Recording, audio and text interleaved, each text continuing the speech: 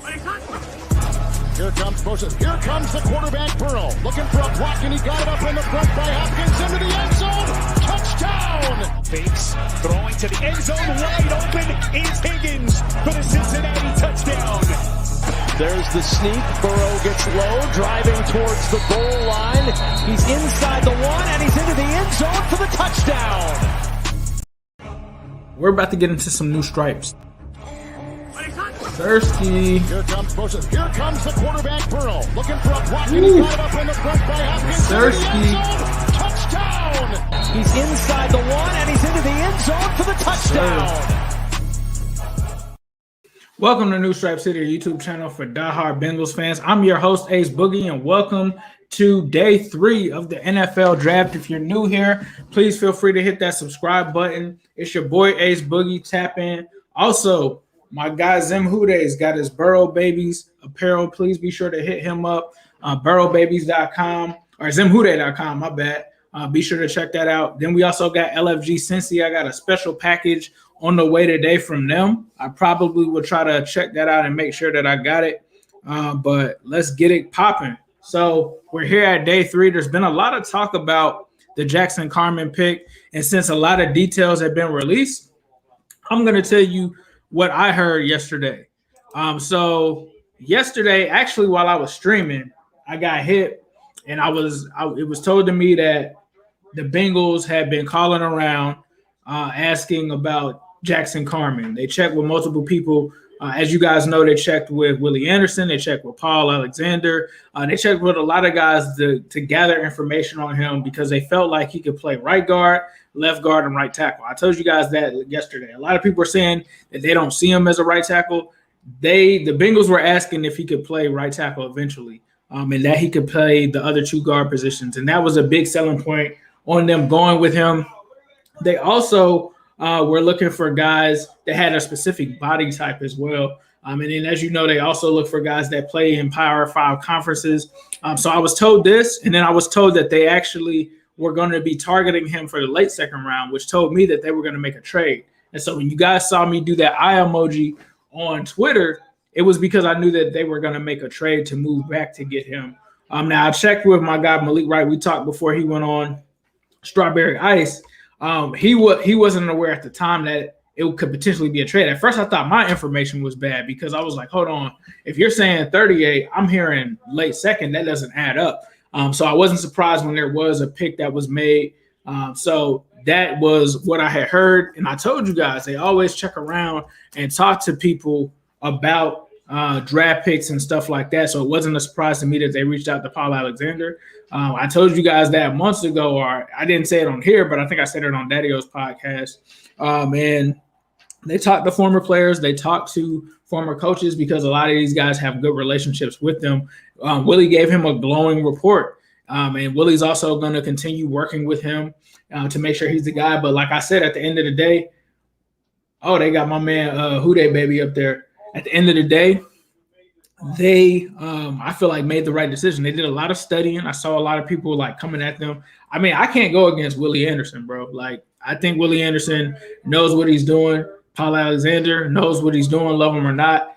So that is the consensus of guys that they talked to. They talked to Dabo Swinney as well, and got some reports on him as well. So I like the pick. I mean, it made sense. I wasn't shocked. Tevin Jenkins, from what I heard, I don't think Tevin Jenkins was being considered. Liam Eichenberg, I think, was a guy that they considered as well, that they asked about some interest about, but it wasn't something where I think Tevin Jenkins was even being considered. And, I didn't pull on that string too much, but I knew that was going to be the case. So for me, it wasn't a surprise there at all. And I just trust the process. I trust that whoever they looked for, talked to, spoke to, were notable guys that gave glowing recommendations. And, several sources I heard talk to them about the Jackson Carman thing. So, yeah, Willie Anderson gave his cosign. He doesn't do that often. And it's not just for people that he's worked with. Like, he's going to give his cosign for sure. So as far as day 4, I love day 4 because there's a lot of ways that they could go. I think I tweeted this earlier. You got a lot of guys out there. James Hudson from Cincinnati. You talk about the linebacker from Alabama, Dylan Moses. There's just a lot of guys that are still left out there. Jalen Darden is one that comes to mind. Trey Smith, who I did a cut the tape on. Amon-Ra St. Brown is still out there. Still some receivers, Say Sherrod. So there's still some guys out there. Tylon Wallace. A lot of guys that they could still go with. So definitely stay tuned. Sean Wade is another guy that's still out there. So we're getting everything started right now. And it looks like the Jags are on the clock. They ended up taking Walker Little as well. They ended up picking him over Tevin, whatever his name is, as well. Someone said that they want us to walk out the door with David Moore. Okay. Super chats are open. We do appreciate that. That helps support the channel. That helps keep streams like this going. That helps make the channel better. That helps make the content better. We got all kind of nuances and things that we've done. Let me actually turn on this light.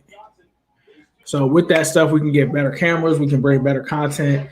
So we truly appreciate that. I appreciate all the day ones that's been rocking with me from when this was Bengals Real Talk. I might have some guests on today. I'm not sure. So we'll see.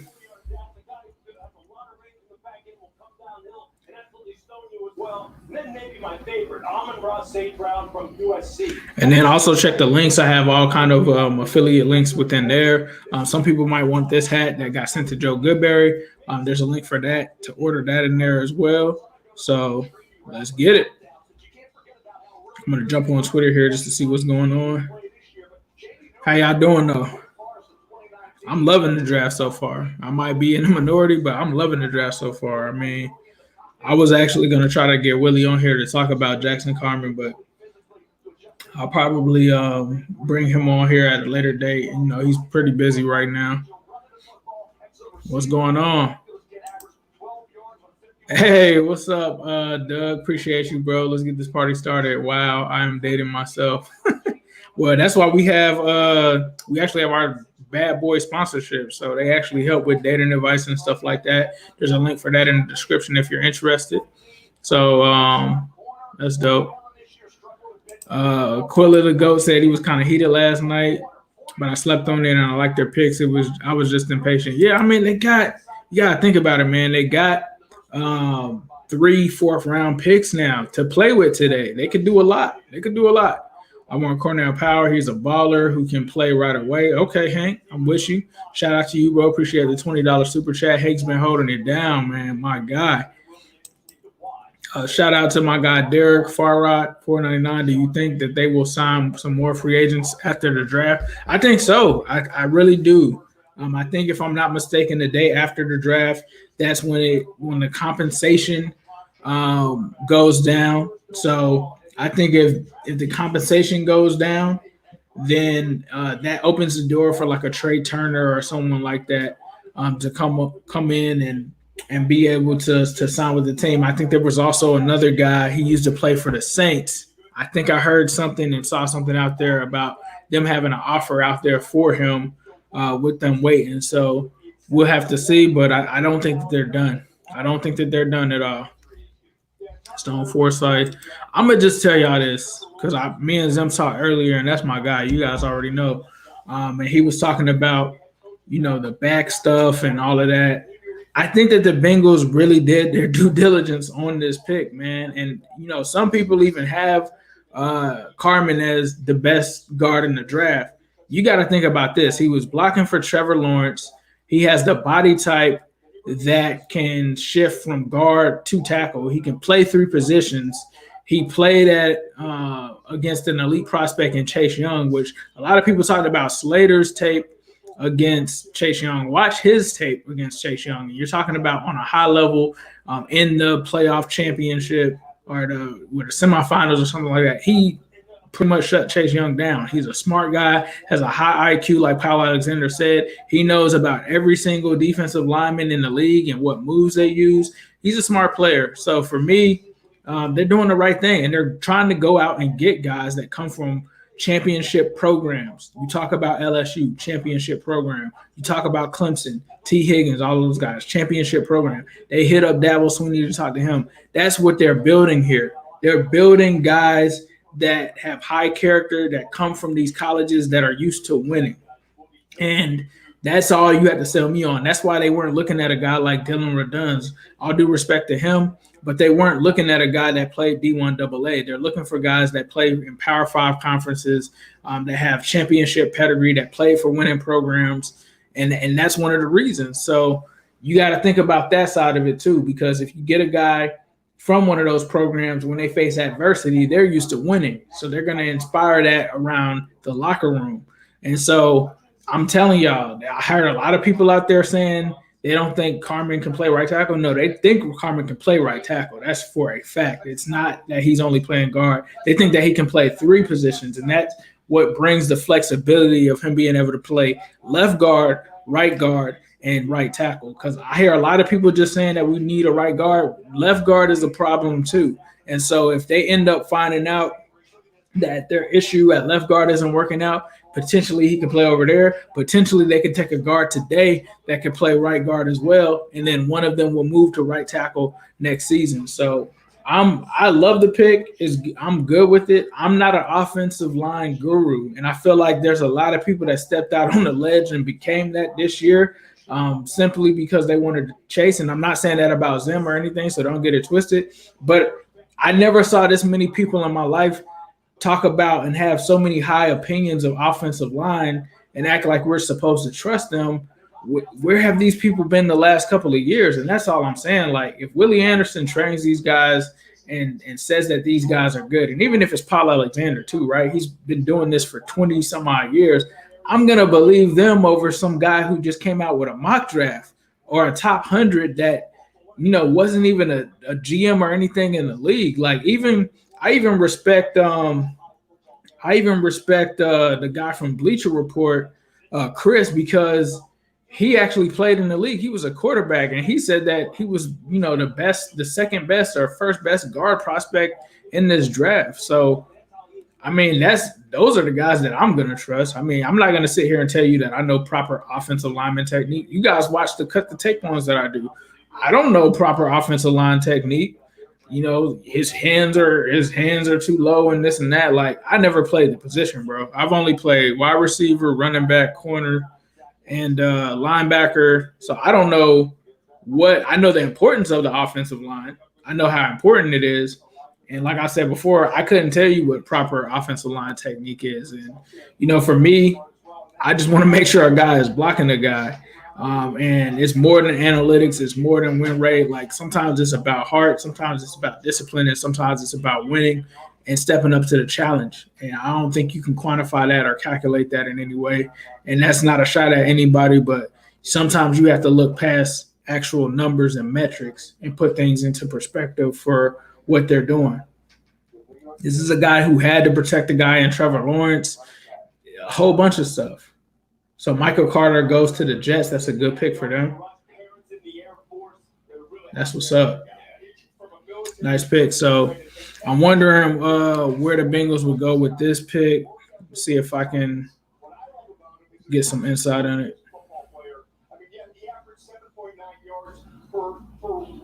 Last year and had 9 touchdowns, but he also is very involved in the Actually, it's all good. Split him up in the slot, and he catches the ball out of the backfield. And that's exactly what I think the Jets are looking at here. They're thinking, now we got Elijah Moore. We've got our offensive guard. We've got our quarterback. Let's bring in another weapon here in the Michael Carter is off the board. Yes, sir. And if you're watching, please hit that subscribe button, because when you do, that'll enter you into the 15,000 subscriber giveaway, where I'm going to give you guys a jersey of your choice, whichever one that you want. Yeah, I mean, like, here's the thing about Tevin Jenkins. This is all I'm going to say about Tevin Jenkins is he played in the Big 12. You talk about the ACC, they're playing against guys that are in championships and stuff like that. He had a hip injury that people were talking about. A lot of people passed on him. There may be a reason for that. There's no telling whether or not he could make the transition to guard. That's another thing. It could be that they felt like his body wasn't right enough to move to guard. So, a lot of people passed on Carman, Cosme, and all of these guys. You really didn't see anybody trade up for any of those guys either. And so I think that they did what they were supposed to do. I don't see why so many people are bashing them when they got 2 4th-round picks and they got a guy that can play 3 positions. I don't know if you could say that about the other 3 guys.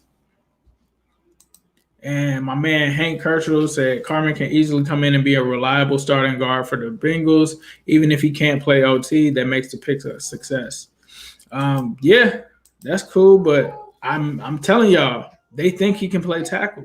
They do believe he can play tackle. It's not a guess or anything. Like a lot of people are putting out that it's like a guess and stuff like that. They think that he can play right tackle. They do think that. So we'll see.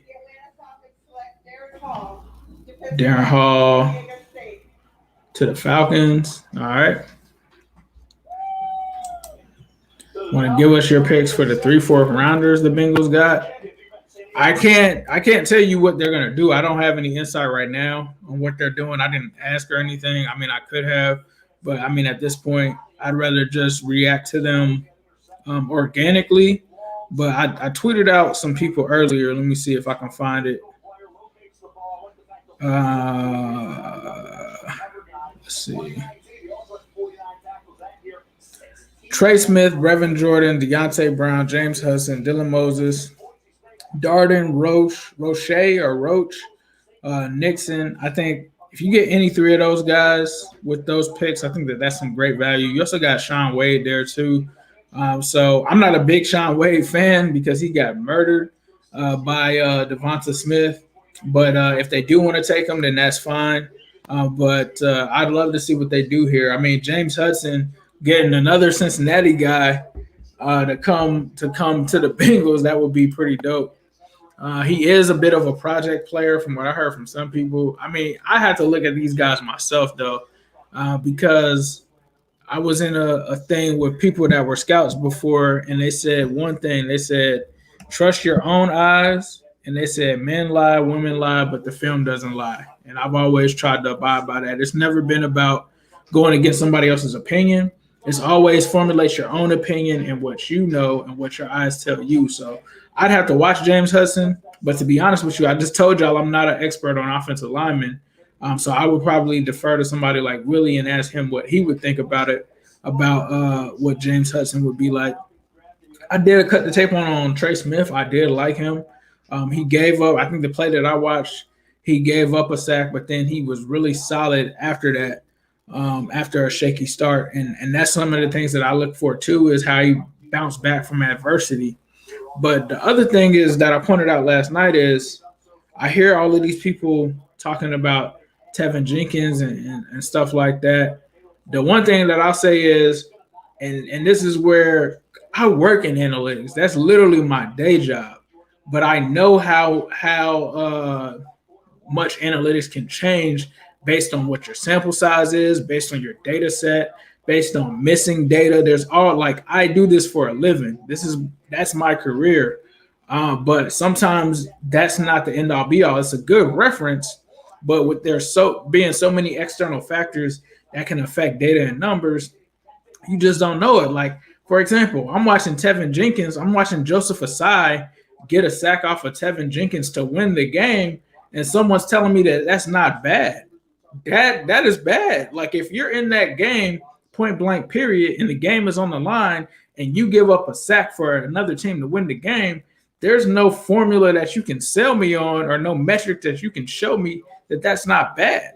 Like, a game-winning sack, giving up a game-winning sack isn't bad. If the Bengals were to do that, and we were in a contentious game against the Browns or the Ravens, or it's a playoff game, are y'all really going to tell me if Tevin Jenkins were to give up a sack at the end of the game that we lost on, that doesn't matter because the metric says this? No. That's where we got to draw the line on some of that stuff. Yeah, I mean, I think he can. I mean, he played tackle. Did he not play tackle at Clemson? He's never actually played guard before. He's practiced at guard and stuff like that, but he's never played a game at guard. But Willie Anderson and Paul Alexander said he could play right tackle. Both of them said that. They were fully confident that he'd be able to play tackle. And, I mean, Willie Anderson played right tackle himself, so I think that he would know a thing or two, like you said, about being able to play right tackle. And one thing that Willie actually told me, I didn't share this, but when I was talking to him and I called him and beat them in, the one thing that he said that stuck out to me is it would be hard for Panay to play guard. He was like, a lot of people make it seem as if you can make that transition from tackle to guard easily. And he was like, that's not the case. It's hard for guys to make that. He felt like Sewell could make it because he had that talent, but he was like, it's not a given that you can take a tackle and make him play guard because from what he was telling me, it's a hard transition. Titans pick is in. Oh, they definitely going to ask Chase about Skyline. And the other thing is this, man. I was Team Sewell and all of that, but y'all got to let this play out. And I talked to them and I was saying, like, you know, a lot of people are going to be mad because they're not going to pick the guy that you want at that. And I told you guys that. I was telling you guys that they're not going to pick the guys that you think that they are. And there's nothing wrong with that. I don't have a problem with that because as a professional organization, they shouldn't be trusting mock drafts with who they pick there. You can't do that. That's a dangerous thing to do. But who cares anymore? Chase is the pick. Chase is the guy. Carman is the guy. Get behind them. Get behind them and support them. If they get in the game and they don't perform, fine. Talk about them all that you want. But don't do that. Browns took Hudson. That's not a surprise because the Browns needed offensive line help. And that's why I love doing AFC North Talk, which is my other channel. If you're not subscribed to that, subscribe to it because I know all of the stuff that the other teams are looking for. In other years, I wouldn't have known that. Like, that's why they got James Hudson because I knew that they were looking for a tackle. Even a team with one of the best lines in the league is still looking for offensive line depth. And it's because I think some of those guys are coming due in a year or two, and they know that they might not be able to keep one. That's a perfect pick for them because he's a good developmental prospect that they can pick from. And so it looks like they traded in front of us to get him. Or I think they may have already had that pick, if I'm not mistaken. I don't know. So James Hudson goes there since he probably was thinking about him. A lot of people are talking about running back, but I think the Bengals got a lot of other needs other than a running back. Because for me, if they weren't able to use Gio right with Mixon, I don't get I understand why people want one, but it's not a high priority pick, I think, with all of the guys that they already have. So we'll have to see. It looks crazy seeing James Hudson in Cincinnati because it makes it look like we drafted him. Equality and fairness to a sustainable world. Cisco has made it its purpose. Bengals are on the clock. Where will we be in 50 years? Let's go see. Let's see. What we make of it is a bridge. Cisco, the bridge to gospel. If you printed out directions to get here today, you're in the right place. My seminars are a great tool to help young homeowners who are now Malik was talking something about Stone Forsythe, so we'll see if no one cares. Yes. if they do. Using something called Home Quote Explorer for Progressive to easily compare home insurance rates. Was I hashtagging? Progressive can't help you from becoming your parents. Bro, they always go to commercial when we on the clock. That's why. The waiter doesn't need to know your name. Always.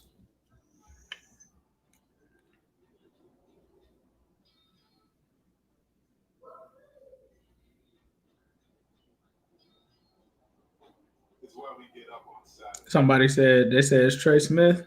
Look forward to Sunday. It's Trey Smith. Let's see. That's why we believe 2 minutes. Oh, they went with Cameron Sample. They went with an edge rusher. Cameron Sample. They went with another edge. That makes sense. That's why we are who we are. Give me a second. I'll read up on Cameron Sample real quick. I actually got some other stuff for you guys to get. Hold on, I actually got it here. Give me 1 second. That way you guys can get some analysis. All right, Cameron Sample. Let's get the background on him. He was expected to go in the 4th round. 6'2", 267. In the 40, looks like he ran a 4.8, 33-inch arms. Looks like he has a wingspan of 79 and 3/8. Looks like he is 21 years old. Bengals love guys that are 21, by the way. I didn't do prom this season, didn't have enough time, but generally is good. So Cameron Cam Sample grew up in Snellville, 30 miles outside of Atlanta.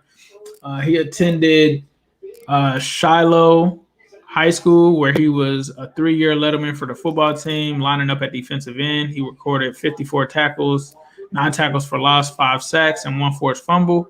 He earned all-region honors as a senior with 50 tackles, 8 tackles for a loss, 4 tackles, and 2 forced fumbles.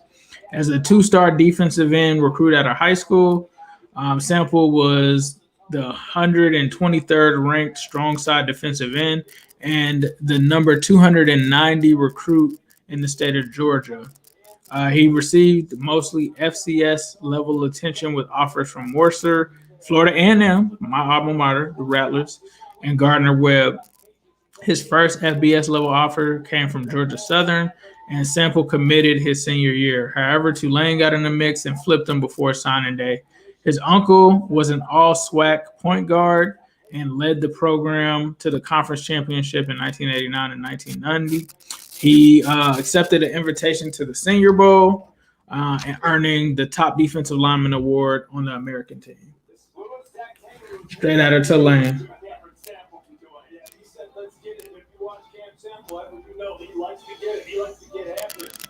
I think Cam Sample was actually a guy that Tony liked, if I'm not mistaken, on AFC North Talk, the Steelers guy. 2020, he had 52 tackles, 8.5 tackles for loss, 5 sacks, I think it said. I'm just watching his highlights right here. So they're getting deep in the trenches. This is not a surprise. They had to get deeper at the trenches, and this is why they got 3 4th-round picks. So it seems like they're trying to add some tools to the defense, which a lot of people are trying to say screw the defense. But, I mean, I think it makes sense for them to go ahead and get the trenches right. And that's what I've been talking about from the get-go. They got to get right in the trenches. That's been my status from all day. Every day has been get the trenches right. They get in the trenches right. I'm just watching his highlights here. Hey, welcome to Who Dey Nation, bro. Yes, sir. That's what's up. It's dope to see his family happy. All right, so I'll go back reading on about him. They say that his strengths are that he's well strapped together with proportionate bulk, quick initial movements and flashes of speed and power as a rusher, large, strong hands to strike and drive through jersey numbers, smooth-hipped with footwork and roadblocks, adequate anchor / lockout, and won't give up his spot without a fight.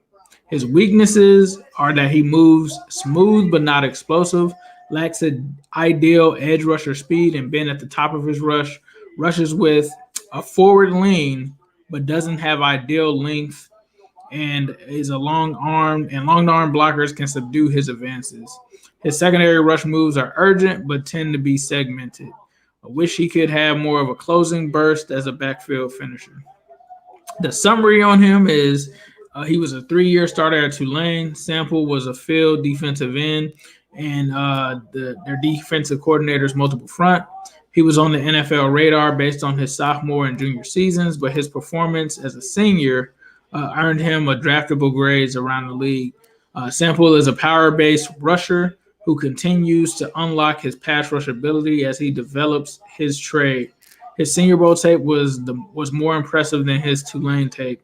And while he has a quick first step, his upfield acceleration stalls before he reaches the corner, and his rush attack needs to become more clever. Overall, Sample is a high-effort player who battles with brass knuckles, but has tweener skills and needs to be more efficient at the top of his rush in order to be more than a role player in the NFL. So that's the pretty much the summary on him. So, one second. All right. So let's see. Got some super chats here. It said another team captain. Yes, sir. Another captain. All right.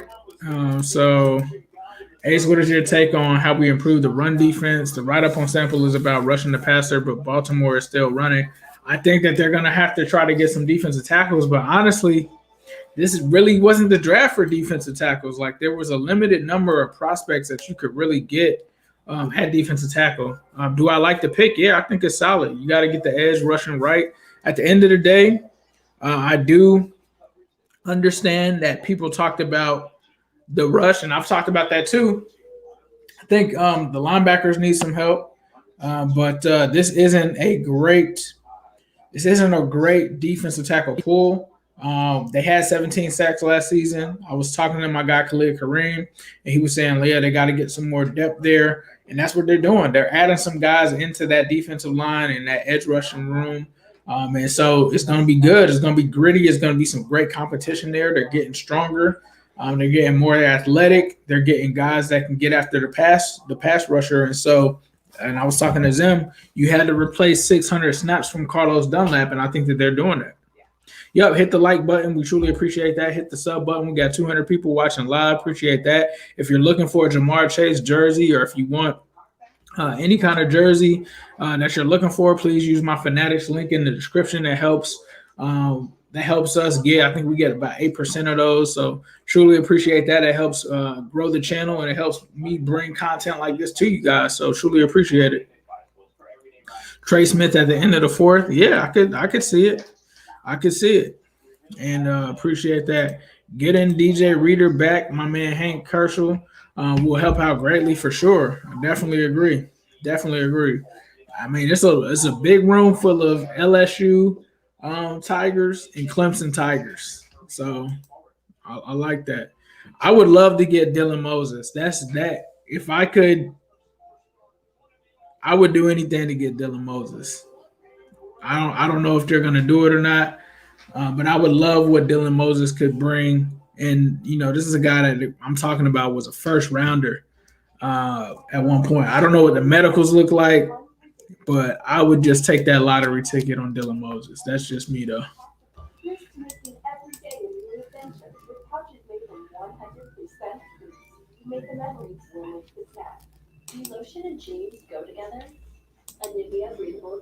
Oh, somebody already made Jackson Carman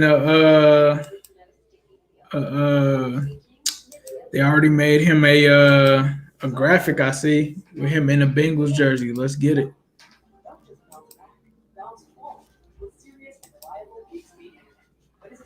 Is number 79 open for the Bengals? Who do I think we should take next? I wouldn't mind Dylan Moses. You got to get the linebacker. I think you still need another one. I still think you need one more linebacker just in case. And we got Mike Daniels. So, yeah, I agree. Re-signing Mike Daniels made sense. Darden would be dope. I need to – I'm up here talking and everything. I don't even have the draft tracker pulled up. So let me get that. Because I'm trying to see. Yeah, we pick again pretty soon. 1, 2, 3, 4, 5, 6, 7, 8, 9, 10. It looks like 11 picks. 122 is when we pick again. Yeah, these picks are moving in because we're already at 113. So, yeah, we pick pretty soon. So, let me actually pull this into the stream. 122 and 139. Appreciate that, bro.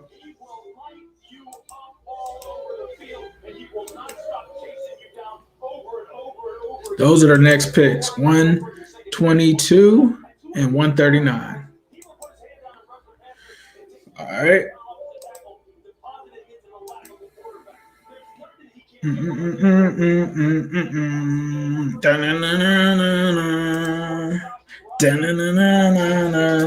been a while since I watched ESPN outside of like basketball games and stuff. I got them on here for the draft. Dun, dun, dun. That is a classic theme song. Dun, dun. Brevin Jordan, bro, like it's a lot of people. All right, they got him meeting with the media. Let's get it.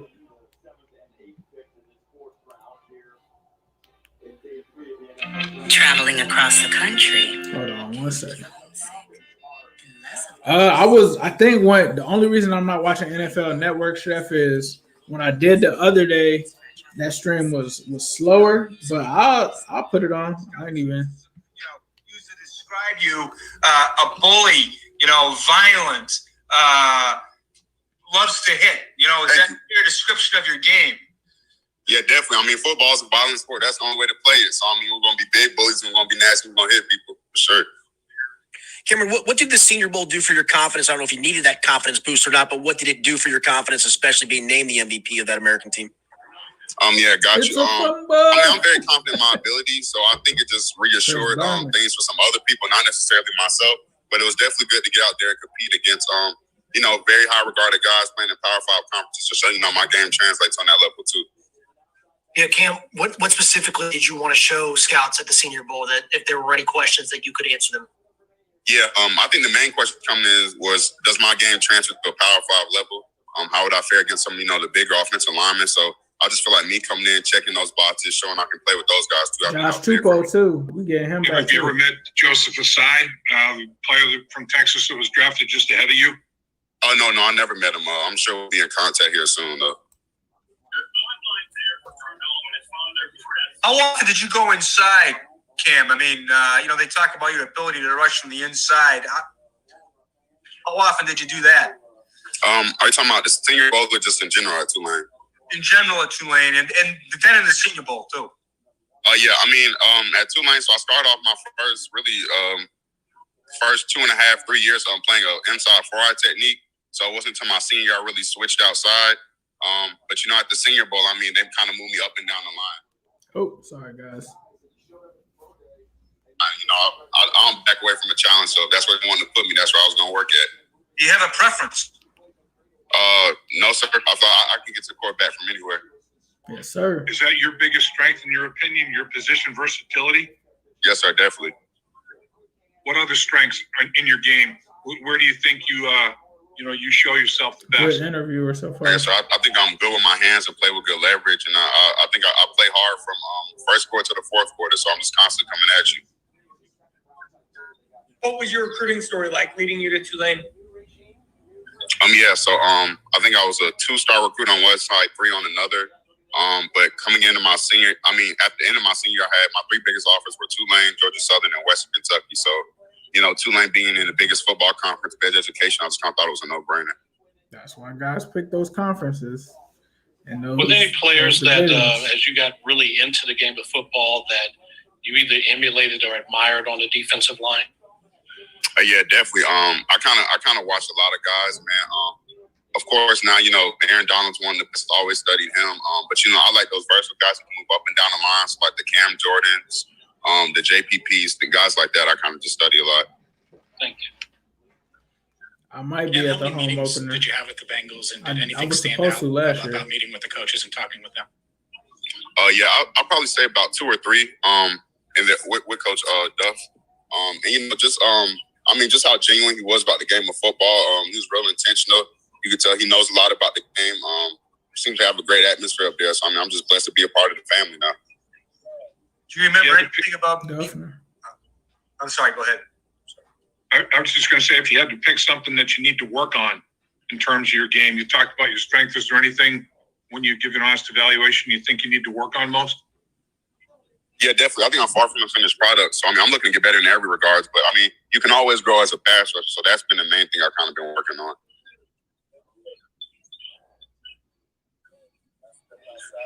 It seems like your eyes have lit up every time there's been a mention of Coach Duffner. Did you two make a connection in those various meetings? Yeah, I think we hit it off well. I mean, yeah, we talked a bunch, through Zoom or on the phone. So yeah, definitely we hit it off well. Who is more relentless, your motor or Coach Duffner's tracking you? Now I'm gonna have to go with me, but it's a close second with Coach Duff. Any more questions for Cam? Yeah, where are you now, Cam? I'm home in Atlanta, Georgia, with some family. Cam, do you currently have any friends or guys, that you grew up with? I know Georgia's a big football state. Any of your friends in the league right now? I'm drawing a blank.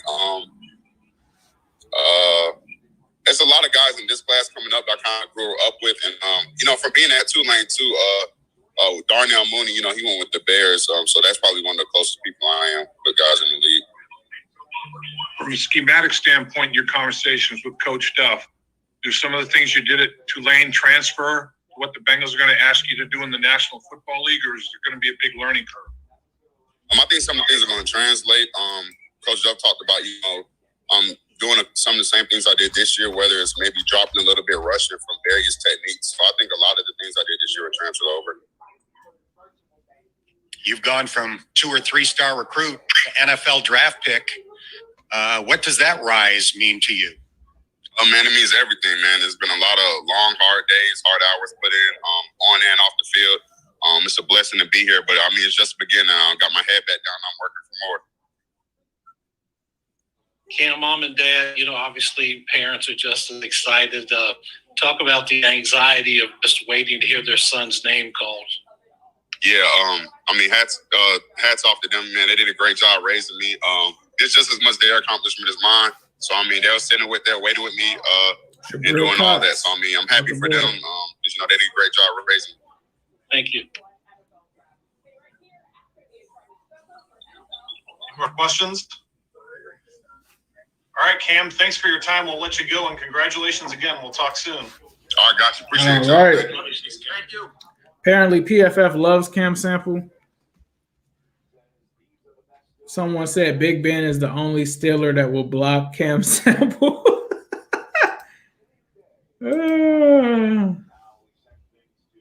I was talking to my guy Tony from AFC North Talk. He's a Steelers fan.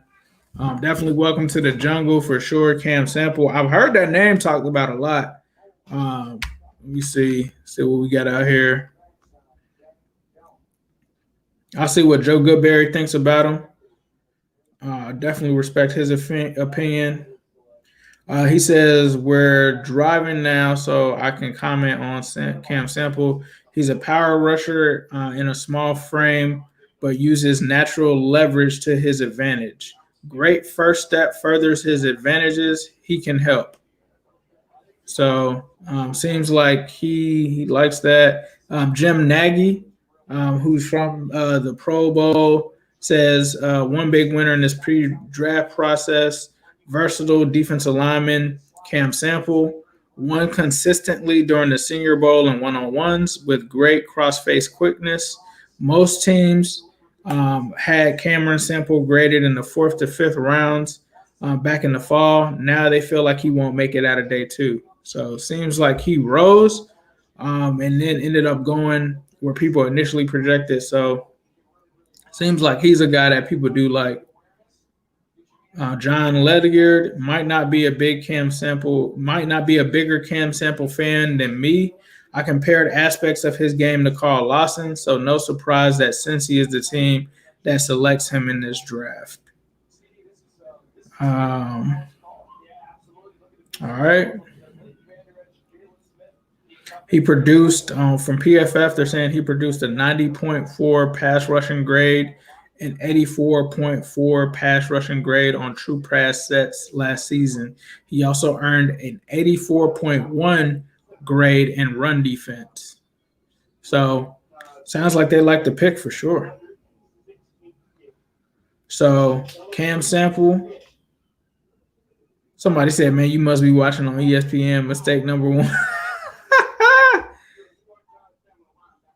We on NFL Network now, baby. Let's go.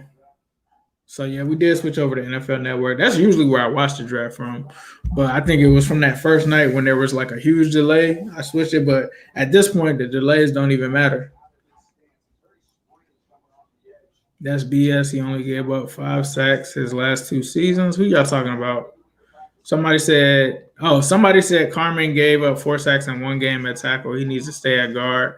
And Hank Herschel, who watches a lot of Clemson, said that's BS. He only gave up 5 sacks in his last 2 seasons. He said, true, but Carman will be a monster at guard. And he asked the dude what game. I saw every play he ever played at Clemson.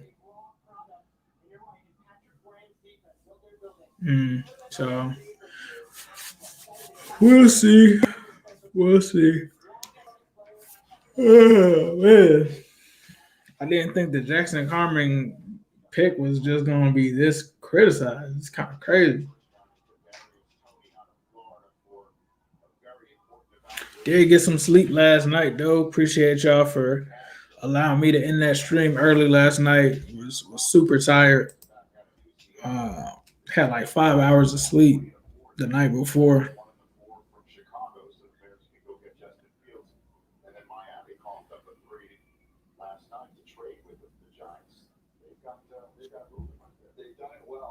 The other thing, too, is this is what this also may tell us. If the Bengals don't take a defensive tackle at all, is it possible that Geno Atkins could come back? We still haven't seen anything about Geno being signed to another team, connected, or any of that. It could be that he comes back to Cincinnati, so we'll have to see.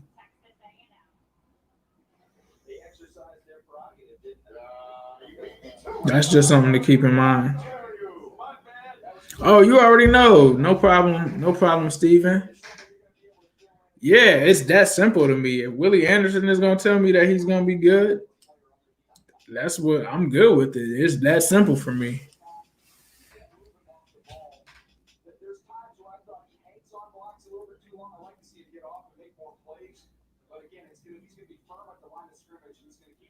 Bobby Brown the third. That's a big boy. Woo.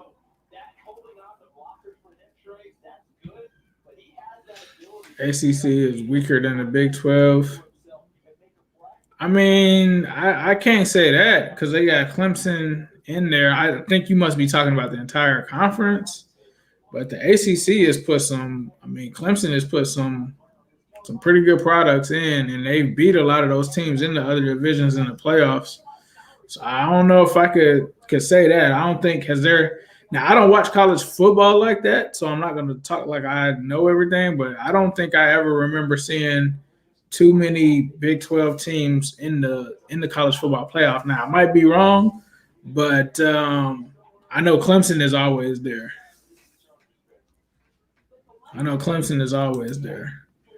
And he went against Chase Young. I don't know if anybody from the Big 12 did. Maybe they did. But, yeah, he went against Chase Young in the playoffs. All the comment haters were the same people hated on T. Higgins last year. They would be proved wrong. And that's what I said. I literally said that. There were a lot of people hating on T. Higgins last year, and I couldn't understand it. Because one thing about Dabo that I respect, because there was one time, and I was talking to a guy that was in line for cars. He was a Clemson fan too. And this was back in 2013. I was living in Tallahassee, and this is when FSU had their run, and they were recruiting and killing guys in that pipeline. And Dabo came out of nowhere, and it used to be always that Clemson couldn't get past FSU. And then that flipped, like once they started getting all of the recruits and everything, it flipped to FSU not being able to beat Clemson. And, in order to compete with that, look at all of the talent that they brought into Clemson. So I think it's a mistake to kind of undersell them, especially when you see them go against these SEC teams and stuff like that when the football playoffs start and beat them. So that's all I'll say about that.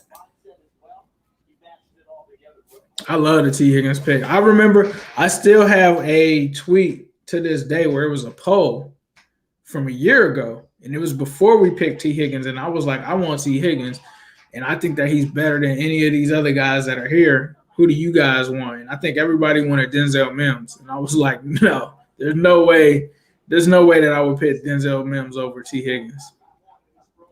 No way. T. Higgins was a dog. Like, it wasn't even like, and that's why I don't get wrapped up into how fast people are, what this and that. I just want to know if you can play. I knew that T. Higgins, the film on him was special. And now you got Jamar Chase with that too, and Tyler Boyd. Like, we got to get off of like this team. And I know I'm saying that because we kind of started it, but I always said from day one, if Joe Burrow wants Jamar Chase, they're going to go with Chase. That's cool. I never was against Chase, right? I had to be against Chase because my preference was Penei Sewell. But when they made the decision and did what they did, I always knew that this was a possibility. I always knew it was a likely possibility because I always knew if Joe Burrow was like, I want Chase, Chase is the pick. Now we just have to trust the process. I think the process is working out right. And I was one of the captains of Team Sewell, and I love what's going on right now. I love that we got Chase. I love that they went and got Jackson Carman, hearing the behind-the-scenes stuff of the research that they did on them. That was fine. I love that they got the 2 fourth-round picks to bolster up and bring in another guy that we're going to hear and 2 more picks from now. So the Bengals, I mean, I like what they're doing. I love what they're doing. Cam Sample was PFF's 88th ranked player in his 2020 season. He graded at an 89.9. So I like what they're doing. We just got to come together, man. These guys are Bengals. There's no point in doing any of that. I love this. Look at Jamar Chase on Twitter. He trying to see who we going to pick next. Like, come on, bro. He's already a Bengal. You saying that he was like Terrace Marshall. I think him and Joe Mixon are gonna hit it off. Malik is saying LSU Tyler Shelvin. It's another LSU player to the Bengals.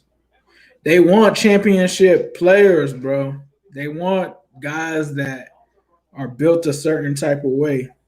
Defensive tackle. Let me go ahead and get the draft guide summary out on him.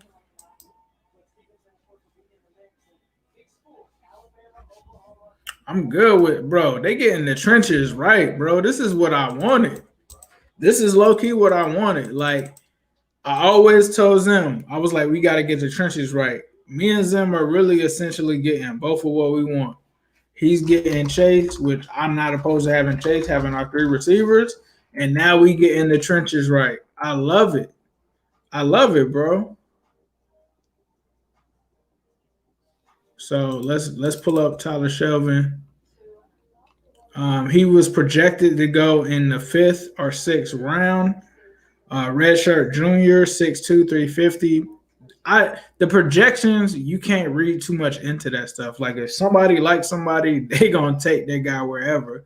So that doesn't mean that everybody felt like that. 5'3", 8 in the 40, 33 and 5'8" inch arms. 22 is probably turning 23 this year. Wingspan, he's got a 80-inch and a quarter wingspan. Let me get to the rest of the write-up on him.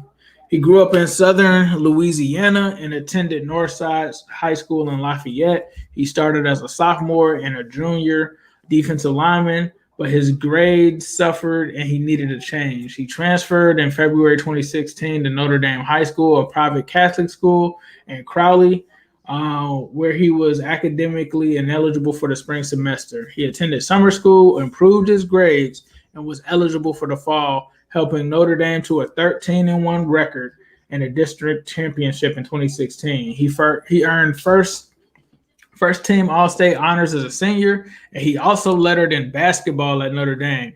A 4-star defensive tackle recruit at a high school, Shelvin was the number 4 ranked defensive tackle in the class and was the number 1 ranked recruit out of Louisiana, 1 spot ahead of Devonta Smith. He received plenty of national interest and even an offer for Alabama, but he was an LSU guy from the start and committed to the Tigers as a sophomore. He joined LSU in 2017, but the NCAA denied him full eligibility due to his grades, forcing him to take an academic redshirt year. He elected to opt out of the 2020 college football season and declare for the draft. So in terms of his stats, he redshirted his first year. He had 9 tackles his first year. Then he had 39 tackles, 3 tackles for loss. And then he opted out.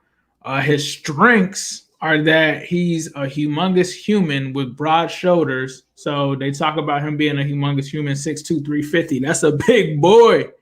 That's a big boy. Oh, my goodness. So he's a humongous human with broad shoulders, wide hips, and thick from head to toe. Pause. Rarely gives ground. Tremendous anchor strength. Playing low and balance to leverage single and double blocks, powerful hands to snatch, swat, or toss, quick to discard to make stops in the hole, flashes lateral quickness to make plays down the line of scrimmage, carries his weight much better than expected, creates a push where he stays underneath, blocks and pumps his legs, plays with an immediate stop and force as a tackler to put ball carriers on their back at contact. When he plays hard, he plays through the echo of the whistle. Had a dominant sophomore season in 2019, helping LSU win the national championship. Those were his strengths. His weaknesses, he has battled constant weight issues, close to 390 at one point, and a lack of discipline with his conditioning remained an issue. Non-factor as a pass rusher, doesn't have upfield bursts, consistently to win gaps, rushes with power and effort more than instincts and technique. His rushes often stall out due to tall pads. Not a rangy player who frequently makes plays outside of square, struggles to collect himself in motion. Suspended for several weeks due to laziness and weight issues. I mean, he could be Vince Wilfork if he was motivated. I don't like throwing stuff in there about the guys. Like that's just kind of wild. I don't think you could be lazy and be a college football player. That's just my personal thought. He was a 1-year starter. He was a nose tackle in the 3-4 scheme, playing head up over the center. He was a non-factor in 3 of his 4 seasons of college due to academics. Who cares? He's not going to be a scholar anymore. Weight/discipline issues in 2018 and opted out in 2020, but his 2019 gave scouts a glimpse of his high impact potential anchoring on the defensive line. Shelvin puts down roots and won't be displaced at the point of attack, using his heavy hands to control single and double blocks. While he's balanced and quicker than most his size, he offers almost no pass rush value. Overall, Shelvin requires constant maintenance and monitoring due to his conditioning and football character, but he is an immovable object with natural power and anchor for a defensive line. He projects as a traditional 2-down nose if he stays disciplined. I'm not worried about that. Joe Burrow is on our team. They're going to get the best out of him. Jamar Chase is on our team. They're going to get the best out of him. I don't really care about that. Like, that just seems like very nitpicky. And I hate when people are like, just like, oh, you know, they're not there to really. Hold on. What is somebody saying? Hold on. Deontay. We are not done for, bro. We are not done for. We'll be okay, guys. Stop panicking. Stop panicking. They got to get the defensive line right. This makes sense. Get this guy because Baltimore just ran for 500 yards on you. Like, I like this guy. I like the fact that they're taking a guy like that. We don't have to worry about academics anymore. He's not in college. Like, he was born to be a football player, clearly. I mean, he's 6'2", 350 pounds. I mean, I love this pick. Don't care about his academics. You know, the other thing is they talked about conditioning and all of that. They can take care of that. I mean, there's weight clauses and stuff like that they can put in the contract. I think he's just got to be a motivated guy that comes in, and I think that he's going to have a chip on his shoulder and do his thing. Marvin Wilson on the board. I mean, that's cool and all. I mean, guys, I think they're looking for guys that come from winning programs. And FSU, I rock with y'all, but they haven't been a winning program for a long time. Right? So they're getting the guy from LSU. You saw Jamar Chase do the eye thing. So I'm not mad at that. 6 players from the LSU Clemson National Championship. We got 6 players. We want champions. We want champions. That's what you're building here. You're building structure. You're building that. Like, I'm sorry, but Tevin Jenkins and some of those other guys, they don't come from that. Samuel Cosme doesn't come from that. Some of these guys don't come from that. So they're trying to build a championship pedigree in this locker room where the standards are going to be high.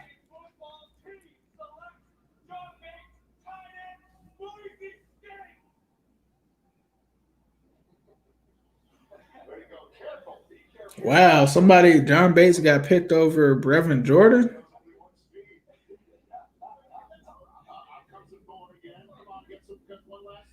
We want champions, bro. We don't want random guys that played at schools.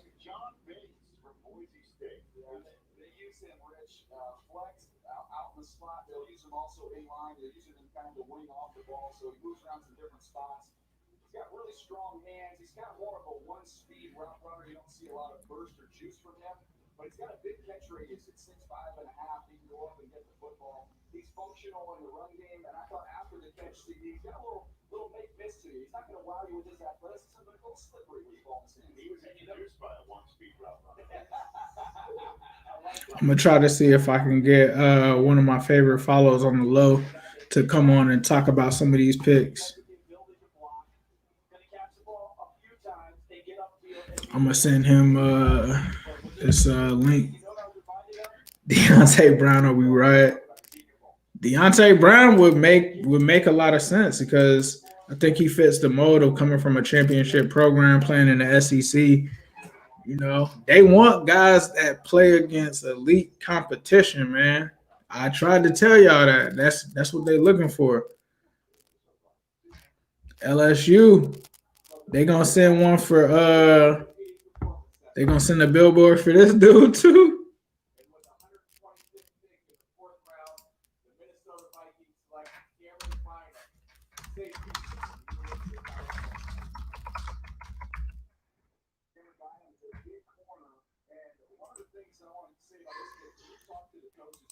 I'm gonna see if I can get Zim on real quick.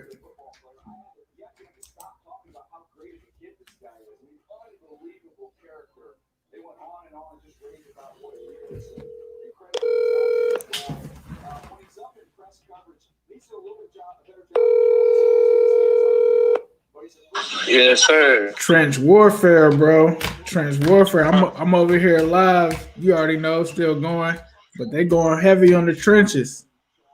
Yeah. Thank you. I just don't see the value of what's his name? Shelvin? Shelvin. We need a 3-tech, bro. I don't know.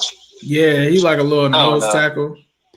I think. Yeah, he a straight nose. I think the reason they want him is because after that Baltimore game, them just getting ran on for 500, they just want somebody that's going to build a wall just right there. Like, I feel it. I mean, I like it. I think they should have. I want them to double back on that offensive line, bro. Like, I don't want them to just. I don't want him no excuses about Carman, bro. They better have another. I want Spain and XSF. I want them to battle out. I want Carman to feel the pressure of Trey Smith. Did Trey Smith already get drafted? Trey Smith hasn't been drafted yet. Deontay Brown and Trey Smith are still there. Yeah. And see, Deontay Brown, you talk about scheme fit. That doesn't fit at all, bro. You just take him because he's just a big-ass animal. I'm just like, let's get some big nasty dudes ourselves on the line. So if they take them, I'm even cool with it too, because I'm just like, let's battle it out. It's gonna be our big dudes versus y'all big dudes. Like, just imagine Ren and Tupac and Shelvin next to each other. Like, you ain't running on us, bro. Good luck. Good luck. Yeah, Good luck running up the middle. I do like that. Like in Shelvin, year one should get about 300 snaps or so, just backing up Reader off the break anyway. Right. Like, so I could see it. You know, I want them to get Trey Smith. I don't care if they like him or not. Like, right, bro, they just need another offensive line guard, like another contingency plan, another person making them like amazing off the break, bro. Like, there is no room for error, bro. Nah, like, you're right. I don't know if I don't know if the Bengals understand. Like, you cannot pass on Sewell and not go heavy offensive line. The scary part is the Steelers are on deck to pick next, and they need an offensive lineman. They haven't addressed one either. So they might take either Trey Smith or Deontay Brown. That's one of the picks that's scaring me right there, is them. And then see, Deontay Brown wouldn't even scare me as much. It's really like somebody with Trey Smith that has like that type of upside in their system. He works. Right. You know, like that's the guy that works. Right. They might take Trey Smith too. Them or the Ravens. The Ravens need a lineman too. Right. Did they take one yesterday? Did they take one yesterday? I don't even know, bro. Like, I like yesterday, I was doing so much crap that I didn't get the chance to see all the picks. I'm like so salty. I can't even go to. I had like this little board I was working on, and I dropped the ball yesterday. Nah, it's all good. It's all good, but you sound like you busy into it, bro. I just wanted the fans to hear from you for a second on the picks. I'll hit you up. We're gonna get up later. Yeah. I'm about to go to the gym in a second, try to get buff for you guys, because I gotta lift a lot of weights this year. I'm gonna put the whole goddamn Cincinnati Bengals organization on my back, so I'm about to get strong as shit. But once I come out of there, bro, I might hop on that journey if you're still on there. All right, bet. Yeah, they said the Ravens took Ben Cleveland yesterday, but all right, yeah, nah, that's cool. Yeah, they did. Yep. I ain't really worried about that though. Fuck Ben Cleveland. Right. All right, bro.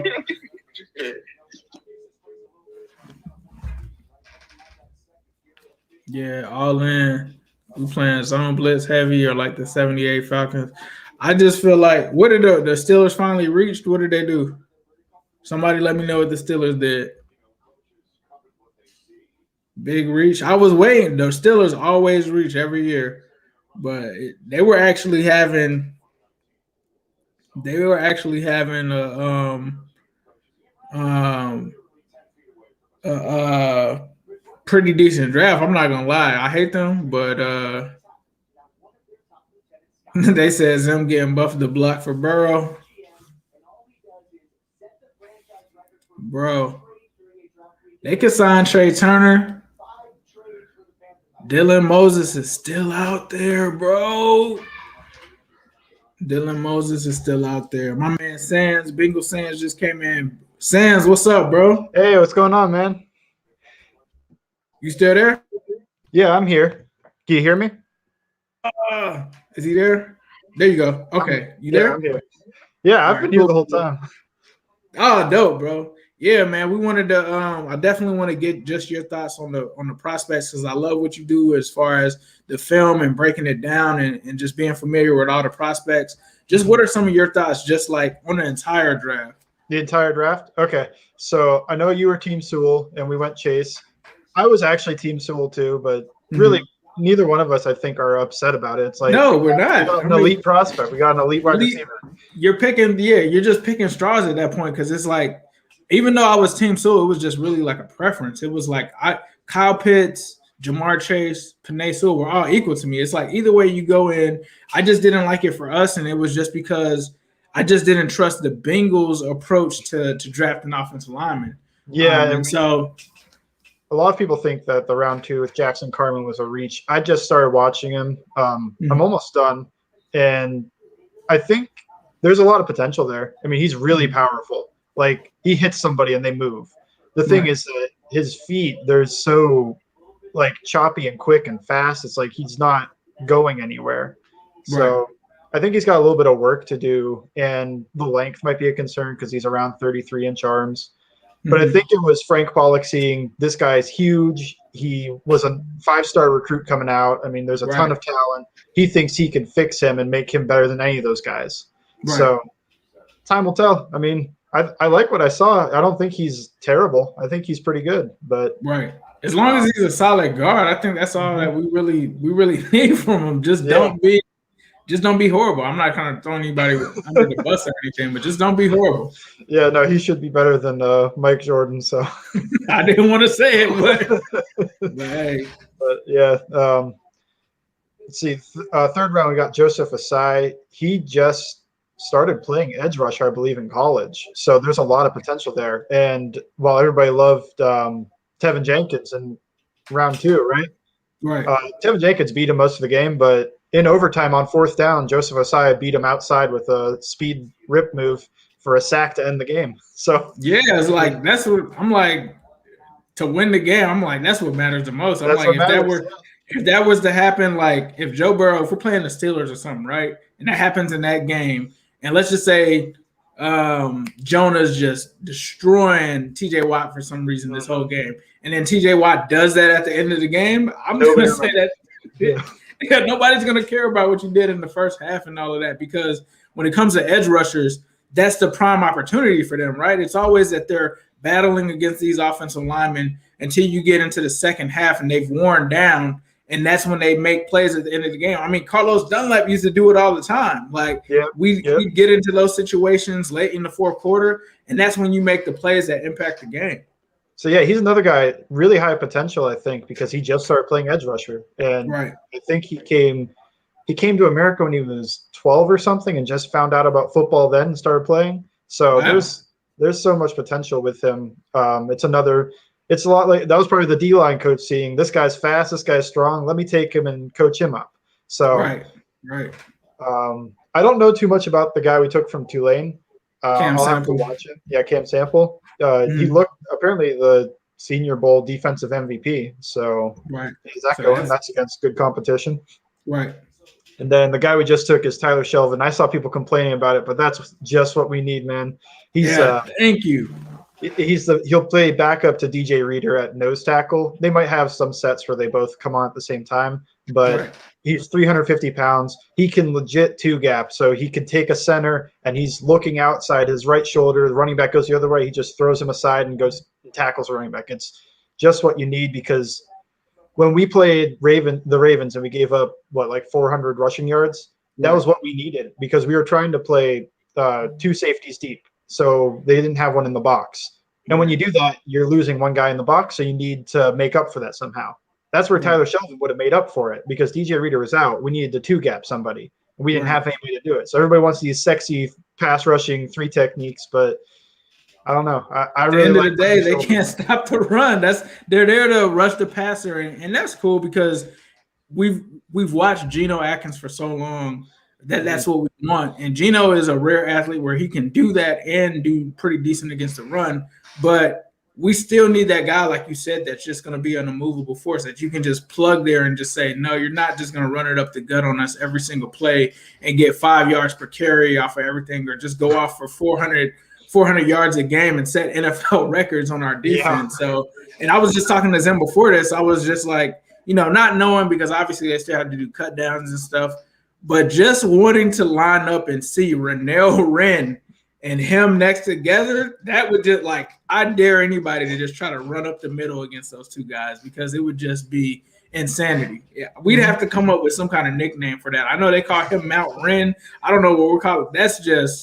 That's just a continent or something together. Those two guys are like a continent together. They're huge, man. And they are huge. Imagine we're in that 3-4 and it's Mike Daniels, Tyler Shelvin, or TJ Reader, and then Renell Wren. I mean, that's tough. That's tough to run on. That's super tough to run on. You're on the AFC North with the Ravens, the most run-heavy team in the league. The Browns, probably in the top 5 there. And then I still think the Steelers want to be run-heavy, even if they're not doing it. So, and I think that was one of the picks. Like, that they made in the first round. And I sit on another YouTube channel that I do as well, the AFC North Talk. So it's a lot of guys like big Browns YouTubers, Steelers YouTubers, and stuff like that. So I knew that they were probably going to get like a Najee Harris. And I was just like, man, I don't want them to get that, because even when they were passing and stuff like that, what made them so deadly to me, and this is just my opinion, back in the day is when they had Le'Veon Bell. I was more scared about Le'Veon Bell killing us, because, you know, William Jackson would do pretty good on AB. You know, Martavis Bryant, we would struggle with sometimes, and they could pass. But whenever Le'Veon Bell got it going against us, it was just like, man, this is going to be a long day. Oh, man. Le'Veon Bell, I think, in every game that he played us would bounce Drake Kirkpatrick's head off the turf like a basketball. Like a basketball. He'd launch him down, he'd bounce off of it. I'm like, come on, Dre, just hit him low. Yeah, it would get ugly, man. And sometimes when I look at the other divisions, I know what their weaknesses are. And so last year for the Steelers, it was that they couldn't run the ball. Like, they were so one-dimensional with just passing, and they were so bad at running the ball. A lot of teams were able to beat them that way. You know, that's how they ended up losing games. And now that you add Najee Harris to that mix, it's just like, all we have to hope now is that we see Ben go full Ben like he did against the Browns and just start throwing a bunch of interceptions. Just like he did against us, too. Yeah, he was throwing the ball right to us. Going full Ben, yeah, especially that second game, right? The turnovers. Big Ben was cooking the turnovers. My favorite play in that second game was Mackenzie Alexander, not his interception, but he broke up a pass to Juju and he got flagged for taunting. And then Ben tried to go back to Juju and he broke it up again. I was like, all right, don't taunt, but that's awesome. Right. Yeah, Mackenzie, I'm not going to lie. I am going to miss Mackenzie Alexander. I love the Mike Hilton signing, but I thought Mackenzie Alexander was just awesome for us in the slot, especially that game. The early game, I think, against Keenan Allen. A lot of people overlooked that game that he had against Keenan Allen in the slot. But, yeah, man, it's an exciting time. What are your thoughts on just, like, the Bengals team in general? I know you look at a ton of tape, and with you looking at all of the guys that they brought in and some of the stuff from last year, what are your expectations for the team? So I think we should definitely be harder to run against. I mean, just looking at everybody, it's like we just had Tyler Shelvin, who should come off the bench, and we've got good D-line depth. If you remember those early 2010 years where our defense was top 5, that was because we'd be rotating those defensive linemen in, keeping everybody fresh. Exactly. So, we've got that. I think our defense should be better just in general. If it's not, I think that's probably the end for Lou. But Marion Hobie, I mean, he was doing some cool stuff in Miami pressure-wise. I hope he brings that here. I think, Mike Hilton, he might be our third best pass rusher. He's so good off the edge. Right. So I really like what we're doing on defense. To be determined if it works out, because I had some problems with what Lou did. I like his scheme in general, but just like, if you remember that Browns game where cover zero, it was one high, but it was like, why are you playing one high, guard in the middle of the field and shallow? Like, they're going to the end zone, man, or out of bounds. Like, they're not trying to hit the middle of the field, but whatever. So I think offense, I mean, we got Chase now. That's awesome. That's one of the best. I mean, we have one of the best wide receiver groups, right? No, that's real. Just as we were talking, apparently the Ravens, I just got a text from them, but apparently the Ravens just got Tylan Wallace, apparently. So they're trying to build up that wide receiver core. But I think, like you said, I think when it comes to the North, it's actually, I think it's us, but, and I hate to say this, it pains me to say this, the Steelers have a pretty good wide receiver core. Like, when you look at their 1 to 5, I still think ours edges them out, because we got all, and hopefully they add another one here. Who knows what they'll do here in these later rounds. I expect us to add another one.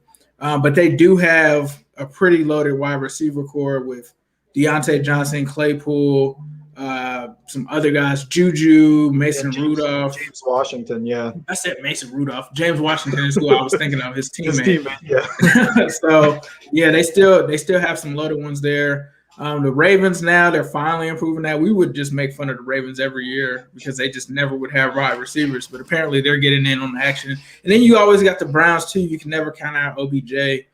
Jarvis Landry. I like some stuff that Donovan Peoples-Jones did last year for them. Unfortunately, against us. Yeah, he does. I wasn't too happy about that. But I definitely think, like you said, it makes us have the number one wide receiving core, especially when you talk about youth and just talent. It's clearly us. I mean, right? So yeah, if we look towards like the next 3 years, I mean, Juju's on a 1-year deal. I assume Odell, I mean, he just had the ACL tear. We'll have to see how he recovers and everything. Right. So I think for the future, we've definitely got the best in the division. And I just think around the league, it's hard to find a group of 3 wide receivers that for the next 3 years is better than what we have.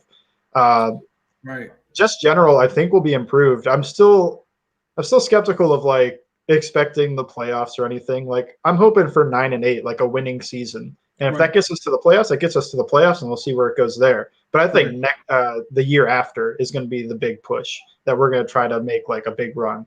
No, I agree with you. That's what I said that one day, and people like killed me. I was like, I just think that this is just a stepping stone year for us to see where we can go. And I think, like you said, I think it's next season. That's where we're going to just really make that run, and we're going to be that playoff team. And that's when we start talking about, well, I guess it's not 10-6 anymore, but 11-6 or whatever it is now. I think that's when you start thinking about those type of seasons that they can have. I think it's possible, but it's still, for me, it's too much to ask from a team that, was picking in the top 5 this year to just immediately expect them to just shoot into the playoffs. I think we just have to kind of have realistic expectations with this being a new coaching staff. They're getting the Marvin guys out. They're bringing in their own guys, and we just got to let that transition play out. And so I think, like you said, if we can get to 9-8, I'm good with that. I'm great with that for sure. The last thing that I wanted to ask you are, with some of the prospects that are left, is there anyone that you would like to see the Bengals, take a flyer on in these later rounds? Yeah, 2 guys. I think they're both still available. Is Stone Forsythe and Trey Smith, both offensive linemen. Right. Trey Smith, he had buzz in the late first round, but he had, I think his blood clots that might be pushing him down. Right. So, this is when you take that chance, though. First, second round talent in the 4th, 5th round, that's when you're looking at them. And Stone Forsythe, Brandon Thornton, who I think is probably the best offensive line analyst out there, he said that's his biggest sleeper. He thinks he's a day 1 starter at left tackle. He's a really good pass blocker. He's got some run blocking problems, but, we're getting an empty and we're throwing 60 times a game. Hopefully a little less this year. I think that's a lot. But what we really need is somebody that can pass protect, especially at tackle. They've got no help in empty. So I think that's when people are looking at, we just need an average line. It's like, we need a little bit better because Burrow likes to be an empty and it gets the ball out quicker, but you've still got to take your shots and hold the ball just a little bit. So I'd look for those 2. We're getting to the point where I don't really know too many of these guys. Like, I didn't know who Cam Sample was really. And I looked up and I was like, oh, defensive Senior Bowl MVP. Cool. Cool. Right. Me personally, I'm the fact that Dylan Moses is still there. Oh, I didn't even think it's crazy. Like, because I just think about last year around this time, I wanted Dylan Moses, and then he did like, I'm opting in, I'm opting out, I'm in, now I'm actually out. So with him, obviously he had the injury and stuff like that. But to get this guy in the 4th or 5th round, that would have been a first round draft pick, just like you said with Trey Smith. If they were able to, if they pulled those guys back to back, oh my God, that'd be awesome. Dylan Moses, he's tough, man, and he can run off the edge and be a pass rusher too. Like, he's very versatile, kind of like a big Keem Davis Gaither, I guess. But, right. Exactly. So I'd really like that pick. I think we do need one more linebacker. I know we have a lot of expectations for these guys, but Josh Bynes played a lot of snaps, and he was our run stopper. He really did, and I think like if people don't watch the film and look back at it, they probably just assume that Logan Wilson and those guys were playing so much, but it was times where they rarely played, and there was a lot of Josh Bynes snaps in there. So yeah, I'm with you. I think they do need another one. I still like the kid from Purdue as well. He was one of my favorite guys. Yeah, exactly. So I can't wait to see if they use him more, but I'm with you. I think they still need like one more linebacker just to kind of shore it up. And I think if they do that, I don't even think that we need any more linebackers. I think they'd be set for a while with those guys as young linebackers. But before you get out of here, bro, I want to make sure that you get the recognition you deserve. Let people know where they can find your stuff at. Yeah, I'm at Bengals_Sands on Twitter. Come check it out. I'm going to have a thread for every prospect we take. I've already did one on Chase, so I'm not going through that again. But I already started I do 5 games. I do 4 out of 5 games in on Jackson Carman. So that thread's going to go up soon. Then there'll be one for every prospect. It'll be cool. Check it out. Yeah, so be sure to follow him on Twitter. I think you also are on Instagram as well, right? Yeah, but I haven't posted there in a while just because I can't do it from my laptop, really. At least maybe I haven't figured it out, but I can't post these videos to Instagram from my laptop, so I got to upload them to my phone and then post them, and I just got annoyed. I'm with you on that. Yeah, it's too much of a process. Totally understand. Well, appreciate it, bro, and can't wait to have you on in the future, Sands. I'm sure that me and Zim will be in contact with you, my friend. Yeah, thanks for having me on. Can't wait to talk to you again. Yes, sir. Who dat, brother? Who dat? That was my guy, Bengals Sands. He really is impressive with the film breakdowns and stuff that he puts in and out there in Twitter. And I actually wanted to bring him on for the Soul First Chase debate, but at that point when we were thinking about a potential third one, I'm like, this is just beating a dead horse. And I just saw how it was kind of changing the vibes out there in Who Dat Nation.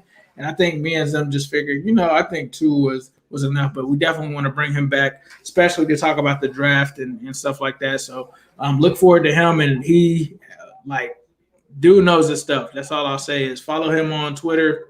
He's great. He brings all kind of great content. I'm always looking on Twitter to see what he has to say about stuff and pull up video clips and stuff like that. Like he said, he pulled up one on Jackson Carman.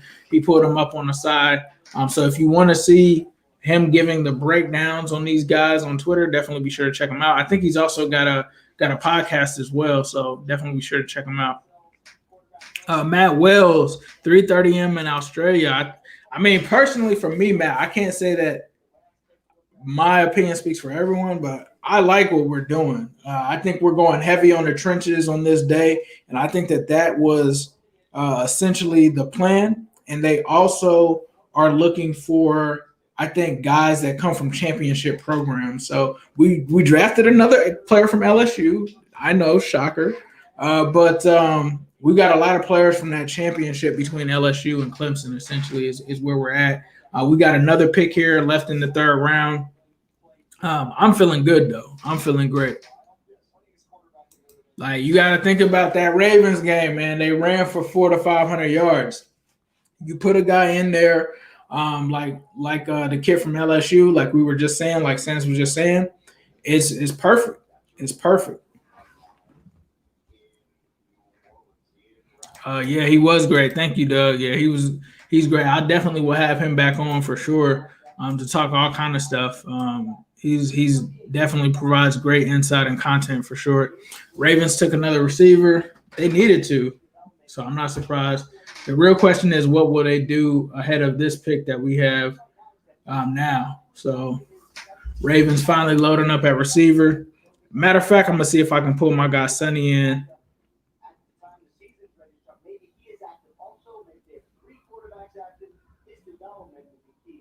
He's actually over in the UK. I'll get some perspective on some of the guys from the AFC North.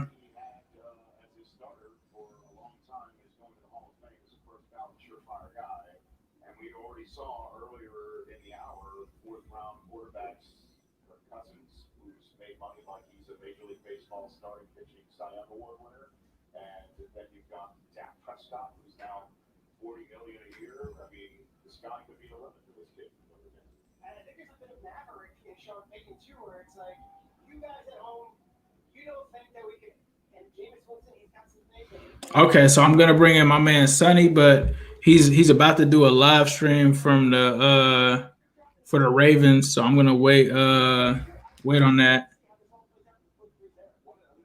Oh, I just got my Jalen Hurts order delivered.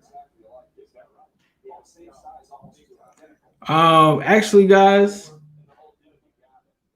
well, I'll wait until we pick. I got a special package that just came from LFG that I want you guys to see, but I'm gonna wait. Somebody said Deontay Brown or I'm riding.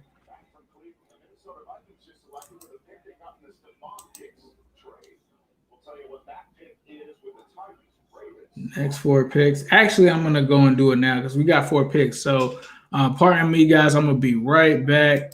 I'll be back soon. Let me move this down so that I can lead this tracker up. But I'll be right back. I'm going to go pick up this package real quick. All right. And I think this is the part where they just start letting the picks go, even if they're at the commercial. So I'll be right back.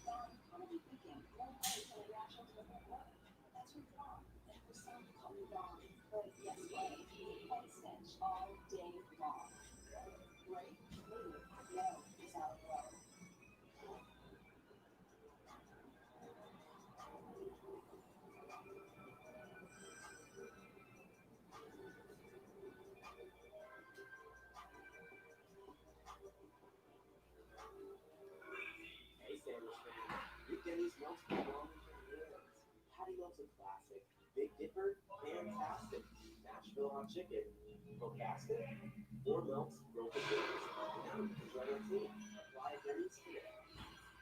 What's up, Justin? I'm going down with Justin. Justin Fields playing with a live top. Seems like you always find a way. That's what's going to allow you to put your own stamp on the league. I can't wait to see what you do. What's up, Justin Baker? When they're down with Justin Fields playing with a live top. Seems like you always find a way. That's what's going to allow you to put your own stamp on the league. I can't wait to see what you do.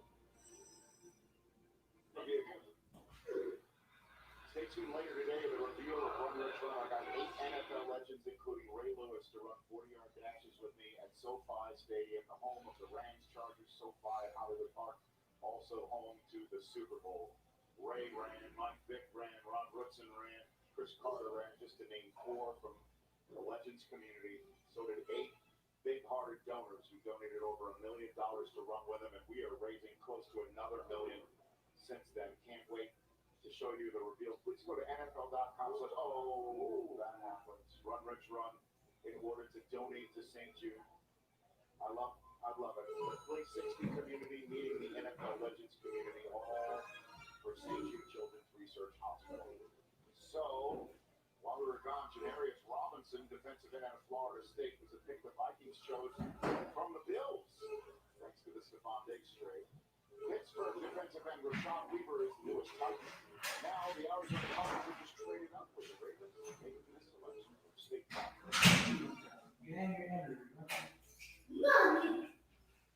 We're here at State Farm Stadium, a home of 801,000 vaccinations, and your Arizona Cardinals. Now, this evening, it's second shot. One of the very good Arizona Cardinals fans.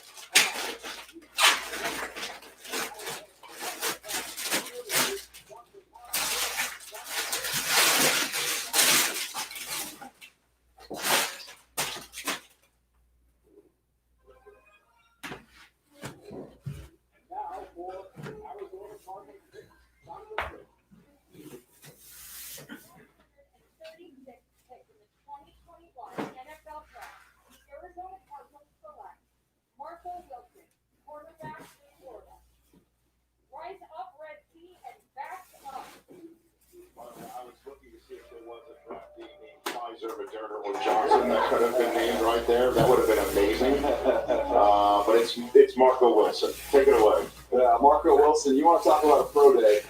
4.3, 4.40, 43.5-inch vertical, and 11.4 broad jump. So if we would have had the combine this year, that would have been one of the things we'd have been buzzing about was that performance. Now, when you put on y'all know how I do with the dad hats. Shout out to LFG Cincy. Just got me right. See if I can bring this down. Yes, sir. LFG Cincy. So that's the brand. We're working with them as well. Me and Zim both work with them. They got another package that they just sent me too. That is fire. Super fire. And so if you want to support me and support LFG Cincy, go to lfgcincy.com. And hold on, I'll put the link here. And when you check out, use the code ACE, ACE. That makes sure that you support me. So definitely be sure to check them out. LFG Cincy. This is the dope Bengals ownership tee that they had. It's pretty dope. The Mike Brown drip. I think this was actually designed by Zim, if I'm not mistaken. But we're on the board or on deck. This was my highest available corner. So I love this pick here of Trey Brown. 1 second. He's undersized at 5'9" and change, but what he is he's competitive and feisty. You see the production there on the bottom of the screen with 4 interceptions. Guess what? The Bengals are on the clock again. Let me see what Malik talking about. He can plant and drive on the football. It's interesting the combination of the players we've seen go in this draft. The one rough game for him, Charles, was going up against Tylan Wallace. Yeah. When they went up against their rival in Oklahoma State, he got the best of him. But I love the competitiveness of this kid. Say that word again, DJ. The competes? Yep, and the competitiveness. They said blood clot issues are a concern for many teams. I mean, that's what they want. Remember, they got Kellen Witherspoon from San Francisco. Yeah, you shouldn't be putting that stuff out there. And they're not telling them, hey, you're coming in and getting this spot. Shaquille Griffin gone. You got to come in and play. Trey Brown's going to come in and push that opportunity. Excellent point. That's the mantra of Pete Carroll. Always compete. Anybody who goes and hears even a split second of the way the Seahawks do business up there in the Pacific Northwest, that's what you hear and see all over the building. And so now we've reached the compensatory picks of round number 4. Deontay Smith, ECU. I don't know anything about this dude. I'm not even going to lie to you. Just mentioned was taken by the Ravens just about 20 minutes ago. So it's Cowboys, Bengals. Hold on, so they took another lineman. They said he's a big guy. They lost Robert Quinn in free agency. And we'll hear what the Joneses do. They maybe take an offensive player for the first time here, or they keep having that. Maybe they dip their toe in that water here, Rich. Maybe go on the offensive side of the ball. I've only got 3 players left for my top 100, and they're all on offense. That's Kenneth Gainwell, the running back for Memphis. Deontay Smith. And Deontay Smith, the tackle from East Carolina. Those are the 3 guys. And I do think they need to continue to fortify that offensive line. So they were just actually talking about Smith. But they got to get some more people in that offensive line and continue to add to it because that's not the same. He's actually not even in this draft guide that I'm looking at. They got to get ahead and get younger. They went with Micah Parsons, of course, in the first round. For Sean Slater was still on the board, and there was some talk that I'm gonna look him up. Maybe they go offense. I think that was where Take a look. Offensive line, even of last year. As much as they Deontay Smith, 6'5", 305. He's graded as 5.93, backup / special teamer. Expected to go in round 4. He has intriguing length and good feet, but his lack of size and strength is a concern. Determining whether or not he has a frame to consistently carry 300 pounds will be critical. He might begin his pro career as a swing tackle while he puts in the necessary work to get a bigger role. His Senior Bowl practices were a strong step in the right direction, but there's still plenty of work left to be done. Tremendously long, 85-inch wingspan, 35-inch arms, punch is well-timed and has some snap on it. keeps scrambling in recoveries and finds wins. Good rhythm as a workup blocker in the next level. Length helps. Narrow weaknesses, narrow through the waist, hips, and chest. Has struggled to keep enough weight on his frame. Way too lean and reach in his play. Upper body strength is way below par. Gets tossed around by powerful opponents. Overreacts in pass pro, creating easy counter shots. Doesn't have body control or block to sustain. All right, I think my guy Sonny might be ready. I'm looking in the comments here. Hank Herschel said Tyler had 0.86 RAS. He's a big boy. That was the only time so far, and I don't want to jinx us, that we all looked at each other and went, all right. You got us. Okay. So it's Mike McCarthy going to make this selection right now from Big D. But I don't care about Tevin Jenkins. I really don't. Live from the Ford Center, this is Mike McCarthy. Let me see if I can get my man Sonny in here to just talk about the Ravens real quick. Cowboys select Josh Ball, offensive tackle, Marshall University. There you go. Interesting case here with Josh Ball because he was at Florida State, had some issues there, ended up going to Marshall, and when you watch the tape on him, he is a left tackle. You see the size of the bench. He's got 35-inch arms, incredibly long. And in my notes, I wrote down, Charles, this is a juicy athlete. I mean, you can see it. Yeah, Mel Kiper had – didn't he have Matt Barkley as a first-rounder one year? Yeah. Nah. To me, he's got some plays, too, where you'll see him finish. Why not show the App State highlights? Oh, okay. Yeah, that's cool. That's cool, Sonny. I'm about to send you the link. Where you'll see, okay, man, what just happened on this play? But man, the flashes are so good and so dominant. He's got a chance to be a starting left tackle in the NFL. See that running back he kept springing?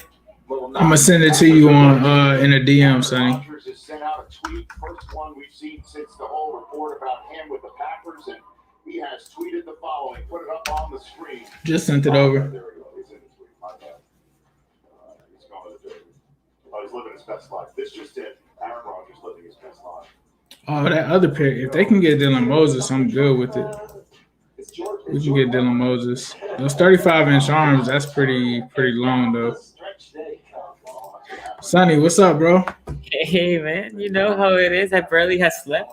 I think I have 4 hours of sleep for the past 2 days. 4 or 5. Woke up at 11:30 yesterday. I streamed the whole second and third round. Went to bed at 5 in the morning, my local time, and woke up at 7. And I haven't slept. And look, I don't drink coffee either. So I'm doing this shit. I'm doing it. Nah, that's what's up, bro. You going hard. That's what's up. You know I love the draft. I do love the draft. So for those who aren't familiar with Sonny, we do another whole other YouTube channel called the AFC North Talk. He represents the Ravens. He has his own channel called SEG Sports as well. And we talk about the NFL draft. And it's dope, bro, because I think this is the first season, because I think we started it last year, like right after around this time. And with us actually doing the show now for like over a year and doing all the pre-draft shows, it's kind of like, yeah, I know what the Ravens need. I know where they're going. I know where the Steelers are going. I know who the Browns want. Like when people were like, who are the Browns going to get? And it was like, JOK. They're gonna Dude, we talk about that, right? And then they didn't pick it in the first round. And then as we were yesterday, and my channel was like, JOK is going to go to the effing Browns. Yeah. That's like the perfect pick for them. And they went corner plus JOK. I thought that was amazing for them. That was amazing for them. And then I can't remember, but I could have sworn when we did the segment where we were like, which player don't you want going to a certain team? I could have sworn that I said Najee Harris to the Steelers, right? Did I say that? Or did I say someone else? No, I think you went running back. I forgot. It was Najee Harris, and then they got him. Yeah, like, you talked about Phillips, and I said Fields. Gotcha. No, I think Quincy said Phillips. Yeah, that's what I mean. Yeah, Quincy said Phillips. I said that, but man, so they ended up getting him. But bro, I see you guys doing some work over there at receiver. Look, I'll say this: Let's. You want to talk about all the picks or just? Yeah, talk about all the picks. Let's get the whole Ravens rundown. Yeah. So by the way, for this of you, I'll be putting my thoughts of the first round because we all gonna be doing that. Ace did it. Shout out to Ace. Shout out to Tony. As soon as I finish this video, I'll work on that. I was doing the thumbnail. But I love Bateman. You know, and for those of you that go AFC North talk, I love Bateman. Bateman for me. Man, he was my favorite receiver. I didn't scout Chase. I did not scout Waddle or I scouted Smith a little bit, and I said on the show that I would take Bateman over Smith. Right, you did say that. Yeah, and I mean, I was huge on Bateman. That pick came through, dude. I was so excited because I think he can be a wide receiver. One, he plays big. He is. I mean, he plays what the receiver that the Ravens need. He snatches the ball, great hands, so on. Then pick 31st came out like, we're gonna trade back. There's no way we're gonna pick this, right? And then we don't trade back. The pick is like, oh, that's probably Jenkins, right? That's what I'm thinking. Jason O.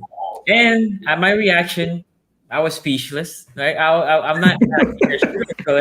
And if you give them the background on Jason O, because some of them might not know that didn't see, like, they don't know the history of what that meant for you. Look, I said on the show, my show, AFC North Talk, anybody that asked me, I said none of these edge rushers are first round picks. Then I said there's two on Phillips. I think Phillips, but for me, it was a concern with a concussion history. And I said Kwity Paye on the right team, which I think he did go to the right team because I think Kwity Paye on a 4-3 defense, he can flourish. Ravens are not a 4-3 defense. I said if we pick Kwity Paye, I think he is going to be a bust for us. Love his story, but that's what I thought. I have a video of Jason O before the draft, so you can see my real thoughts because now the Ravens fans are changing their tune. Like, oh, he's amazing. Let's be honest. Come on, let's be honest. He has a lot of potential. Very raw. And my problem with a first-round pick, my first-round pick needs to be ready to contribute. I'm hoping he makes me eat my words. Obviously, I'm a Ravens fan. I want him to succeed. But I don't think he's ready for year one. I said the best case scenario for Owe is Bud Dupree. In 3 years, he's good. Now, I didn't know this. Fun fact for him is he started playing football 5 years ago. So now I can understand why he's so raw. He hasn't played for so long. He looks the part, big, physical, fast. But he's a developmental guy fully. I'm not expecting him to do anything this year, right? Learn. Hopefully he's a fast learner. Even with Bud Dupree, I argue this. Bud Dupree became good when TJ Watt was there. Bud Dupree on an island was never that guy. So Jason O, if he's Bud Dupree, we still need that Batman because that might mean that he's a Robin, right? That's what essentially Bud Dupree was. So I was not excited for that pick. I was kind of shocked. I was disappointed. Like I said, I wanted Jenkins in that moment. There's other players that I could have been fine with. And the second round came through. And our first pick is the Mount of Old Man, Cleveland. I was surprised a little bit because I was thinking that we were going to get Moritz, the center. Apparently, Harbaugh loves this guy. Now, I went back. I didn't watch his tape. I watched a little bit because I'm trying to do a full review of all these picks. This dude is not only huge, he's good. He's pretty good. 6'6", 340. He gave up in 3 years 2 sacks, I think it was, 1 QE hit in the SEC. So obviously competition is a little high in the SEC. Great pick. I think that means our left guard that plays center in college is gonna be either battling for center or not gonna play center. I think the Ravens are making sure that O-line is good. We still have the hole on right tackle. We haven't drafted anybody. I like foresight of the tackles that are there.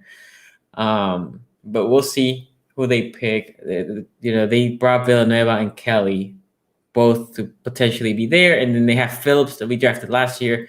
And he was okay, not great. And you know, Ace, how I feel about O-line. right? And you have to have Yes, that sir. straight. Gotta have the O-line. You have to have that O-line straight. So right now the Ravens left tackle's good. Let's assume Cleveland's good. That's good. Center, we have two. They're gonna battle it out. Macari, they had a horrible playoff game, but throughout the season, he was the one that came for score and had a better. TCC, Tristan Colon Castillo.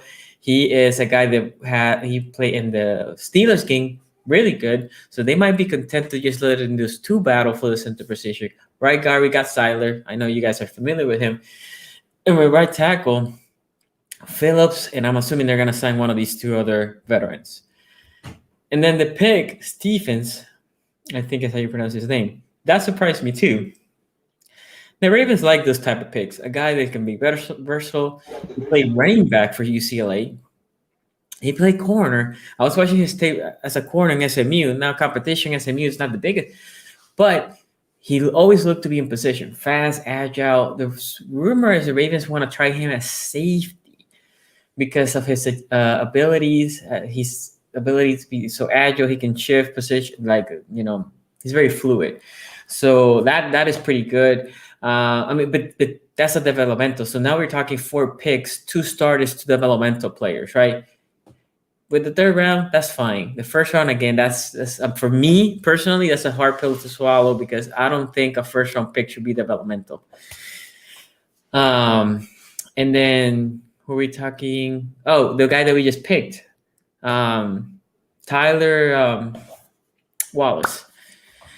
That kid, look, he gives me mad vibes of Steve Smith. That's actually what I put it to my guys in the YouTube. We have a Raven YouTube group. I said, like, dude, this guy gives me mad Steve Smith senior vibes. And I think they were surprised that he was there. I don't think the Ravens were intending to take any more receivers, to be honest. I think they were like, let's just roll. He just felt there. And they were like, yo, let's take it because this kid, I like it. He's not super fast. Like he ran almost 4.49. I think he ran. His tape looks a little faster, but his route running, man, he was putting people on skates, and then he is aggressive to the ball, and that's what C. Smith Sr. used to be, right? Smaller. This guy's almost 6 feet. Steve Smith was 5'9", but Steve Smith never plays small. He will high point that ball. He will fight for the ball. That's what this guy gives me mad vibes of. I love both receivers. I love Bateman. You know who else they say gives Steve Smith vibes, right? Who? Jamar Chase. But Jamar Chase is too big to give you Steve Smith vibes. He's not that big. He's like 6 foot. He's height wise, he's not big, but he's 6 foot 200. Yeah. I mean, if you want to say for the Bengals, I like the Chase pick. Obviously, Burrow campaigned hard for that. Would that have been the pick that I wanted if I was a Bengals fan? No. Ace knows why. I think protecting Burrow should be number 1. Then they went tackle. Now, I was surprised with the tackle they went. And I know you had some insights there. And I was I told you, didn't I tell you guys like earlier? Like you told me before the second round started. You said, yo, I heard this is the guy. And I was like, can I curse here? No. I said, WTF is this guy? I didn't know who this guy was for a moment. Right. And I thought, look, I know you guys don't need a right tackle, but Jenkins is there. Put him, and if you don't want to start in year 1, next year, boom, you have him for the rest of the time. Right.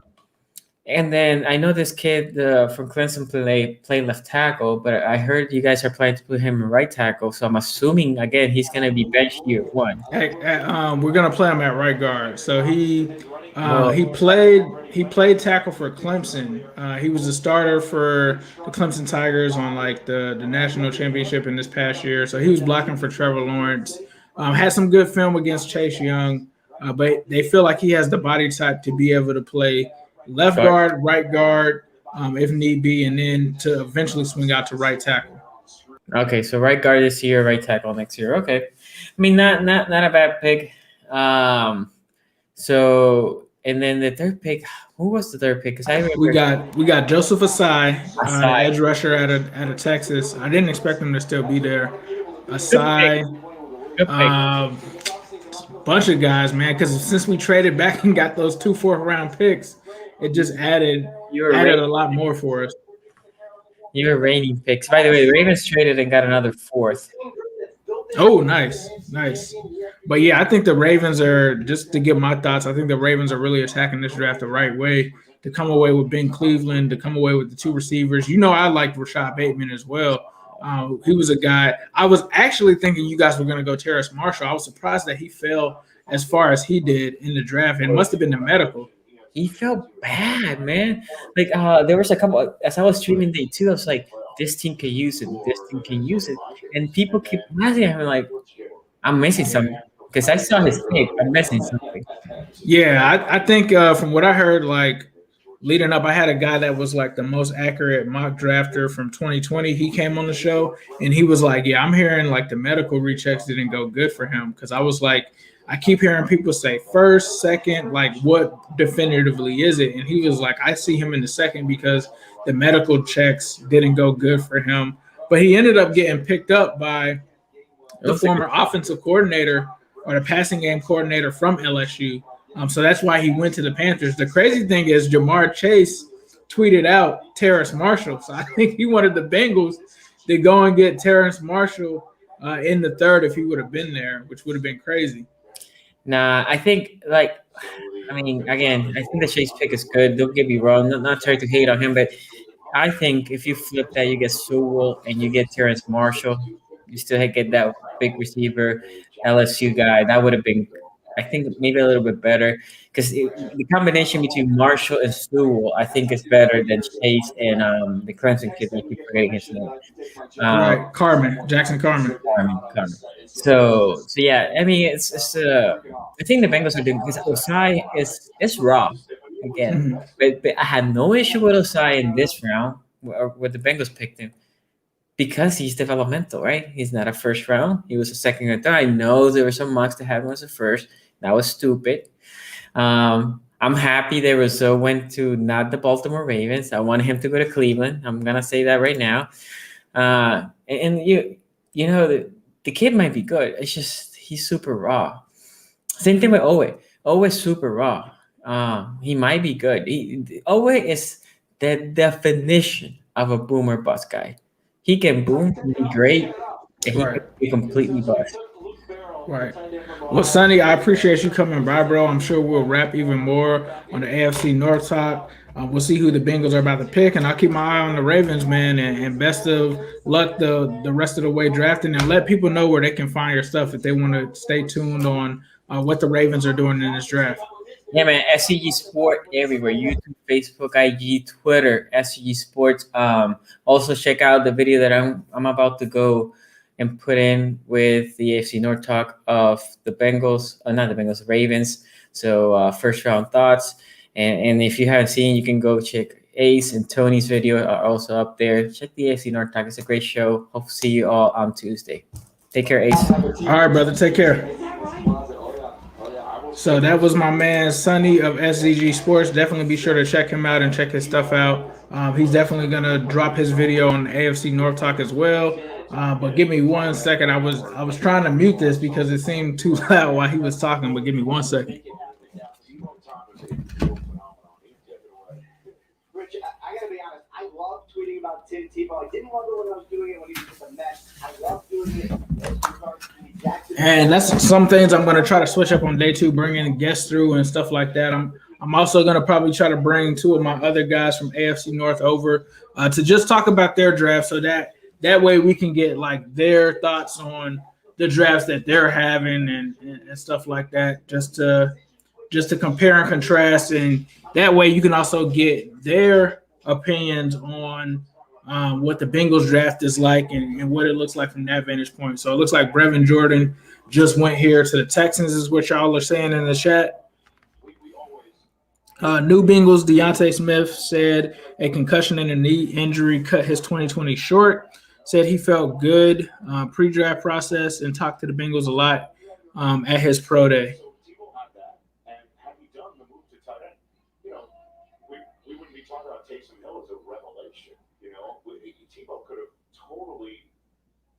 Totally reconfigure the way you look at that position. And I will also say this. because I always have my fun.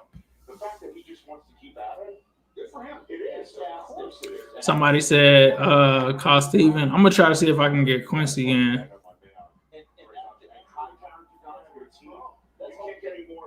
I'm gonna get Steven in too, probably. After the Bengals pick, I'm gonna see if I can get Quincy, and I'll try to get Steven too. Live from NRG Stadium, I'm Cal McNair, standing with my mom Janice and wife Hannah and son Cal Henning. With the 147th pick of the 2021 NFL Draft, the Houston Texans select Brevin Jordan, tight end from. Man, I wanted Brevin Jordan. I'm not gonna lie. One of my best available players here, Brevin Jordan. We've been talking about. Brevin Jordan would have been nice. He's not the biggest guy in the world, just under 6'3", 247 pounds. But I thought. Bro, I would love if they take Dylan Moses though. All right, I got the Deontay Smith press conference going. It's not quite to that Najee Harris height, but he did get over the top of the Louisville defender to get himself into the end zone. See him working down the seam here, just slip right past the safety, showing you some of that nimbleness to get down the seam. About how to use his hands there to get by. Absolutely. Again, as a vertical weapon, you can get him on top of coverage and see him separate from coverage. Tracks the ball very well. He's got strong hands. He's a competitive blocker. As we see one more working in the middle of the field. But this is what we're going to see next year. What fires me up about it, because some guys just hope we just get in the way. I thought he was pretty competitive. Showed a little bit of drive and finish here when you study him each and every game. Yes, sir. Be able to just find bodies in space, latch on, and move them. So I thought one of the more complete tight ends, and kind of shocked that he lasted all the way to the 5th round. Yeah, pro day might have hurt him a little bit, running 4.67. That might have dropped him some. But he's very similar to Jordan Akins, who's already on the roster with the Houston Texans. This kid can get open downfield and make big plays. Nick Casario's first draft. Brevin Jordan, bro. I wanted him to. Deontay, all right, perfect. All right, our local media's here. They're ready for, they'll jump in with their questions. Go ahead, guys. Deontay, congratulations. Thank you so much. Describe your journey from suffering a season-ending injury last year to becoming a Cincinnati Bengal today. For me, man, first off, getting drafted alone, it just feels crazy. It's just like, man, you get nervous. It's a nerve-wracking process. And, I'm just happy to be a Bengal, man. The Bengals will get the best of me. What do you like about the opportunity to play for a team like the Cincinnati Bengals, and how do you see that working well with your skill set? This is a great up-and-coming team, great new quarterback, great young quarterback. We're getting, I feel like now, I can do what I can to help us improve, just play a part. Anything I can do. I'm trying to get on the field, anything. But, I just want to play my part and do what I can as a rookie, to be better for the years coming. Deontay, you went down to the Senior Bowl and performed at a really high level. Do you think Evan McPherson, the kicker, is going to be the next pick? Malik Wright just posted it. We got a kicker, boys. We got a kicker, boys. Hey, we got a kicker, boys. Let's go. Let's go. I love that pick, Evan McPherson. Make sure that you get him. Let's go. Let's go. All right, let's get back to it. I'm good with the kicker, bro. Austin Seibert is garbage. Garbage. He's garbage. They needed to take a kicker, bro. What were you dealing with in 2020? I know you had injury in 2017 as well. Can you kind of tell us a little bit about both of those injuries and kind of what the recovery process was like for each one of those? And what year also you said? I think 2016, if I'm not mistaken. 2016, I just had like a, that's an undisclosed injury. Really, nothing really crazy, but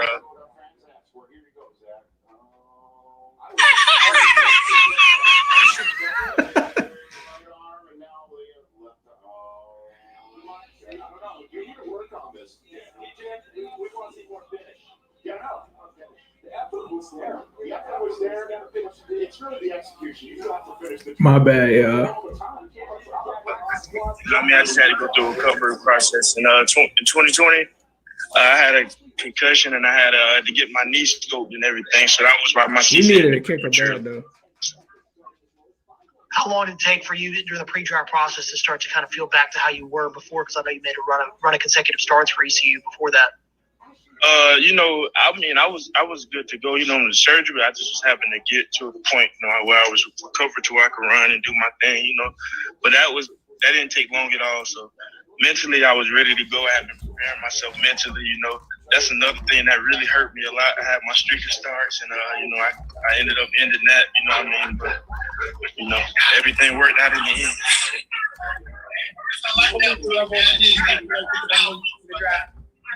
Excuse me, I'm sorry. I didn't hear your question clearly.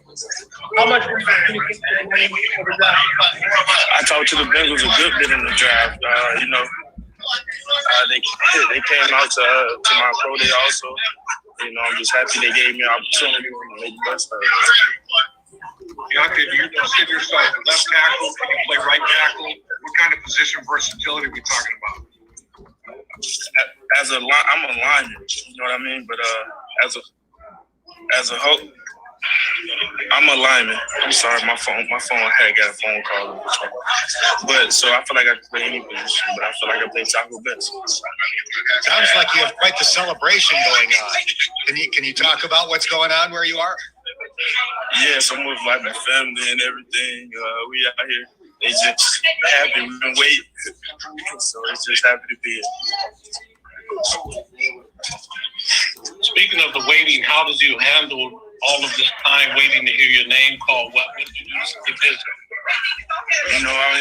For me, it's all about staying positive. I knew my hard work was going to pay off, and I knew whoever got me was going to be a good player. I was going to be the best I could. Deontay, you work with Paul Alexander as well. Can you get ready for this with Paul Alexander? So, obviously, you know the second round pick pretty well. You guys both worked out with Paul Alexander together. I'm not sure. I don't think I worked out with Paul Alexander. You didn't? You didn't work out with him? Yes, sir. I worked out at phase 1. My trainer was Trip Hill. Okay. Yes, sir. The Bengals drafted Cam Sample earlier today. How often did you guys match up? Yeah, at Cam Sample, I matched up with him. A few times at the Senior Bowl.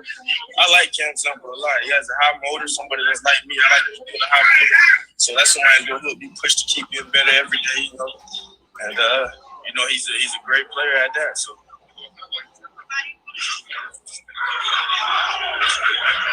More questions for Deontay? Deontay, I think you got the loudest celebration we've heard so far through the first 4 rounds. How many people you got out there? I mean, and you said you've been waiting a long time. Is this what you thought it would feel like when you got the call? It is. It's about 50 people here. Friends and family. This is the first time since I've been out of high school. Since I graduated, really, where all these people have come together as one.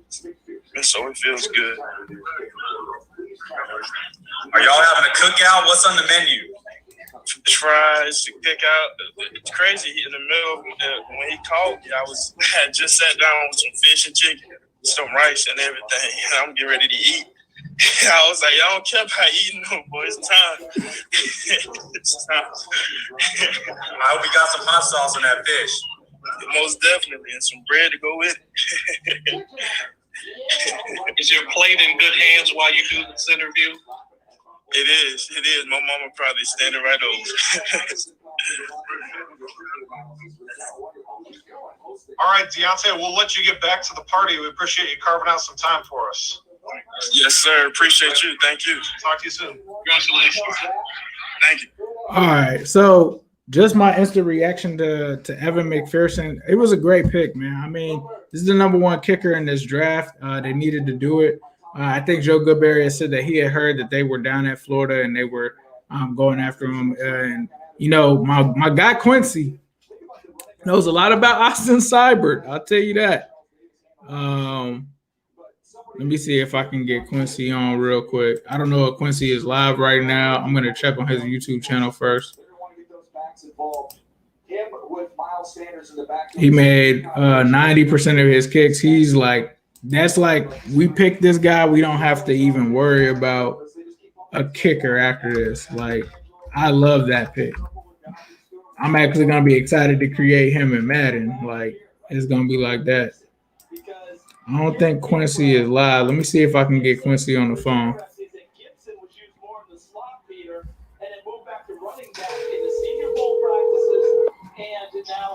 Hello. Quincy, what's up, bro? I got you live on air real quick.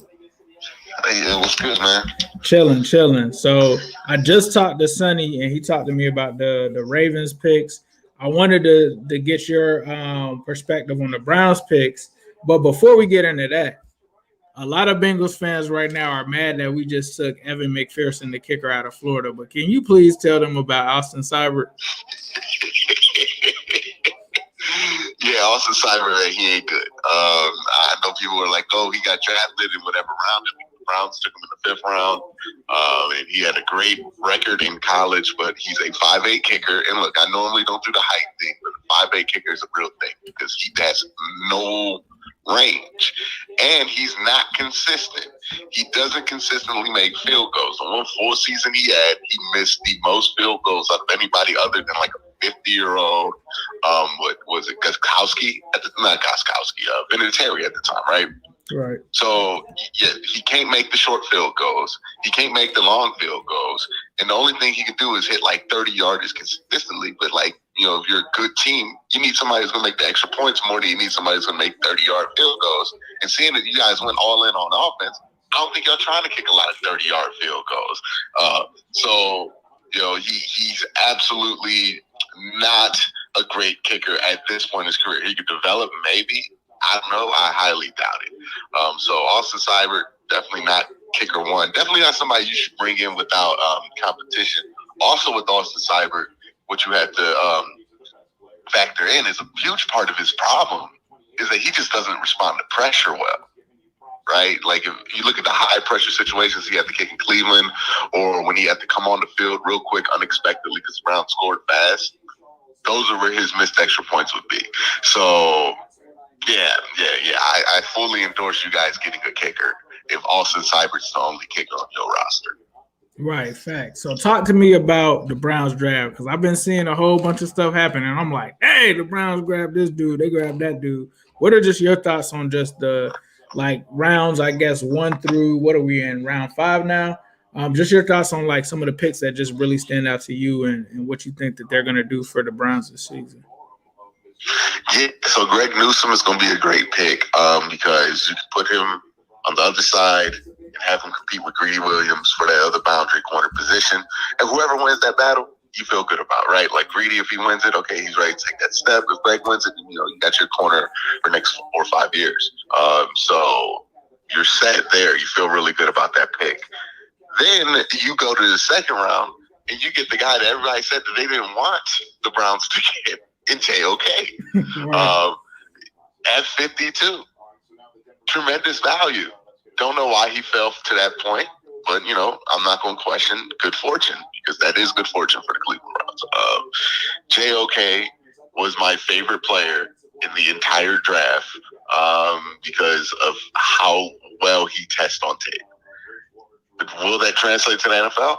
I don't know. But will he be a better coverage linebacker than Sione Takitaki? More than likely. Yeah, that's very likely. And now the Browns have legitimate playmakers, or guys who you can see being legitimate playmakers on all 3 levels. You talk about the defensive line, they have the ultimate playmaker in Myles Garrett. We know how incredible he is. You add Jadeveon Clowney to help him out. You add Malik Jackson. You'll see what you do here with Sheldon Richardson in the future. But you got legitimate playmakers on the defensive line. But then you look in the linebacking room, now you got one, right? JOK. You got some decent linebackers like Malcolm Smith and Sione Takitaki there too. So you're set at linebacker. You go to the safety, you go to the level where the safeties are going to be at. John Johnson's the top 5 safety. You got Troy Hill, who's a really good corner. You have Denzel Ward, who's a legitimate star at corner. And now a Browns defense that only had Denzel and Miles to end the season is almost as loaded as the offense. And I'm going to be excited for training camp just because I want to see which unit's going to look better, because that is going to be an interesting battle. I mean, there are stars and all kind of athleticism, versatility, and talent all over the field, both sides of the ball. So the Browns look to be in a good position just from the first 2 rounds alone. Third round, they got Anthony Schwartz. You know, Ace, I've been begging the Browns to get another wide receiver, not necessarily a number 1 receiver, but somebody who can be a burner when Odell's not in there. And that's what Anthony Schwartz is. He ran a 4.25 at Auburn, a legitimate track guy. Not a fully developed wide receiver. And again, I'm fine with it in the 3rd round because, look, I was asking the Browns to trade for John Ross during the season and Rashad Perriman or sign somebody that's fast because they just did not have a burner to come in at that other X wide receiver position. So that made complete sense. In the 4th round, they got the tackle out of Cincinnati. Don't know much about him. I know when he left the game, though, Azeez Ojulari had like 3 sacks. So, versus Georgia in the Sugar Bowl, right? So, that tells me that he might be pretty good. He has a good build for a tackle. Again, you need to plan for the future here because you don't know if Jack Conklin's going to be on the roster long term. And then you got Tommy Tungai from Ohio State. To be honest with you, don't know much about him. He's a defensive end. He's a defensive tackle. He's a big body. We'll see. It's kind of crowded there on the defensive line, but we'll see next game. Right. So just your thoughts from, I heard some people, and I knew that this wasn't true because we do the AFC North Talk, which if you guys are listening, please be sure to subscribe to that YouTube channel as well. I saw some people saying, the Browns are responding to the Bengals by taking the corner, but we already knew that the Browns was taking the corner before Jamar Chase was the pick, right? Yeah, the Browns didn't need the corner. I mean, Greedy was the only option on the other side coming into the draft. And the question I asked for people when they're like, we got Greedy, we said, if Greedy Williams is hurt, who's starting at that other boundary corner position? Maybe you move Troy Hill out, but then you got MJ Stewart on the field. So, no, they had to get a corner. They were set at corner. I think even Andrew Berry admitted it. He was like, JOK was there at 26, so we were surprised to see that. But we were determined to get a corner because they needed a corner. Right. So what are your thoughts, I think, just on the Bengals draft so far? I think the Bengals waited a little bit long to get a tackle there. I understand they like the guy out of Clemson. I like Tevin Jenkins a lot more. But, they wanted somebody who can more easily kind of slip and play guard and tackle. They don't see Tevin as that guy. I would question the thinking of that maybe because if you think Tevin Jenkins could be a better right tackle, then I forget the name, but the tackle out of Clemson, I don't think you should be drafting that guy just because you think he'd be a guard too for a couple of years while you wait for Riley Reid for somebody to age out. Right. So that was like a little bit questionable to me. You know how I feel about the Jamar Chase pick. I think Jamar Chase is going to be a fine player. I just think the offensive line is much, much more important than getting another good receiver when you got T. Higgins and not Jamar Chase. You already got Jamar Chase too, but T. Higgins and Tyler Boyd. I felt like that was just kind of a luxury pick for a team that doesn't have the luxury right now to just do whatever they want with that pick. But overall, you got Osai too in the 2nd or 3rd round. Was that 2nd round? 3rd round, yep. 3rd round. I feel like the Bengals are doing good. I felt like there were some moments there where they could have really ran away with the draft. Like they almost could have gotten Tevin Jenkins in the 2nd round. If they would have got Jamar Chase and Tevin Jenkins, I would have felt like they would have ran away with the draft. But they felt differently. So, you have to hear them out, see what they feel, see if they're right about that offensive lineman more than I am. And it's probably very likely that they are. So, that my thoughts on what the Bengals have done so far. Thank you, Chris. I truly appreciate that. Before you slide out, just let people know where they can find your stuff. It looks like the Browns are about to make a pick here pretty quickly as well. But let people know where they can find you at, my guy. Got youtube.com/Quincy Carrier. I'm gonna be working. Well, I'm taking today off because I streamed the last 2 days, so I'm gonna be working on Sunday to make sure I get all these videos out about everybody the Browns are drafting here. I already got the JOK video up. I already got the Greg Newsome video up. And if you're a fan from the division and you want to just see what these guys are about, that the Browns are bringing to the division and Greg Newsome and JOK, please check my channel out. I have film breakdowns of both of them because both of them were like my prize first round guys. I wanted one of them in the first round. Got 2 of them. I'm excited about that one. That was yesterday was a good day for getting the Browns. But thank you guys. Thank you for having me on, Ace. You guys can find me on youtube.com/Quincy Carrier. Also on Twitter @QuenKWEN_C. Thank you, bro. We still got to figure out a way to make you and the Zim debate happen. I'm just trying to think of a good excuse to make it happen. We still got to make that happen. Maybe it don't have to be a debate. I could just come on and chop it up with y'all and talk about football or whatever it is. You know what I mean? Yeah. We got to make that happen one day. Yeah, facts. All right. Appreciate it, Quincy. Yeah, no problem. Yes, sir. So that was my man Quincy Carrier giving you his thoughts on the Browns and their draft so far. That way you get some insight on not just the Bengals, but the other teams around the division. And you will get that on the AFC North Talk channel. So definitely be sure to subscribe to that and see what we have there. But yeah, man, Evan McPherson, I'm taking it because I was scared to play Austin Seibert. I'm not even gonna lie to you. I was kind of scared about that for sure. But it looks like Trey Smith is going to continue to fall, unfortunately, and I hate that for him. But it seems like the concerns may be pretty valid. And Dylan Moses is another guy I think that continues to fall as well, as I see more and more linebackers picked off of the board. So I'd love to see if they will take a shot on one of these guys, maybe in the 6th round. I think the Bengals, if I'm not mistaken, I think they may have a couple of 6th-round picks. I think they actually have 2. So we'll see. So, yeah, let's see, round 5, round 6. They've got one early one, and they got another one. So, I mean, if I were them, I would probably use one of those 7th-rounders to move up. Let's see how many picks they have in the 7th round. 1. Yeah, they just have 1 in the 7th round. So we almost home. We're almost home free. So I'm going to take a brief intermission right now. I'm going to let the rest of this 5th round play out. And then we'll be back around the 6th round is when I'll come back. So I'm going to go check on the kids and everything. I'll be right back. Appreciate y'all for rocking with me. And, yeah, we'll keep this going. So I'll be right back.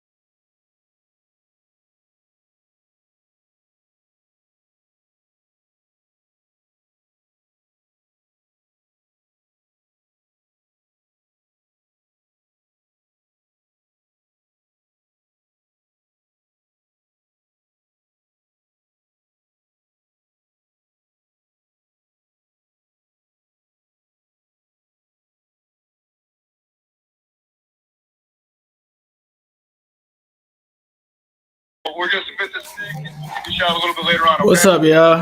Appreciate you so much. Just saw that the Ravens just got Sean Wade. That's a great pick for them. Hold on, I just want to play this. Jackson, so man, this is Coach Taylor with the Cincinnati Bengals. How you doing, Coach?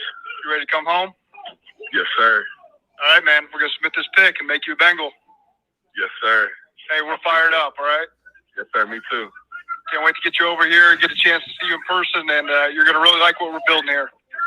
Definitely. I'll come right now. All right, Jackson. Well, we're going to submit this pick, and we'll give you a shout a little bit later on, okay? Appreciate you so much. Thank you. You bet, Thank Jackson. You. Appreciate you. You bet, man. We'll talk again soon. Yes, sir. Okay. See you.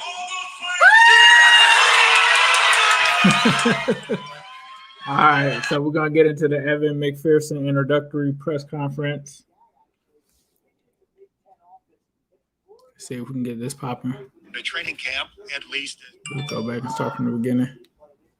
And just getting to talk to Coach Aaron and all the other special team coaches, it was just a lot of fun.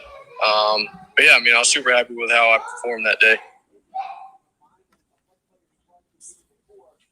There are only 32 of the jobs that you're shooting for in the world. It's a pretty exclusive club. Yeah. And you'll go to training camp at least as the leading candidate to be the Bengals kicker this year. Mm-hmm. Can you just talk about the accomplishment of putting yourself in position to have one of those 32 jobs? Yeah. No, I mean, I think words can't describe how I feel about it. This has been a goal of mine, a dream of mine since, I started kicking, and now it's here. I'm super excited, super fired up. And, I probably won't stop training until I get that starting spot. And I know there's only 32 jobs in the world for what I want to do. And, that's been a goal of mine, to be one of the 32 and to have that opportunity to compete for it. I don't think anything can stop me from getting it for sure. Evan, I think you put up some ridiculous numbers in terms of kicking field goals, percentage, distance, and all that. What about kicking off? Kicking off is an art form now. With the way it is in the National Football League, the hang time and different distances and all that goes with it. Is kicking off a big deal in your repertoire? Yeah, no, I think that's what a lot of the teams wanted to see from me. Not just, my leg strength on field goal or accuracy on field goal, but it was, what could I bring to the table with kickoffs too? Can I hit it?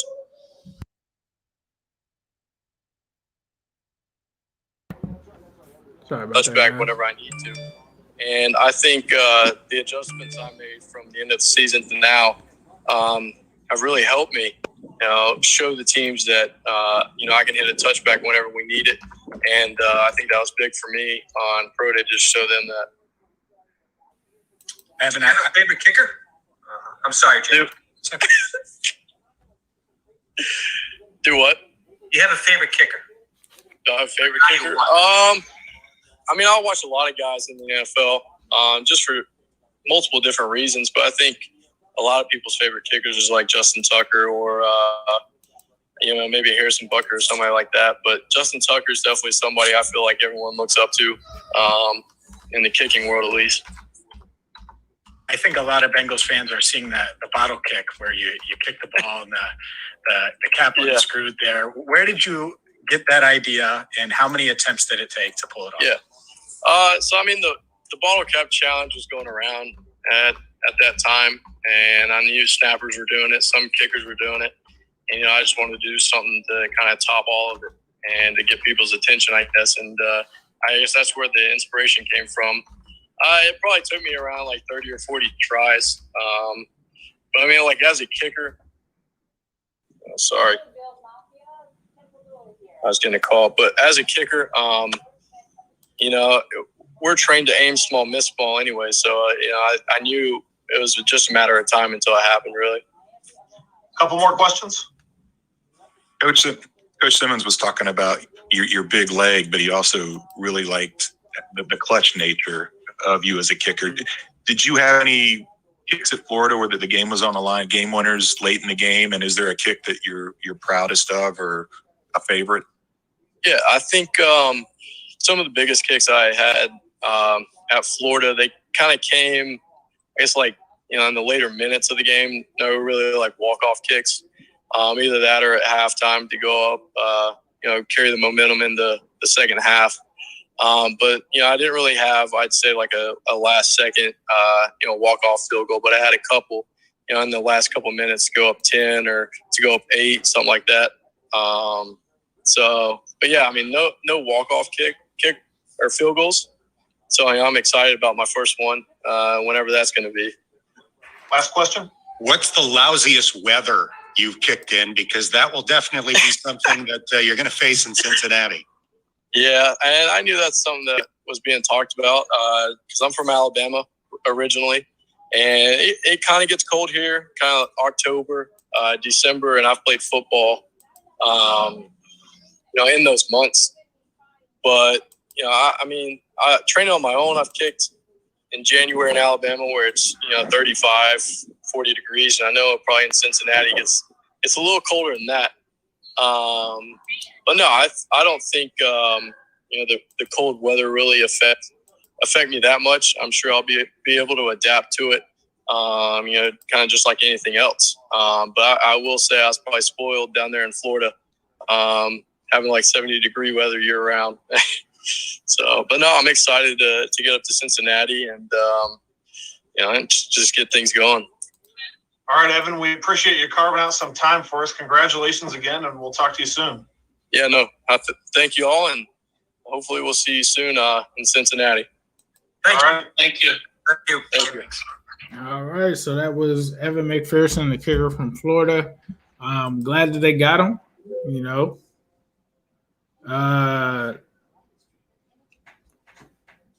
It's not a mojo, man. Come on, man. Andy, they needed a kicker. Kicker was a need. I said this a while ago on Orange is the New Black podcast. I was like, kicker is a huge need. Like, I take a kicker. So I get it. Some people are like, what? But you needed to take him there because it wasn't a guarantee that he would be there in the 6th round, I think. And kicker is a major need for them. Austin Seibert is not the guy. If you thought Randy was bad, Austin Seibert would have made Randy look like Neil Rackers or something. I don't know. He would have made him look like Justin Tucker. So just keep that in mind. Like, kickers are important. The kicker was the reason why we lost the Chargers game. So just keep that in mind. So it was a huge need for me. That's why I'm not mad. I'm not trying to not question any of their picks. The only one that I could think of that I really haven't liked thus far is well, I'm not gonna say I didn't like it, but kind of had me scratching my head with the Deontay pick. Like, I think if you would have put Trey Smith there, I would have loved that.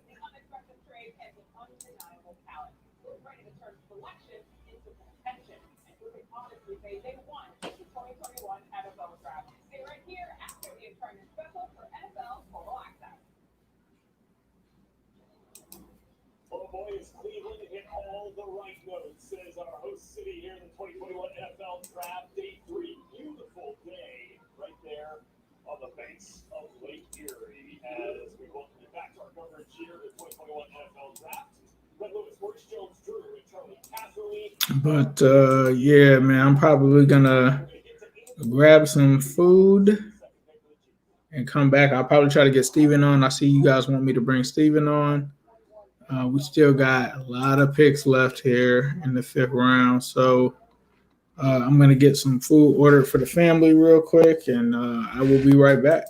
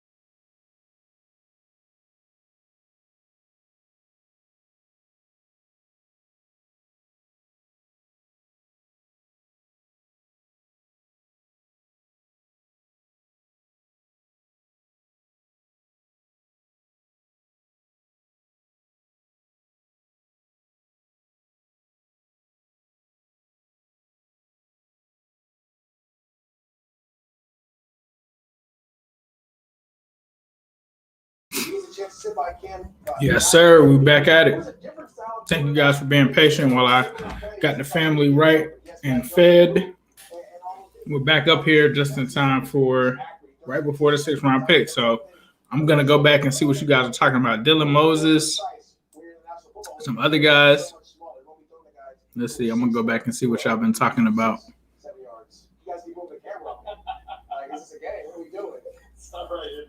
Chat going crazy. I love it.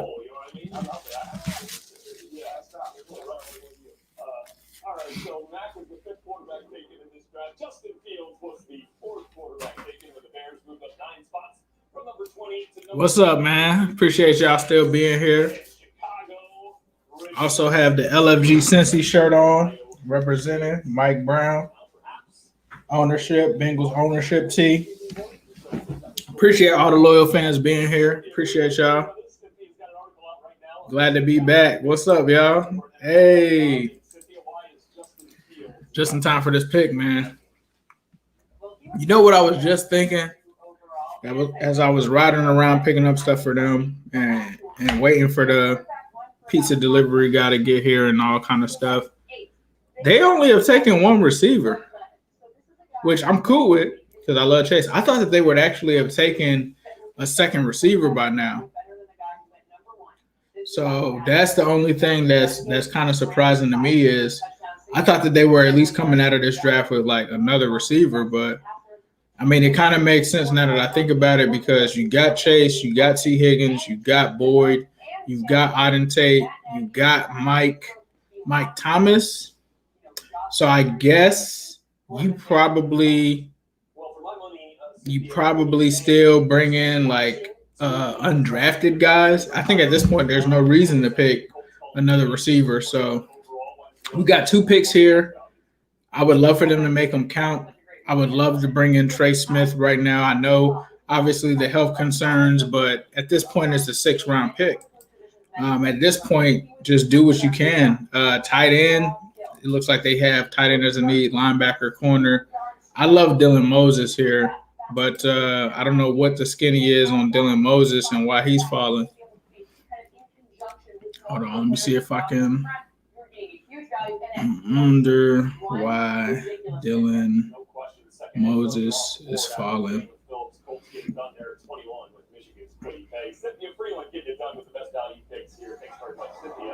lot more to get to here as we roll through the 6th round, now underway from Cleveland.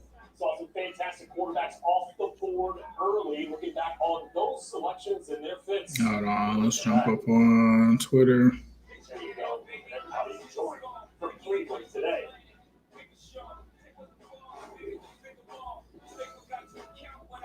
Oh, I got a surprise. Special surprise. Yes, sir, Ski. What's up, bro? Hey, what's up, man? Chilling, man. Waiting to see what this next pick gonna be. Okay. Well, how far we off on the clock? We're actually about to pick here right after the Eagles pick here. Okay, and we haven't picked anything since Evan McPherson, right? Haven't picked anything since Evan McPherson. So we still got Dylan Moses is still out there. Trey Smith is still out there. Deontay Brown. I think Deontay Brown is still out there. Yeah, he is. I just look. Deontay Brown, Dylan Moses, Trey Smith, I would take a fire on him at this point. But a lot of teams are scared of the blood clot situation. So I'll keep on hearing info. That's why teams passed on him. Right. But, he's a 2nd round, like, prospect. And I'm only saying that just from where he went to school, the competition he went against, his size, his measurables, the highlights, all of that stuff all in one, like, it's just different than the dudes that are on the board right now. Facts. Nah, I'm with you. I did cut the tape on him. I like Trey Smith. I was like, he seemed like, I mean, he wasn't a perfect prospect from the film that I watched, like, but I like that about him. Like, somebody beat him for a sack earlier in the game, and then after that, it was just like nothing. He was just winning on everything after that. It was like he kind of woke up and was like, "Oh, nah, this can't happen." And so I love to have him. Is Stone Forsythe still available? I don't know. I was just about to ask you that. I just was about to say Stone Forsythe, Trey Smith, Deontay Brown, Daz Newsome. I don't think they're taking another receiver, bro, at this point. So Stone is still on the board. I believe Stone may still be on the board. This was a tweet from 8 minutes ago. What's the chat say? I know them people in the chat now. Chat, is Stone still available? Christopher Southern, what's up, bro? Ray McDonald, Judo. what's up, bro? Hey. Judo, what's up, bro? Judo says Dylan Moses and Marquez Stevenson and Trey Smith in the 7. I want Dylan Moses bad, bro. Like, I'll take that flyer, but it must be the injuries. What about the offensive lineman from Grambling State? What's his name? Moore? Is he still there? He might still be in there. Hold on. Philly just picked. You still there, Sam? He said McPherson. Right. Hold on. You cut out for a little bit. You said, is who gone?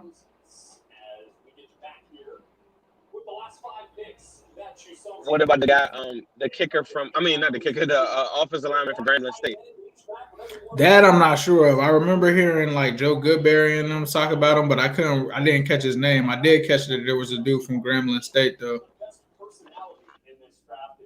They said that Stone is still there. Stone is still there, bro.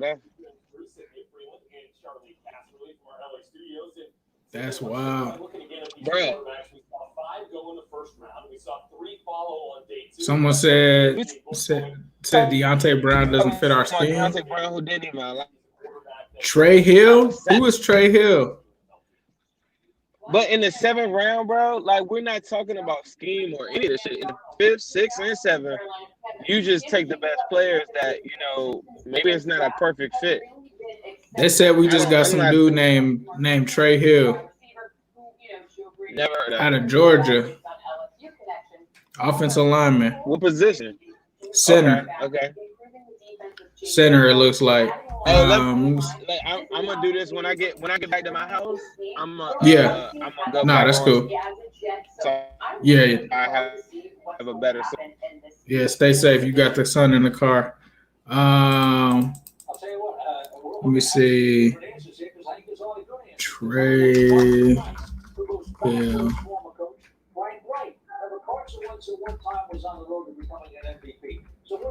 All right, here we go. I found something on Trey Hill. They said he is decent. All right. His name is Deontay. Nickname is Trey Hill. Hold on. What just happened? I just had it pulled up. Pardon me. 1 second. We'll get this situated.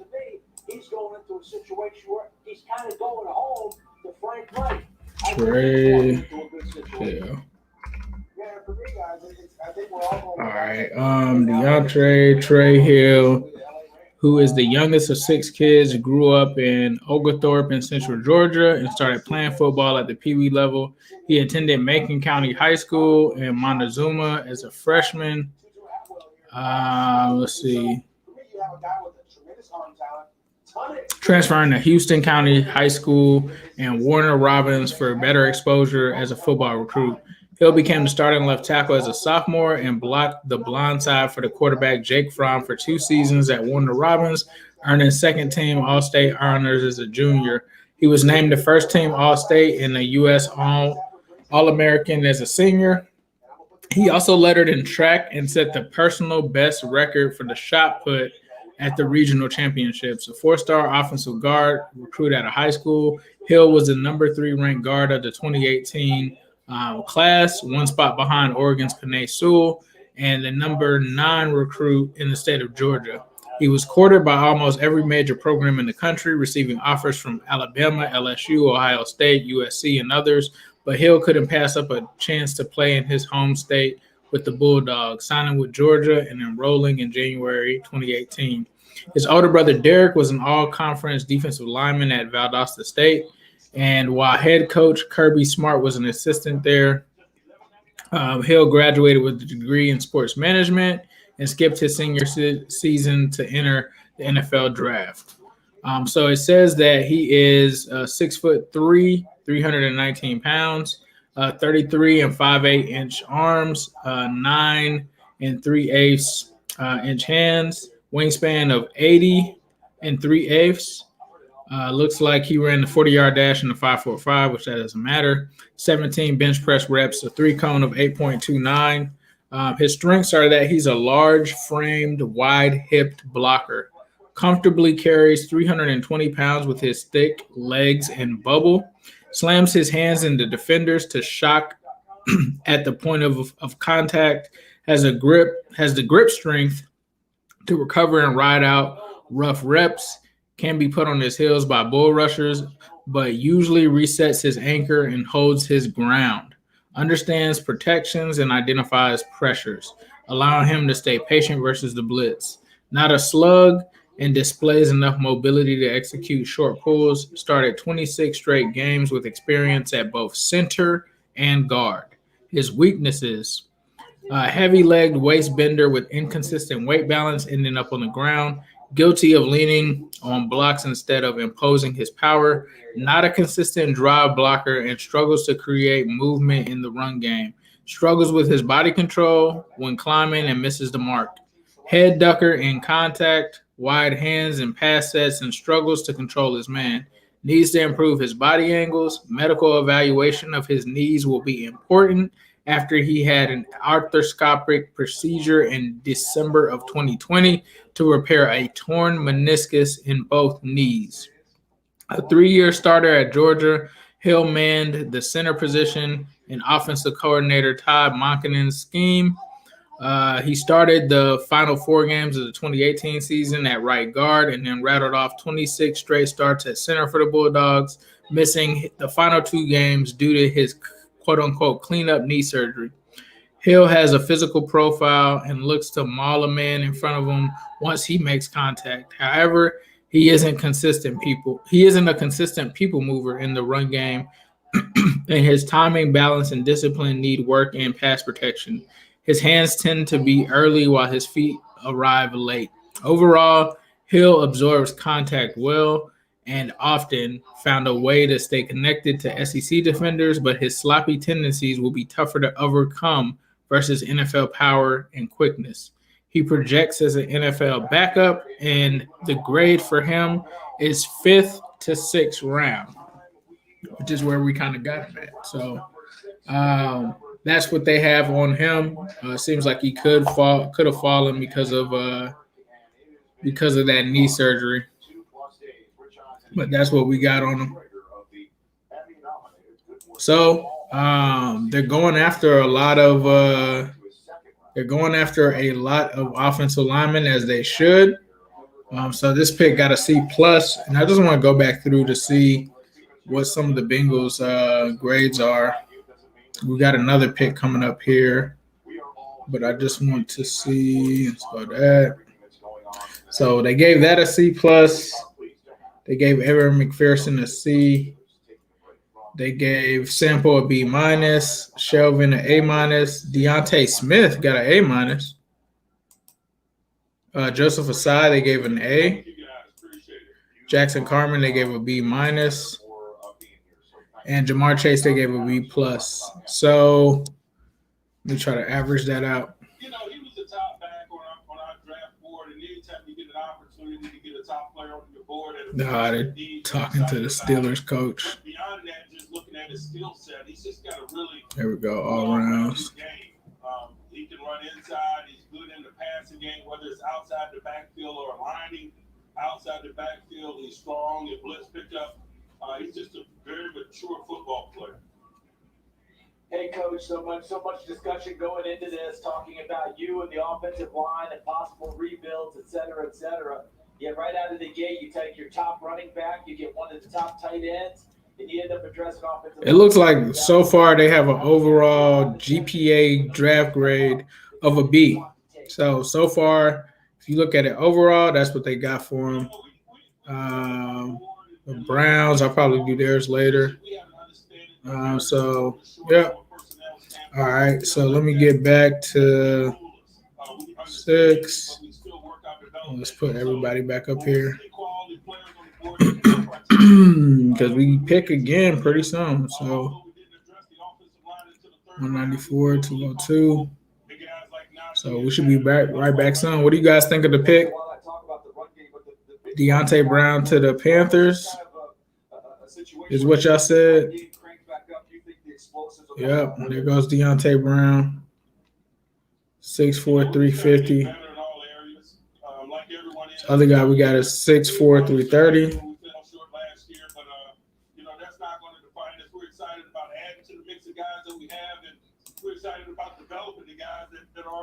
I'm wondering if I should even do this because they don't like showing stuff in here. Actually, nah, I'm not gonna do that because it's probably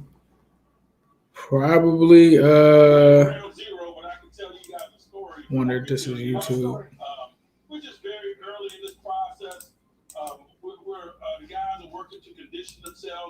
We'll see. Let's see what happens. They might try to give me. Let's see. Maybe this will work if I do it like this. Is it me or they always go commercials when they have to? Yeah, bro. It's all the time. Somebody said just mute it.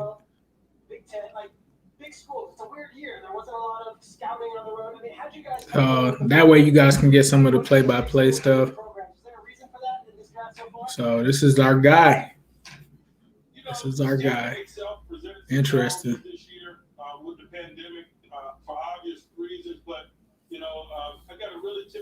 Mike Pouncey. Mike Pouncey is a player comp. Strengths are his athleticism and ability to get to the second level. Weaknesses, footwork, quickness, and agility. I'm good with that, bro. I'm great with that. And since I'm on, forget it, bro. I don't even care. This is for Who Dey Nation. Let's do it. They don't have.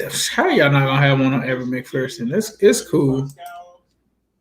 That's not a C pick to me though, bro, because they don't know that we need a kicker bad. We literally lost the game based off of that. Coach, you mentioned talking about taking out some new coaches and having some new people around. As a head coach, yeah, I love what we're doing too. If you told me that they were going to come out of here with, 3 offensive lineman prospects, load up in the trenches, do all the things that they're doing, I think they're doing right. Hill is probably going to be a backup. I'm going to try to get Steven on.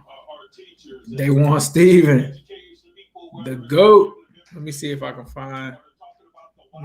get him.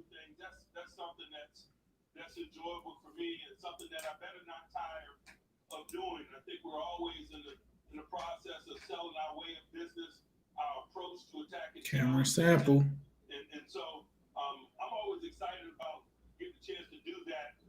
Let me see. I think I can get it to Steven. Is Steven in the chat?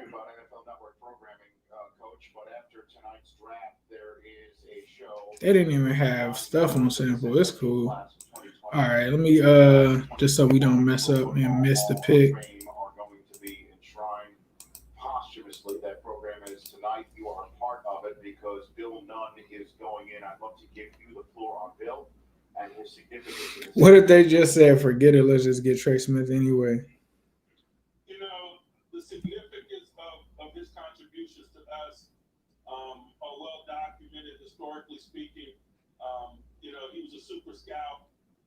He really did a great job of scouring the historically black colleges and presenting a platform for betterment for a lot of deserving young men years ago. But for me personally, y'all should see what Steven just sent me in the DM. Getting the oral education that the older gentleman can provide to us younger guys, and he had seen a lot. He had an awesome way of sharing that with us. All right, I just sent Steven the invite. Yeah, he is in the chat. What's up, Steven? I just sent you the invite, bro. Wishes and draft arguments. There's certain things that he held near and dear, and I like to remind the room of from time to time. More than anything, he was a blueprint for us in terms of consistency and professionalism and how to go about the evaluation process. And we call on his expertise and the lessons that he taught us daily. Well, I mean, if I would be so bold to even assume. There he is, the GOAT. A wild Steven has appeared. What's up, bro? Yo, what's up, man? Chilling, bro. How you doing? I'm just following the draft. I mean, nothing much is happening right now. It's kind of boring. It's just those later rounds when they're just taking the project kids. So this is where you get the diehards at. It's only diehards left, bro. Yeah, I've been seeing the picks. I mean, I don't agree with all of them, but I haven't had a pick where I've raged at it yet, so we'll see. What do you think of some of the picks that they made? Just like your take on just the draft in general. So we already talked about Jamar Chase, so I guess with Jackson Carman, I have to say that I think that's a reach for me. I think it was a good move if we're gonna take him to just trade down. I think that was if we're gonna take him anyways. I definitely think we should have taken Tevin Jenkins, but right. He is a local guy. I think he's a good culture fit, but like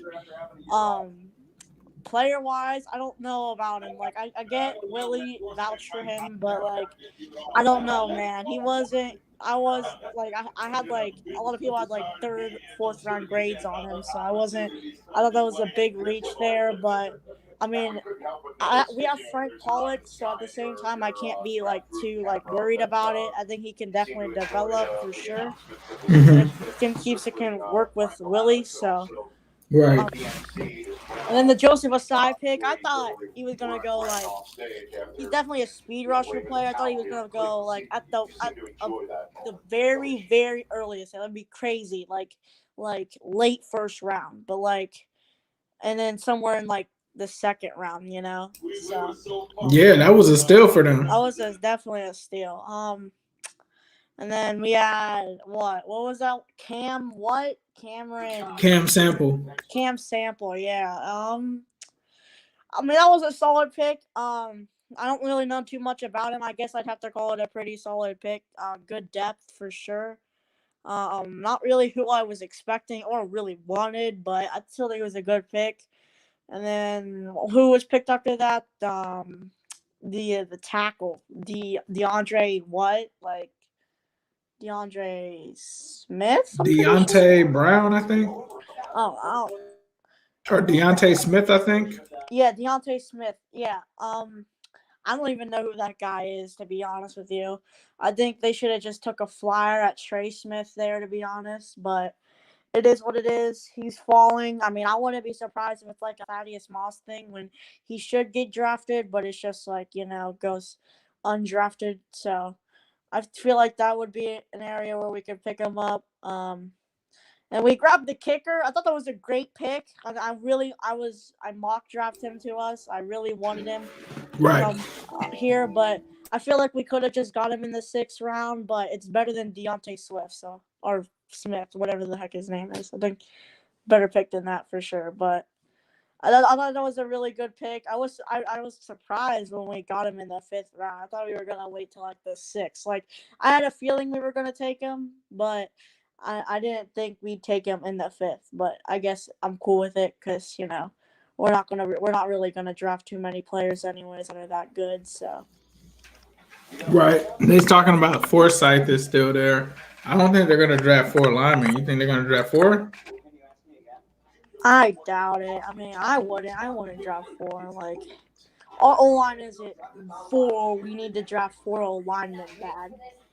It's not. It might be. I don't know, Steven.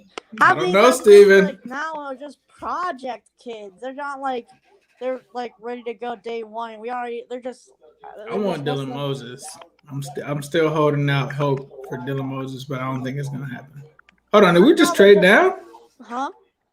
Did we just trade down in the 6th round? Hold on. We probably did. Okay, no. Okay, I was about to say.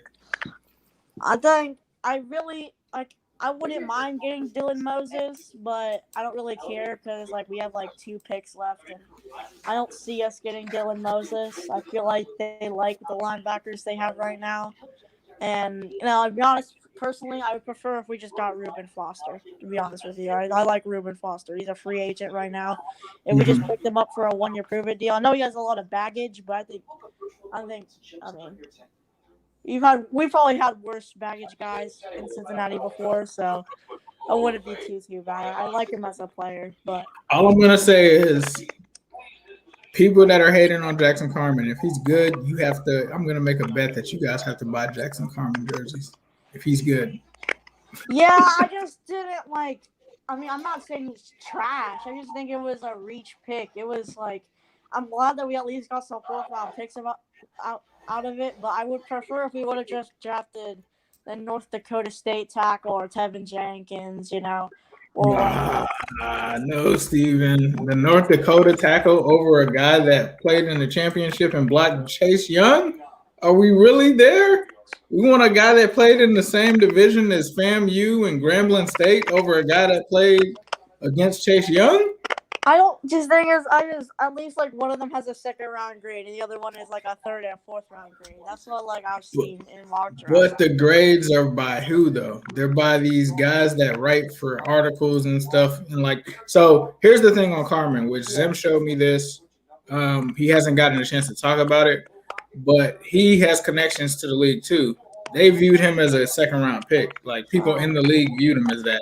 And I think sometimes we get. Like the guy that told us that Stone Forsythe was like an early 4th rounder clearly wasn't right because he's still there. Like a lot of these guys that they said, like whether it's Smith, obviously it's some medical stuff too. But if Willie Anderson is telling me that Jackson Carmine is good, I'm sorry, I'm taking that over Lance Zerline and all of those guys. I'm not saying he's trash by any means. He's a good player. I mean, he was good enough to play at Clemson, so that's a start. But I didn't think like at the 2nd round, I feel like we could have just got a better tackle there. I think Tevin Jenkins is definitely a better tackle. In my opinion, I like Tevin Jenkins more. I'm not saying he's trash. I just feel like I just feel like I wouldn't pick him over Tevin Jenkins. But if we were to pick him, I think it was definitely the right move, and we were going to pick him anyways to trade down. But we'll see how it works out. I think it'll be good, but I just know that Tevin Jenkins better be that guy. Not just you, but like everybody keeps saying Tevin Jenkins. And I get it, but there's other factors at play too. Like, can Tevin Jenkins play guard? Does he have the body type to play guard? Could he have played in his own blocking scheme? Is he a scheme fit for Frank Pollock's scheme? There's a lot of things that I think go into it in terms of that. Yeah, that's why I said earlier when I came on was like, yeah, I can't hate on it too much because, Frank Pollock and, all these people are sticking their necks out for him. So I can't really I feel I'm going to I don't like the pick necessarily. I'm fine with it by any means. Right. He's a Bengal now, so I have to roll with him either way. So right. But I would just prefer a different player, but I'm not saying he's bad. I just feel like it was a reach pick. But I think I trust Frank Pollock. I trust Willie Anderson. I trust all these guys. And I trust their evaluations. So I think he'll be good. And if you look at Frank Pollock's track record, I think he'll definitely be able to turn him into a guy that everybody is really Bengals fans are going to really like down the line. So I think maybe right now we'll just have to, I feel like it was more my opinion right now. It's just I just need to let it simmer for a little more and then I'll have my, a real good opinion on it. But you got to go back and watch film on him and stuff like that. From what I heard, when I was talking to Willie yesterday, they really loved his tape against Chase Young. He shut out Chase Young in, I think, a college football playoff game, and that was a big thing for them. And then the fact that he was blocking for Trevor Lawrence and stuff like that. It's just a lot that they like about him. But yeah, me personally, I'm just not an offensive line expert. Like I don't like when I watched Tevin Jenkins, he looked okay, but he was kind of stiff. He was kind of stiff to me. So like expecting a stiff guy like that to play guard was just I don't know. And I did cut the tape on him. I thought he definitely played nasty and he was a mauler, but I don't know if he had the athleticism from what I saw to play guard.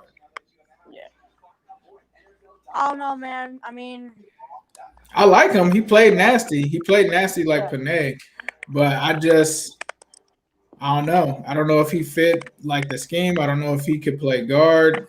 You know, and they have Riley Reef, which now I'm sounding like I'm Team Chase, but I just don't know. Like if him and Riley Reef are the same guy, can either of those guys play guard?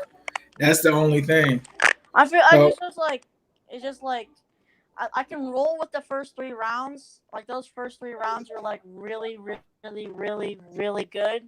But I can roll with the first 3 rounds. It's just I question round 4 and on.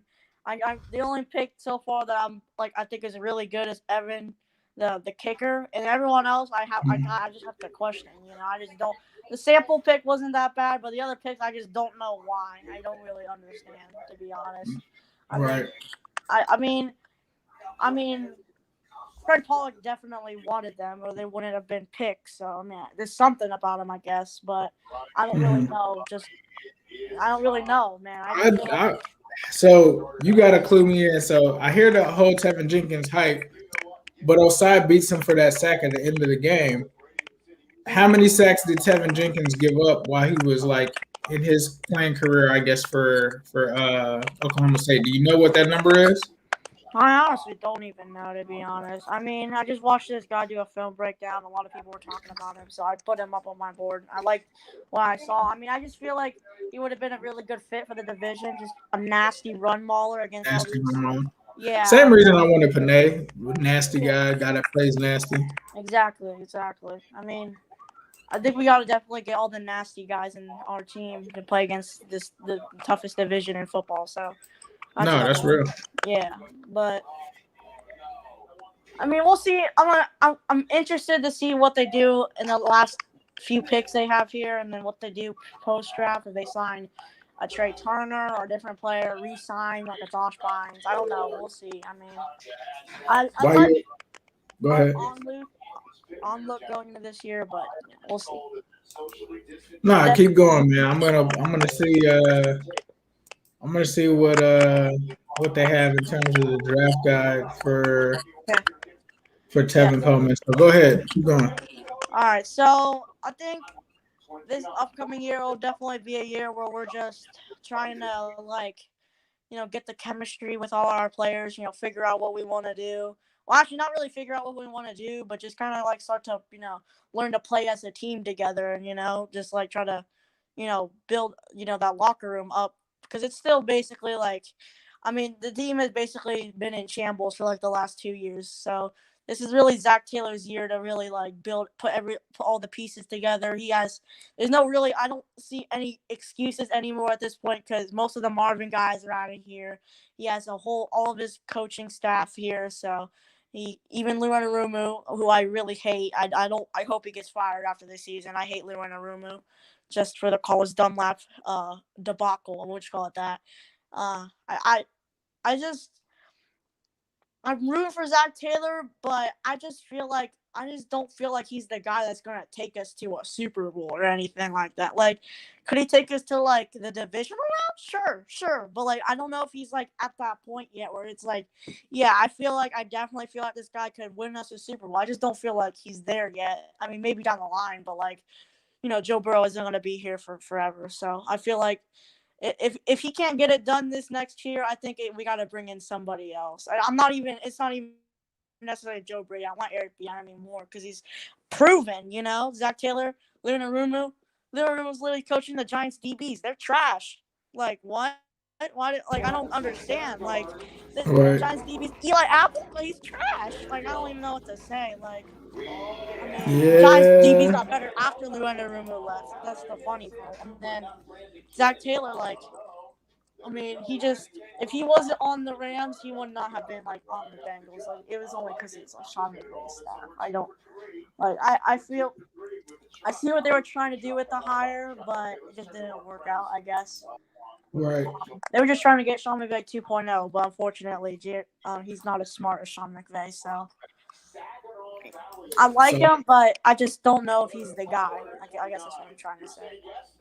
So I'm in here just looking around. I'm assuming that they probably have him as a tackle and not an interior lineman. So I'm scrolling through PFF here, through their draft guide, just to see what they're saying in terms of. Here we go. We're getting into the offensive tackle. So let me see. I don't think I can. Unfortunately, I don't think I can share it because I think that's a violation of what they allow. Yeah. The D tackle pick, I mean, I don't know how I feel about that. I think it's a good pick for sure, but like So here, believe this or not, guess where PFF had Jackson Carman projected to go? Where? Second round. Yeah. Exactly where we got him. So here's what they had to say about Jackson Carman. Okay. They said that let's see. It says 6'5" through 17, junior, former 5-star, NFL player comparison, Deion Dawkins, biggest strength, independent hand usage, biggest weakness, depth, and pass sets. He allowed 4 sacks in the 2020 season, had an overall grade of 79.8, 4 QB hits, 3 hurries. 2019, he only allowed 1 sack in 800 snaps. 74.2, 3 QB hits, 10 QB hurries. 2018, he only allowed 1 sack, 2 quarterback hits, and 1 hurry. They said that Carman has always been a rare specimen. I still have videos on my phone of absurd pancakes of him at Fairfield High School, not too far from PFF offices in Cincinnati. Yeah. Simply put, 330-pounders just don't move as easily as he does. While he has a great starting point, Carman never quite made the leap to dominance that you like to see from the tools of drafting him highly. However, we did see progression as he held up against stiff competition in 2020. That continued improvement was enough for me to bet on the junior developing at the NFL level as well. Yeah, I think I'm really trusting Frank Foley here to, as we talk about that rare athletic ability, to turn that into, a really good tackle for us. That's what basically, frankly, what I'm trying to say. A really good tackle for us. I mean, we all know Riley Reef is, like, I doubt, there's like a 5% chance in my mind that Riley Reef is going to be back after this season.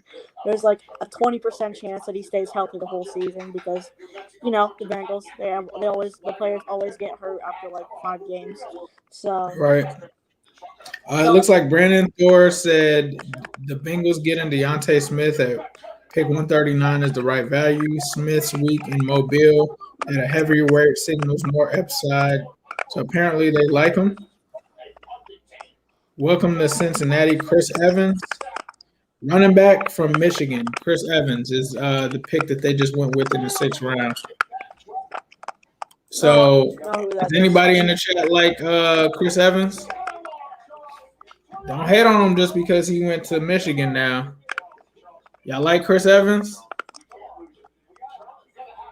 Why are people saying what? Is that good or bad? Is that a good wow and what or bad?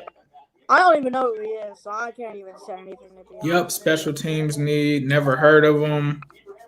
All right, give me 1 second. I gotta. Somebody said a worse pick, a waste. It's bad. No clue who he is, honestly. All right, before I get over to the pick. So Cosme, they had 1st or 2nd round. Derek. Let's see. Eichenberg, they had 2nd round, which he went. Stone Forsythe, they got him as a 4th round guy. He's still out there. Yeah. Let's see. James Hudson, 3rd round, which I think he went 4th round. He went to the Browns. I thought the Bengals could have got him. I thought that. Tevin Jenkins. Here we go. They said that he was a first-round guy. They said he is compared to Marcus Cannon, 6'6", 317. Upper body strength was his biggest strength. Weakness is a mirror. I don't know himself. I don't know what that means. Let's see. He's a 3-year starter who's seen his grade improve by leaps and bounds each year. This past season, we saw it jump to the upper echelon of tackles in college football. He's a hulking right tackle who will be a quintessential line of scrimmage mover at the next level. He had some reps against Joseph Asai that were jaw-dropping. Jenkins is the type of offensive tackle that opposing defensive ends will do everything in their power to avoid. So it sounds like he's a tackle. Yeah. So that's the only issue is with them thinking that they needed a guy that could play guard and go tackle. Maybe that's what it is. I mean, couldn't we just move Riley Reef to guard? Didn't he say that we could move Riley Reef to guard? They asked him. I think that he could potentially play right guard. I think when we first signed him, but I'm not sure if I think they just view him as the right tackle. I don't know. Here's the thing I'm wondering about Jackson Carman. It's like, how many pressures did he allow? That's something I'm really curious because I remember you checking the PFF or not the PFF stat or something, a stat about Bobby Hart. You only allowed like 2 or 3 sacks, but we all know he probably allowed like 1,000 pressures. So. I saw hurries. I don't know if hurries were pressures or not, but it was only like 10 at the most, I think, in some of those seasons. I think it's just that everybody wanted the other guy so bad that they're making it seem like Jackson Carman just wasn't as good because this other guy was supposed to go in the first round. The thing is, we still could have taken Cosme. I would have really liked that. I really like Cosme. He looks good. Yeah. I think one of the things that they've been looking at is they want guys that have played for not to try to hit on Cosme or anything, but winning programs, guys that have been on championship teams. I think that's part of it in terms of the mindset that they're trying to bring to the new Bengals with them having their new nucleus. I'm trying to look for this Chris Evans guy. I'm having a hard time finding him. So maybe that was just a special teams pick. Yeah. I mean, it's the 6th round, so I can't really be mad at it. It's the 6th round, so. Yeah. It's not like I'm not gonna expect him to be good or anything. And Trey Smith is probably gonna go undrafted. They just sent it out on Twitter too, and I'm like, Chris Evans, all right. I looked at no running backs this year because I just didn't feel it was a need. So I was just like, I don't get why we would draft a running back. We have so many. Just kind of a waste of time, right? Exactly. Yes, exactly. And we were like, I feel like Duke Tobin straight up told us like they like some IJP Ryan. Like, I like him too. He looked pretty good towards the end of the season. So I do have something here on him, on Chris Evans. Looks like he was a redshirt senior, expected to go 5th to 6th round, so around this time. 5'11", 211 pounds, 4'5", 40, 32.5-inch arms, 23 years old. So let's take a look at him. Christopher Chris Evans grew up in Indianapolis and attended Ben Davis High School, where he was a 3-sport letterman. He moved from quarterback to running back and became a varsity starter as a sophomore, rushing for 530 yards and 7 touchdowns. He led Ben Davis to the 2014 state championship, finishing with 1,249 rushing yards, 676 receiving yards, and 28 total touchdowns, 18 rushing and 10 receiving. As a senior, he posted 1,115 rushing yards and 15 scores alone. He also played varsity basketball In track at Ben Davis, his personal best in the 100 meters was a 10.9. 110-meter hurdles, he ran a 14.28. So he's a four-star prospect coming out of high school. He was the number 9 ranked all-purpose back in the 2016 class and the number 4 recruit in the state of Indiana. He received several Big Ten offers and ultimately committed to Michigan over Michigan State, Ohio State, and Purdue. After 3 seasons on campus, Evans served a 1-year academic-related suspension for what has been called an academic mistake and wasn't enrolled in school. After missing the 2019 season, he was reinstated prior to the 2020 campaign, and he accepted his invitation to the Senior Bowl. So from what I can see, looks like his rushing yards haven't really been that much. His rookie season or his freshman season, 88 carries for 614 yards, 4 touchdowns, 6 receptions for 87 yards. The next year, 2017, 135 carries, 685 yards, 5 yards per carry, 6 touchdowns, 16 receptions, 157 yards and a touchdown. 2018, 81 touches, 423 yards, 4 touchdowns, 18 receptions, 148 yards, and a touchdown. Sat out for academic probation reasons 2019. 2020, 16 carries for 73 yards and 1 touchdown, and 9 receptions for 87 yards. So that's what they have to say in terms of his strengths. Athletic, muscular build, and fills out his uniform.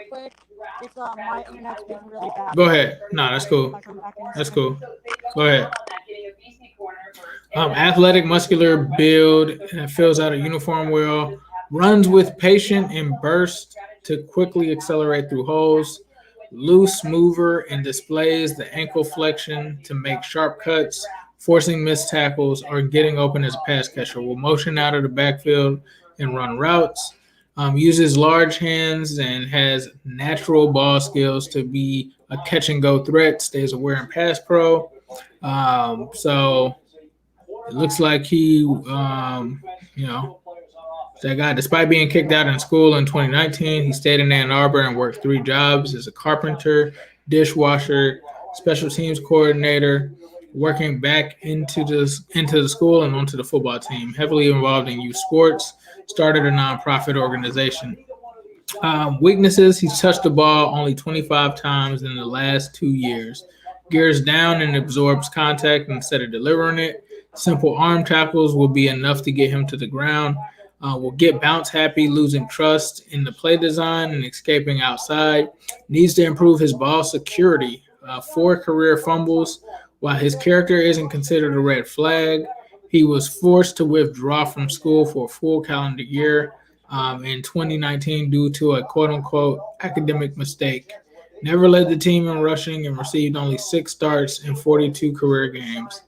His yards per carry production declined each season. He will be a 24-year-old rookie. In summary, as a part-time player at Michigan, Evans was a rotational running back in the offensive coordinator's pro spread scheme.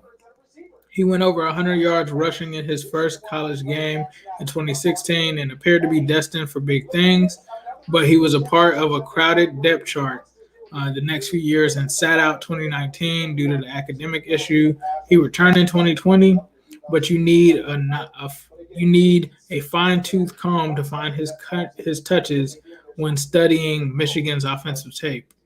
He is a good-sized athlete with quickness and dependable ball skills, although his pacing may need work. Overall, Evans is a prime candidate to be a better pro than college player due to his impact in the passing game, and he projects as a versatile weapon who can line up in the backfield or detached. So, okay. Seems like he's a guy that could potentially be a better pro than he would be. Does sound like he's somewhat of a Geo replacement, but we're going to have to check him out. PFF seemed to like the pick. We'll see. Well, I don't expect much because it's the 6th round. I don't even know his name, so it's not really a good thing. Don't say that. We got Khalid Kareem in the 6th round last year. Well, yeah, but you know he was good at Notre Dame. This man's a rotational player. At least Billy Kareem was good. Like, Nah, I feel you. at least he was like a name that was decently out here. Like people like you would say his name, and some people wouldn't know him at least. I never even heard of this man before. Right. Well, it makes sense why you wouldn't know because he had the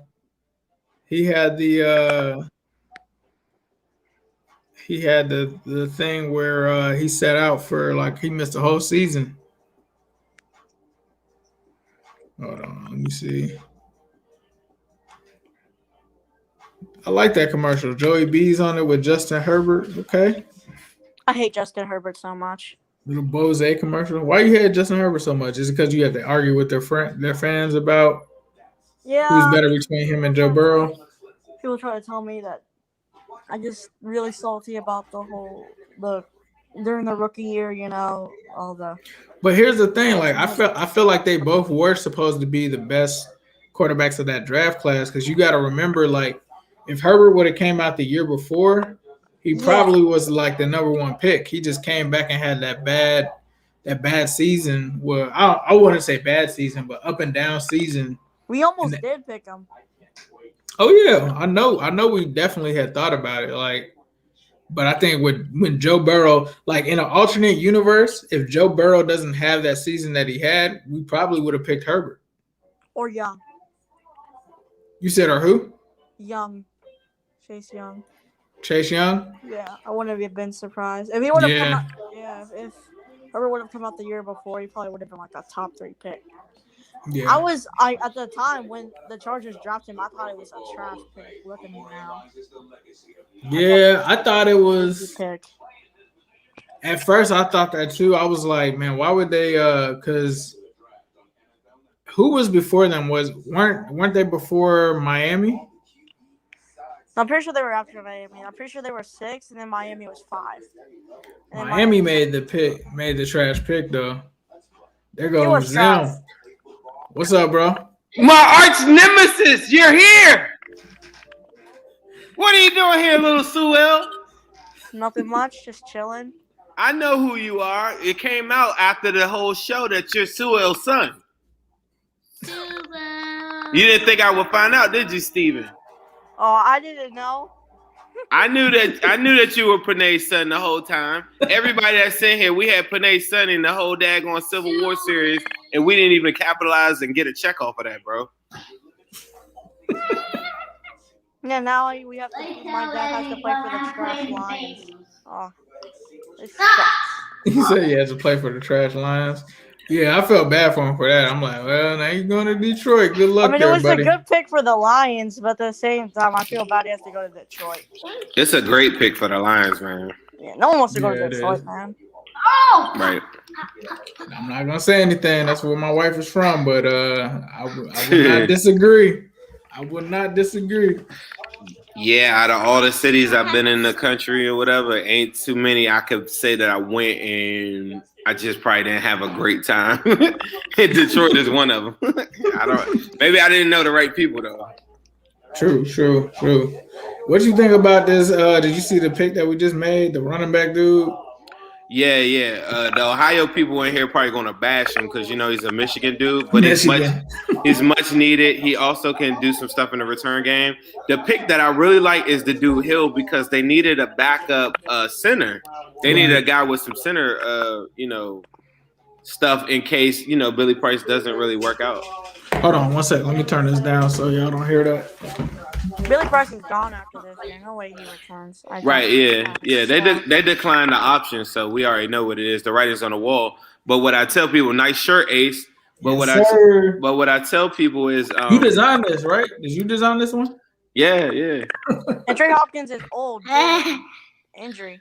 So I think that's a pretty good pick, I guess. So right. I mean, people gotta think when he tore his ACL. When Hopkins tore his ACL, I mean, what was that? Like, it was only like 2-3 games left in the season, right?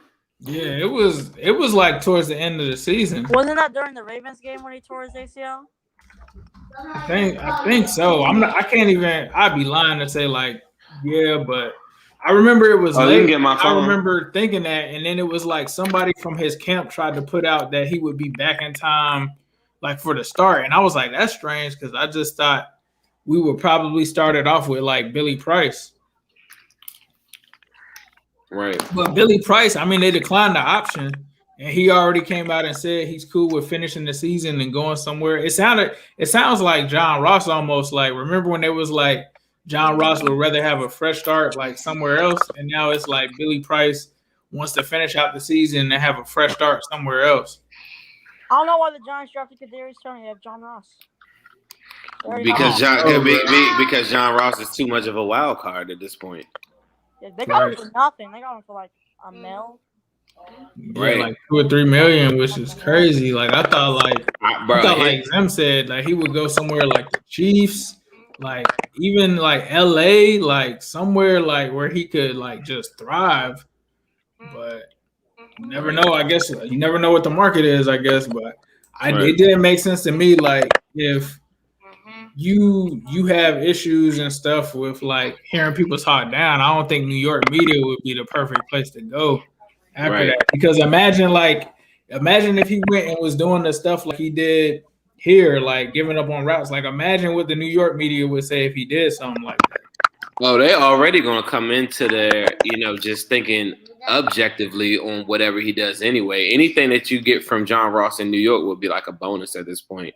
Right. The Toney pick makes it so that I was telling you this off the air, Ace. Like I think John Ross probably has like 100,000 guaranteed or something crazy, something stupid like that, like little guarantee money to the point where they might call him and say, "Yeah, like I don't think we're gonna need you, bro." That happens in the NFL. Like they come out of this draft, they got him, took a flyer on him on a small contract. He could come out of this thing and they say, yeah, we don't really have too much. I don't think there's space for you. Like, he ain't the only guy they picked up either. I want to do something with you. Can you pull up on the screen? Because a lot of people are talking about, I'm looking in the chat, they want to grade, like, the draft. Yeah, can you pull up, like, some of the guys? And I just want to go over with Steven. I want to get you guys' thoughts on some of these guys. All right, so the whole draft, right? Yes, sir. All right, so Jamar Chase, obviously, we love that pick. Jackson Carman. Stone just went to Seahawks. He finally went. So the Seahawks just got Stone. I'm trying to get the UDFAs. I'm sorry to cut you off, but go ahead. Nah, you good. Jackson Carman, Joseph Asai, Cam Sample, Tyler Shelvin, Deontay Smith, Evan McPherson, Trey Hill, and Chris Evans so far. The one guy I'm educating myself on now, I just was watching some I had one of my guys send me some stuff, and I'm about to start looking at it too, is Deontay Smith. I think that might be the steal of the draft when it's all said and done. I think the Sample pick too, I hate saying Sample because we already had the Drew Sample, but I think the Sample pick also might be, like a crazy value pick that we'll see come to fruition later on. But I'm gonna tell you, my second favorite pick in the whole entire draft is the kicker, McPherson. I love that. And everybody says you should have waited to the 6th, but from the talent that I've seen, I'm gonna tell you the day that he won me over. Somebody sent me a clip of him kicking a field goal, LSU 57 yards in the fall. And that was the day that I was on board with him. It was a clutch kick too. He didn't have that many clutch kicks at the very, very ends of games, but when they needed him in the most important spots, those are the things that I was looking for. If you ever seen him talk or whatever, like confident dude, I really feel good about like the mental behind him. And I think he's more of an asset now. He's got the leg, bro. Yeah, I like just watching his interview that they had. He seemed cool. Like he seemed like he would be a good candidate for the Orange is the New Black podcast. He seemed like he was kind of joking and laughing and stuff like that. Seemed like a laid back dude for sure. So I love that pick because that was an underrated need. Like because Austin Seibert is not good. Like if you thought Fat Randy was bad, Austin Seibert was gonna be even worse than that. Austin Seibert's trash. And like we talk about kicking, and yeah, you can downplay it. But if we would have had an Evan McPherson at the end of the Chargers game, that game goes into overtime, or other games where we miss Cleve field goals, I think that would have been major. And then we all still think about the guy that we had. It's the kicker that we signed, and then we cut him for Randy, and then he went to the Eagles, and now he's like a stud kicker. Elliott. Yeah, Jake Elliott. Jake Elliott, like, just keep this dude. Just keep Evan. They don't have that. You cannot take a 5th round. Like, like you jumped up just to make sure you cannot take a 5th round kicker and cut him. Right. like any funny stuff. As long as he's healthy, he doesn't do anything with a groin or something like that. Like, that's our kicker. And it's funny you said Orange is the New Black podcast, like a candidate for it. I was lobbying on Twitter, bro. Like, I was going crazy. I had this thing. I was just trying to get his attention. I was like, he was doing the Q&A with Bengals. I had him laughing. I was like, bro, take off your shoe. Let us see your toes. Let us see. Like, he was like reading the comments and stuff. And I was like, if I just get his attention, bro, he gonna come on. He seemed real chill and real cool. I know a connection about to come up from somewhere. Somebody about to hit us and be like, yeah, I know him. The other pick that I like, I think the Joseph Osai one stands out. I really like that one. I really like the Tyler Shelvin pick too. Like that. Like, online, they hating on Shelvin, saying because guys like Bobby Brown and 3-techs were there. And even when I talked to you, I said, man, they should have got a 3-tech right there. But Sands put me on to the fact that, like, and you said this too. Said, yeah, like when we lost to the Ravens, like, dog, this dude be taking on double teams. Like, he sent me some clips. Like, he said, nah, bro, check him out. Like, he be taking on double teams like no other. Between him and Mike Daniels. And then, Tupac got a little bit of that 3-tech in him too. So, right. Shelvin, and I mean, that's another guy that they like, from LSU and the connections there. And even Chase was like, yeah, that's my boy, like early. Like, like not just I knew him from the team, like that's my boy. I love it because like the stuff that I saw, it sounded like they were just hating on him. They were like, oh, he didn't do well academically. I'm like, I don't care. He's a professional football player, not a teacher. Like, I don't care about that. And then they were like, oh, he's lazy and this and that. And I'm like, there's no way you could play for LSU and win a national championship and be lazy. And like, for me too, like, they have weight clauses and stuff like that to put in contracts if you're worried about that stuff. Like, we went through that with Andre Smith.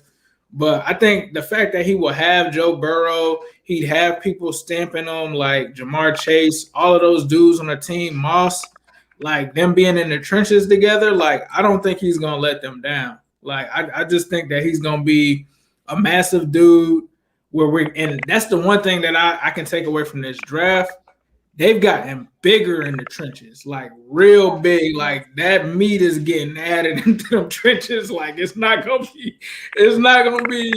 easy to mess with them trenches. I know Steve is a fan of that. What you think about them boys that we got in the trenches? I mean, rushing the passer is definitely still a big concern. I think it's probably our biggest issue on defense. Outside of at least one experienced veteran linebacker. But I think I'm not worried about stopping the run because I feel like we have the personnel. I think we just need to be able to, put it all together, and I think we'll be able to stop the run just fine. But I just think I still rushing the passer is just an issue for me right now. I think that's why I love the Joseph Osai pick. But we double dipped though. We double dipped with the Cam. What about Cam Samp? I think it's easy for everybody to get behind Joseph Osai because he's kind of like in the mode of some of the guys that we like a Carl Lawson and stuff. But the Cam Sample, don't sleep, Steven. Yeah, I just feel like. Well, I mean, we'll see. I mean, I really like Khalid Kareem. We'll see how he develops into this season. He almost had a few sacks last season, so we'll see. Yeah, he had a lot where he was almost there. It's funny because I was texting him last night. And I was like, I hit him at 10, and I was like, another edge in the room. I was like, and this was when we drafted Osai. And he was like, I was like, do you know anything about him? He was like, nah, not really, but glad to have some more depth because we need it bad. So, like, for them to get Osai and then Sample, it makes perfect sense because you got somebody that's on the roster right now that's like, we need more depth edge. And that's at his position, too. And he's like, nah, we still need some more help. Bad there. So I think it makes sense for them to take two edges back to back in this draft. Steven, I'm going to ask you a real question. Let me ask you this too. You probably get this a lot because 2 women have already hit me about this already. On a weekly basis, how many women ask to squeeze your cheeks? Unfortunately 0. But 0 between my wife and my sister. They was like, "Oh, look at little Steven. I want to squeeze his cheeks." They both said that. So I'm like, this guy Steven gets the ladies and he's super knowledgeable on Bengal stuff. And I want the ladies in the crowd tonight to know that Steven is like out here. And will you allow them to squeeze your cheeks the first time they see you at Paul Brown Stadium? Facts, yes. Yeah. Dope, bro, dope. But yeah, I really like what they did throughout this draft. I mean, I feel like I've been defending them a lot. Like a lot of people have been like upset, and I'm like, bro, they're trying. They going and doing different things, but they're doing like I said this earlier to him. I'm like, it's almost like they're doing exactly what me and Zen wanted. Like Zen wanted them to get Chase and still build the trenches. I was heavy on the trenches. And I feel like they did that. They gave multiple picks to solidify the trenches. They attacked the offensive line. They took Chase. They had a plan. They got guys that they're developing. Like now when we go into camp, like it's going to be some competition. It's going to be some like, and then the other thing too is, Zim, I keep forgetting the dude, but don't they have like an offer out there? I saw NFL rumors, and I'm going to give him credit because I feel like dude been calling some stuff. Like I don't know how good his radar is with the Bengals, but he had said something one day like the guard or center Easton that used to play for the Saints or something. Yeah, He said that they had an offer out there for him, like they were just waiting to see. See the Hill. That's what that is exactly what I kept on saying. Is before the draft, I'm like they got to come away with a guy. That's why I wasn't even disappointed. But I just didn't understand. I'm like, bro, Creed Humphrey's still there. Like, or I'm naming like guys that had options at center. But then you go and look at like the guys that they drafted, like Hill. I think from a younger age, you got more time to groom them. I'd much rather do that than go with an Easton. I think coming out of this now you're not pigeonholed to do it. Because even before then, the Bengals was even thinking about Easton or even we were talking about Blythe. Who sucks. They really aren't that good, but I wanted a contingency plan for Billy Price. Right. We're Frank Pollock too, so I think he can develop kids. So I definitely trust Frank Pollock to be able to develop, young offensive linemen. He's done it with Dallas, and I feel like he can definitely do it in Cincinnati. For sure. Let me ask you, Ace, can you go back to, so overall, I guess, what's the grade that you giving Ace? What's the grade you giving Steven? And then I want to go back to like where I kind of cheated on it because I didn't cheat myself, but I think I did the average of what they have right now here on CBS, and it comes out to like a B. It comes out to a B. I probably would say they're going to kill me. I would probably say that they got an A for this. And that's the highest I think I've ever given them before. Wow. I think I'm going to say an A-. I'm going to say an A- just because I know people are going to be like, they should have picked this guy and that guy. But from looking at what they did in the trenches, looking at the kicker, getting Chase, getting guys that can play a multitude of positions, I think I'm higher on Carman than everybody else. Right. I just went to the PFF grade. Right. I just went to the PFF draft guide. Renner is big. Renner, I talked to Evan McPherson, our boy, yesterday, and he messaged me today. He said, man, Renner was really big on him. Right. He has a second round projected grade on PFF's draft guide, which I didn't even know. So I think just from that standpoint, not even just the Carman pick, but the fact that they went back and got Deontay Smith. Like you said, I've heard people talking really high about him too. And just the trenches, the kicker, Chase on top of that, I have to give it an A-. Like the fact that we have Chase now, I think before I was thinking, maybe they should get a tight end. But when you got 3 receivers like that, potentially 4 with Auden Tate too, and it also speaks volumes. They didn't take a receiver, so they still got a role for Auden Tate. I think it speaks volumes to what they were trying to attack in this draft. And if they end this with a Dylan Moses in the 7th, like they did with the pick last year at linebacker, Oh man, I'm good. So I'm good with what they did personally. Like the more I look at it, the more it grows on me. Right. So I guess for me, an A-. Steven, what are you giving it? I know it's not that high for you. I don't hate this year as much as you think, but I'll probably have to give it an A- too, because all right, well the Chase pick is obviously A+ pick. I mean, he's the number one receiver in the draft. He's the number one of the best players in general in the draft. Probably a top 7 player in the draft. So that's automatically an A+ already. Not even adding accounting the connection with Burrow and how he opens up our offense and what Zach Taylor want to do with what we're looking more of a more vertical offense than what we were first looking at when he came here was you were gonna do that West Coast run the ball stuff that he did with Sean McVay, but it's whatever. And then the Carman pick. I mean, it's not. I'm not raging about the pick. It's just I wish we would have picked a different player, but I can definitely get behind the pick. That pick specifically, I'd probably have to give a B+. I think it's also I think Pollock definitely wanted him, so I think that speaks volumes to how much Pollock. He's been around a lot of elite linemen, so if he wants him, there's something about him, man. So I gotta give. I'm trusting Pollock, and I have a good feeling about Carman. I just didn't like it at the time, but Right. and then we had the sample pick. I don't know much about him, but I think it adds a good depth. We can rotate our D linemen a little bit now. We can have a good rotation like the 2017 Eagles. A big part of their defense that year was how deep their D line was, and they were just rotating guys. Who be telling you about that all the time, Ace? That team. That's my favorite. That's my favorite go-to when I be talking about that defensive line, that rotation when they went to the Super Bowl. Yeah, facts. And then we have the D tackle kid. I think. How do I feel? Oh! I forgot. I skipped Osai. Forgot about that. That's a A+ pick for me. Also, I got to give that A+ pick. I mean, it's amazing, just absolutely amazing value for where we were at in the third round to get a guy that I even saw him going to the Browns in the first round. I saw a mock draft with that. So to see a guy that was a projection to be in the mid-second, early second, maybe even late first, he's definitely better than the Jason Owe kid. I think he's definitely better than him. So I think that's really good value, and I think it fits a really good need, and I think the D line coach, Marlon Hobby or something. Yeah, that's their boy too. They like that. That's Reader's guy.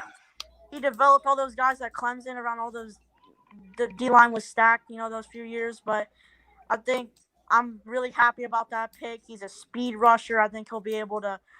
I think he's our. I think going into next year, him and Trey Hendrickson are what I'm looking at. Well, maybe not him as a starter, but I think he'll definitely make an impact as a rookie. So, right. Then we have the D tackle out of LSU, right? Shelvin.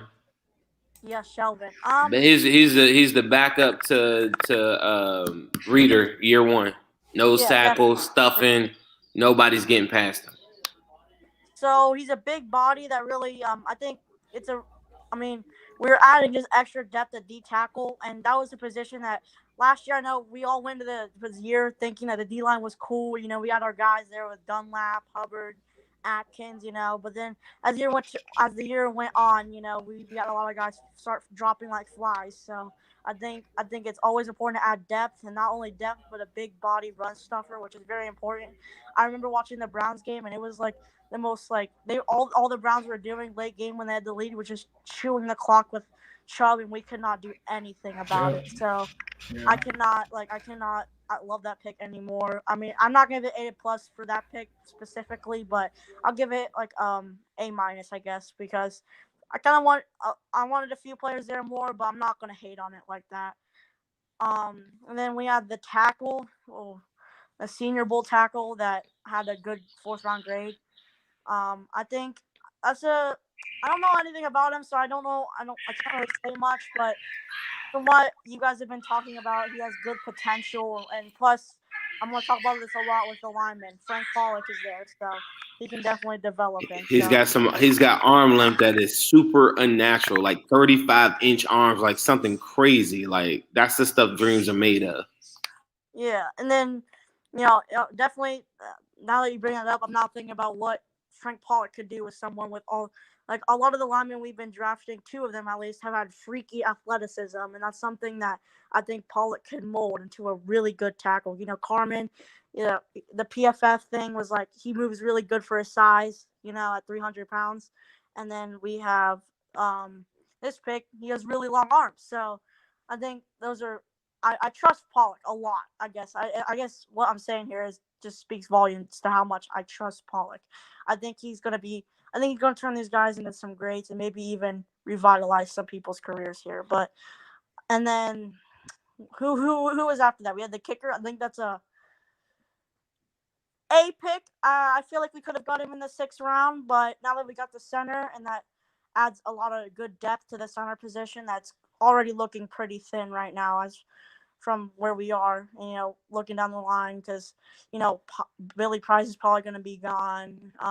Hopkins, I mean, he's coming off an injury. So I think I'm fine with the pick. I think we need a kicker. I mean, looking back, there's games there where we lost because we didn't have a good kicker that couldn't kick for nothing. So, I feel like if we would have had him against the Chargers, I think we win that game. I think even if they did win the coin toss, I think DJ Reader and that whole defensive line, what they would do in all game, just absolutely shuts them down. And then it was good.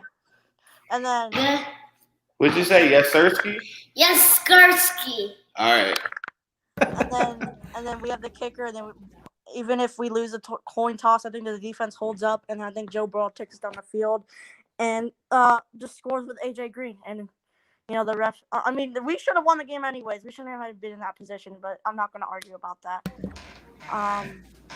And then we had the Evans guy. Actually, the Hill guy first. What was his name again? You said Trey Hill? Trey Hill, yeah. I think it's. Again, good depth. A guy that could develop down the line, but I don't really know too much about him, but.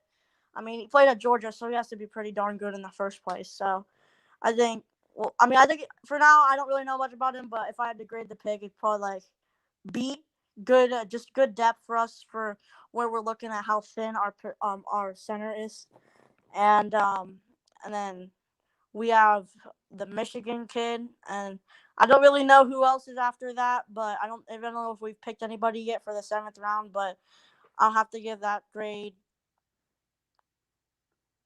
I guess a C, to be honest. I don't really think that was really I feel like there's at least 4 guys that I think we definitely could have drafted over him. We could have drafted We could have drafted a Dylan Moses over him. We could have drafted a Trey Smith. There's so many guys that guys that we could have took flyers on, and we just took a guy that's probably just going to play special teams. And I don't even know if he's going to make the roster next year. So we'll see how that pick goes.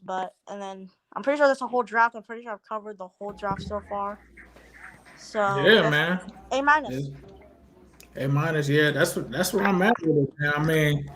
I'm honestly pretty excited because I do this every year, and I know someone's not going to have it already, but I like to update the rosters, put these guys on, create them in Madden. And it helps me actually learn more about them that way too, because not that I don't do this all the time, but I generally go and look at NFL draft profiles. So I always go to NFL.com official draft profiles, see what the comparisons are, strengths and weaknesses.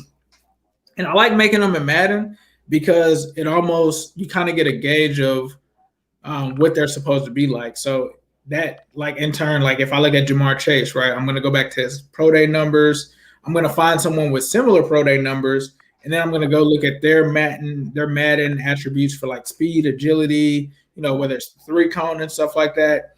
And then I kind of get to recreate them in the game, but I try to do it on an accurate level. I don't want if I'm creating Jamar Chase and someone has him at let's just say a 99 speed. Not saying he couldn't have that speed because he ran a 4.3, but obviously he's not faster than John Ross or just ones that don't have realistic ratings is just, I don't know. I'm kind of a Madden rating snob when it comes to that. So I always try to get them as accurate as possible. So I can't wait to put these guys on the game and see what they do and go against some of those other teams with updated rosters too. I remember when you put Young on the Bengals, and when then he took us to the Super Bowl last year. We did the Oh yeah, it was like Chase Young and Jalen Hurts. And then we went to the Super Bowl in Tampa Bay, and I'm pretty sure we won, right? Yeah, it was like we drafted Jalen Hurts in the second round and got Chase in the first because that's what everybody wanted. Do you remember that? Everyone was like, I don't remember Hurts, but I remember Chase for sure. Chase in the first, Hurts in the second, because everybody felt like Hurts was going to be there. So they were like, Chase in the first, Jalen Hurts in the second. Do it. And then like they ended up going in the Super Bowl. That made it even worse. Because I didn't want that. I didn't want Jalen Hurts. That was so bad. It was actually really funny. Like I didn't think we'd go to the Super Bowl. I was just sitting there on my couch, and then we ended up going to the Super Bowl. I did not expect that at all. I didn't expect it either, and I was like, "Wow, are they is Madden trying to tell us something?" I don't know, but I think we have a better chance of getting to the Super Bowl with Joey B for sure. Kayvon Thibodeau next year, man. Yep, Kayvon Thibodeau would be nice. Yeah. Like Trey a lot of Smith, people. Gary Vincent on the board still, the corner. Darius Washington, Dylan Moses, Quincy Roche, Seth Williams. Quincy Roche wouldn't be bad either. Shaka I mean, Toney. at this point, just keep taking Shaka Toney. Somebody asked me about Shaka Toney. Shaka Toney's still available. That's why I don't like the Evans pick, the Chris Evans pick or whatever, because there's so many guys that I just named like there's only a few of them I just named, but they're all like guys that we could take, and that's just like perfect picks for us. To be honest, it'd be great. Yeah, I'm with you. We're still. Let me look at this. Hold on. I take Dylan Moses. That's just me though. We get Dylan Moses in the 7th round, and we pick like. We take like what? We take Trey Smith undrafted, take Dylan Moses in the 7th round, and we use that 6th round pick to go grab what? We could grab like a receiver, or we could go out there and grab like. The only reason I say that is because last year didn't they took a linebacker at the 7th round pick, and it was the guy that I wanted the whole time. Would love for them to do it again, but we'll see. Wasn't it Marcus Bailey that they took last year? Yes, sir, Marcus Bailey. Well, I barely saw him last year. I don't really like. We'll see. I mean, he didn't really get a chance to really get too many opportunities. I mean, he was coming back from a knee injury, but I wanted to see him some more. He got in a few times, but it was like far in between. Yeah, like for the most part, it was mostly special teams. To be honest, the second position I was most excited to see outside of our quarterback was I was just really hoping to see because we picked so many linebackers, so I was really interested to see how our linebackers would do. They try to start Josh Bynes over there, and I was just. Roche is a squealer. He's officially a squealer. Oh, Roche. Yep. Yeah. Yep. He's a squealer. He's an enemy now. Well. Feel bad. I mean, I'm gonna get blocked by Carman for the next 4 years. So. Exactly. I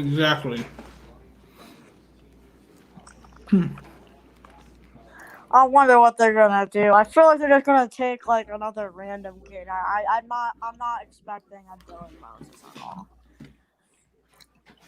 Yeah, it'll be interesting to see what they do. I feel bad for Dylan Moses. I feel bad for him too. How the mighty have fallen. He was first round pick last year. If he would have just went out last year like he wanted to, he would have been drafted. Same thing with Sean Wade. Now he's in Baltimore, and they had great corner depth there. No, probably gonna be their slot. Well, they got Tavon Young in the slot, but now they probably could put him there if Tavon Young gets hurt because Tavon Young hasn't been able to stay healthy the last couple of years. Everybody, I think the Browns are right now. I think the Bengals are in good place to compete for 2nd or 3rd in the division, but I don't know if we can. I don't want to be that guy, but the Browns have had probably I don't even know what to say about their team. They're stacked right now. The Browns have definitely have definitely improved for sure. They got a fast receiver that's basically going to replace Odell because Odell's injured like every 5 seconds. And they got a number 2 corner that I really like. He shut down one of Ohio State's receivers during the Big Ten championship. He's long, fast, really good corner. And they're number 2 as their number 2. They have John Johnson. They got the linebacker, so they addressed their linebacker need at least a little bit. And their linebackers improved drastically. And their linebackers were actually really dookie last year. I don't even know how we did that bad against them, but I think the Steelers are on the downfall. The Ravens are just going to keep being pretty good for a few years. And I think the Browns and the Bengals, I think it's definitely going to be interesting for the next few years. I'll say that for sure. Yeah, it definitely will be. I definitely thought we could have definitely sweep them this year. I just think it was close games each time. It was like 1-score games. It was just, that one time Darius Phillips sold us and let Donovan Peoples-Jones just moss him. And then, the Battle of Ohio is back, bro. That was a heartbreak moment right there. I'm not even joking. That's heartbreak. Yeah, don't remind me, man. That Battle of Ohio, we had some pretty intense battles for that. Each time it was a really good game, but it's just I feel like our offense was actually frustrating to watch at some points this year. It's not even like Joe Burrow was doing bad. It's more or less just the O-line, like every 5 seconds it was just sacks. Like nothing was happening. It's like we couldn't run the ball, so we barely could see Joe Mixon do anything. Right. And then Joe Burrow was just throwing incompletions because his O-line was just selling him. So. Right. Nah, that's real. I might have to bring an enemy on. I'm gonna see if he's around because I've had people talk about. I've actually brought him on to talk about. I've had guys talk about the Baltimore draft, the Ravens draft. You had Sonny, and then you had Quincy, right? Yep. So there's one more guy left. He's the only guy that's okay as a Steelers fan, I'll probably say. It's Tony. I don't know if he's going to be able to hop on or not. He actually, believe it or not, said that Chris Evans was an awesome pick by us because he's big on the draft and stuff like that. So he'll be able to give some insight on Chris Evans. Apparently, I think it's probably because he probably went deep into the running backs this year because the Steelers needed a running back. And so I'm interested to see what his take might be. I didn't think the Steelers should have drafted a running back. Zim, you still there? Or is that Zim's wife? Oh, I think that's his wife. Hey. Yeah, so yeah, he might. Oh yeah, okay. So Tony's not gonna be able to make it. All right, that's cool. He has family over, but yeah, we'll get his take later. But yeah, apparently the Moses injury. Apparently that sucks for him. It ruined him. It ruined him, man. I don't even know what to say. It ruined him. Yeah, I feel bad for him. But still, Bengals could take him. They did the same thing last year, so I think it might be a possibility. What do you think about this Aaron Rodgers stuff?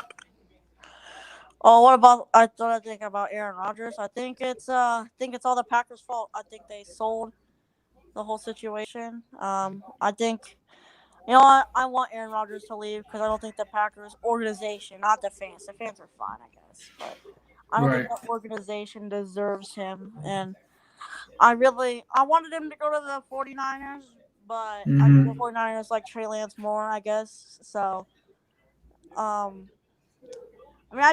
don't know. I think they should have took Fields, but I'm not the GM for the 49ers, so I'm not. Lance isn't trash. I just think Fields is better.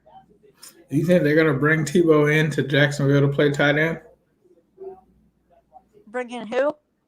Tim Tebow into Jacksonville to play tight end. That would be funny, man. Man has been playing I don't even know. He's been playing baseball or something. Baseball, he's everywhere. I'm like, it's just over, bro.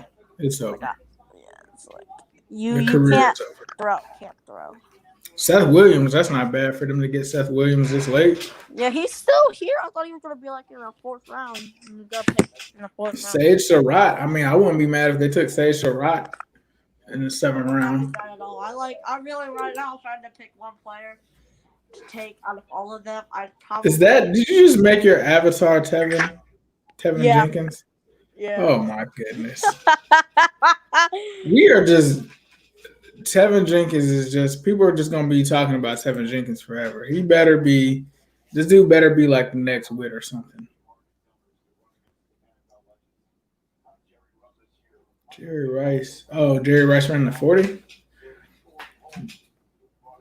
Seth Williams, he ran a 4.4 too. 6'3", 211. Pretty good size. What do you think we're gonna run this year for the scheme for the offense? I think they're gonna throw in some more LSU plays. I think they'll add even more, especially with Chase. We might as well just bring in Joe Brady at this point. It's not even funny anymore. Bro, don't say that. I was thinking that. We're literally like the Clemson Tigers players, all on the Bengals. Clemson, like that 2019 championship team is pretty much the Bengals. They're pretty much like 10% of the Bengals team. And then even the Ohio State, the local kids, Bengals. Right. We're literally I love the culture thing we're doing here. I love how I don't think that they took Carman because he was from Clemson necessarily. I think that's a coincidence because people are saying oh, they took a Clemson player 2 years in a row. I don't think that was really what they were really thinking of when they made the pick. Right. It's he's a good culture guy from Cincinnati, 2nd round. From the city. Yep. He almost played at Ohio State too. He almost played at Ohio State. I just pretty sure he just didn't want to be in Ohio or something like that. I don't know. I don't follow recruiting that much. What Jenkins did? He went to the Bears. Jenkins. He's gonna block for Andy Dalton or Justin Fields. Yeah, I feel, bro. Last year was O-line wise. Last year was a disaster in the draft. That was What's hilarious is he doesn't look like a guy that would play tough based on the avatar picture that you have up. I know that's the joke. He looks so he looks like a nerd, and then he plays, and then he just pancakes kids. I'm excited for this upcoming season. I think we had a really good draft. I think we are building around Burrow now, and I think it's one more draft one more offseason, I guess, to solidify the team. I think if Zach Taylor doesn't get fired next year, he will never get fired, to be honest. Maybe he doesn't get fired. I think they should have brought in Wade Phillips, but, ego stuff probably. So Zach Taylor probably doesn't want a person that probably would be a better head coach than him. Right.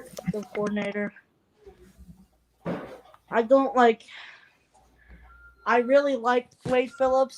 I don't know if you know his track record or not, but Mans is one of the best defensive coordinators in the NFL, and he's on the market. So Mans was 2015 Broncos coordinator for the defense, and then Wait, you said who is this again? Say that again. Wade Phillips. Oh yeah, Wade Phillips. I don't know why Wade Phillips can't get a job. It's insane. Yeah, he had the Rams defense of 2018. Aaron Donald had 1,000 sacks. Insane. Bro, they're already making the graphics. This is what your avatar should be, my friend. I saw that. I screenshot that. I'm probably gonna post on Instagram later. I'm so late. I'm just wasting. I want the Joseph Osai avatar. I want to see that. I want to see that one. The edit for that. I wonder if Seth Reese posted anything yet. I know he's probably in the lab.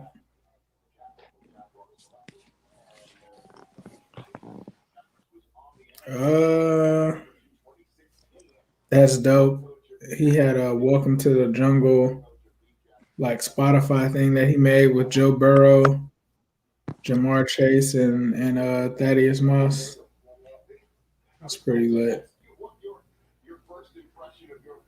I don't know if you saw the Deontay Smith interview or whatever. It was kind of weird. I'm not even gonna lie. It was kind of a weird interview. Why do you say it was? Oh, because so many people were like celebrating in the background.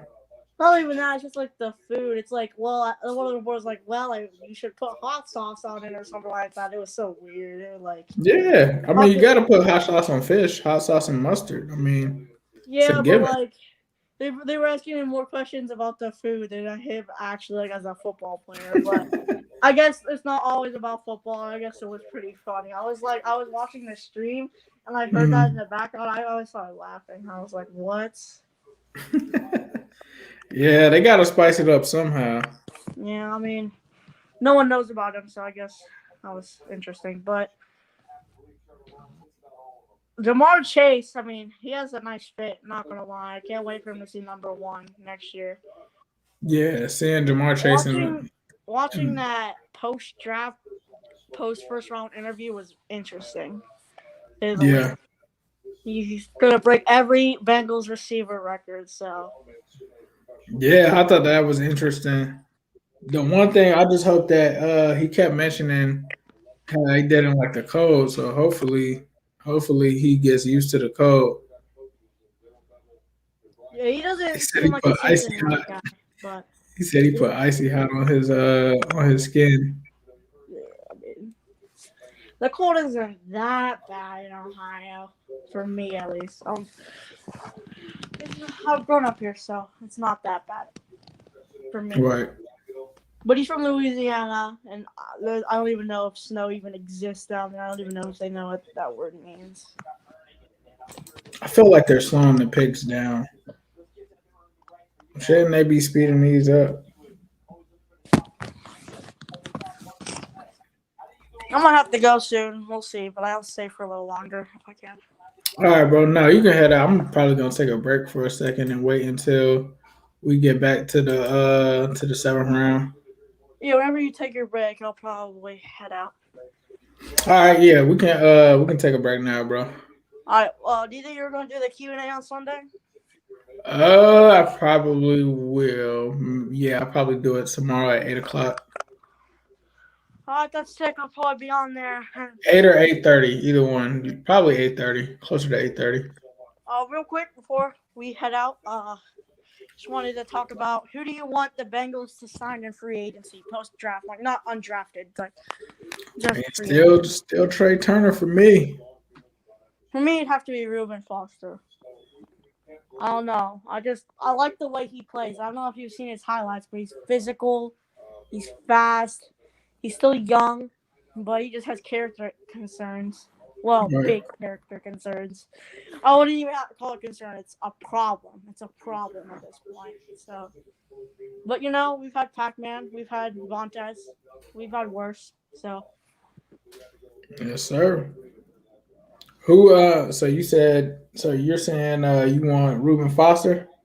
yeah, I mean, we just need the run stopping linebacker. We try to do that with Josh Bynes, but he's too old to tackle anymore. So Right. he's too old. I mean, he was good on mentor. I like that part, but as a linebacker, he was pretty trash last year. I'm sorry, Josh. I liked you being there, like as the veteran leader for the young linebackers. I thought that was great, but like at this point, you're just retire, please. You were. Like, our linebackers were – I wanted them to just start Logan Wilson. Whenever Logan Wilson was there, he was either getting a sack, picks, like, making some plays. Right. Somebody said, am I going to do the cut the tape on our new picks? For sure. Definitely going to do that. I'll probably bring in another guest to help me break them down and look into them. But, yeah, guys, I'm going to take a break for a second. I'll be right back in the 7th round. All right, Steven, take good care. All right, peace out. Who dat? Sir, who there? I'll be right back in the 7th round, guys. Oh.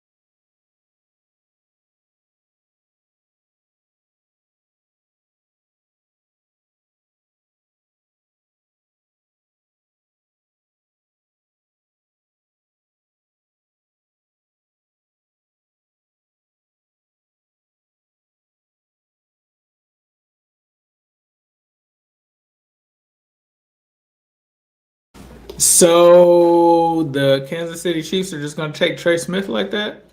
Yes. That's crazy. Well, Can you say New Stripe City? New Stripe City. Yeah. Say hi to everybody. Look, wave to the camera right there. Hi. Hi. Hi, guys. They really just took Trey Smith, though. What? They really just took Trey Smith. Kansas City is not playing any games, bro. Wow. Daddy? Yes. Tom Super Saiyan Yellow. That's Super Saiyan. That's Super Saiyan Yellow. Yes. I will get my toys. Okay, go ahead and get your toys. They really took Trey Smith, bro. Hold on. There goes Zim. Zim just jumped back in. Zim just jumped back in. You seeing that? I can't hear you. It might be muted. I think you muted. Say that again. What did I see? What happened? Kansas City just took Trey Smith, bro. With the last pick of the 6th round. Kansas City's taking all the offensive linemen. No. That's crazy. They had to because it was a complete rebuild too. They did it the right way.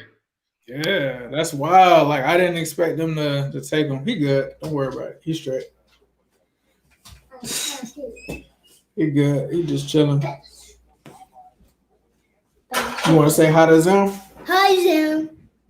Look, there goes Uzi. He can't hear you. Say what's up. What's up? Look, Basketball. say something. This football. Here, you want to talk to Manir? Here, put this on. Is that okay again? That's Ace's son. What are you talking about? That's Manir. What's up, baby? What's up? Bro, are you not doing the sunglasses? Hold on. Here you go. Say what's up, man. What's up? Say, do you like the Bengals?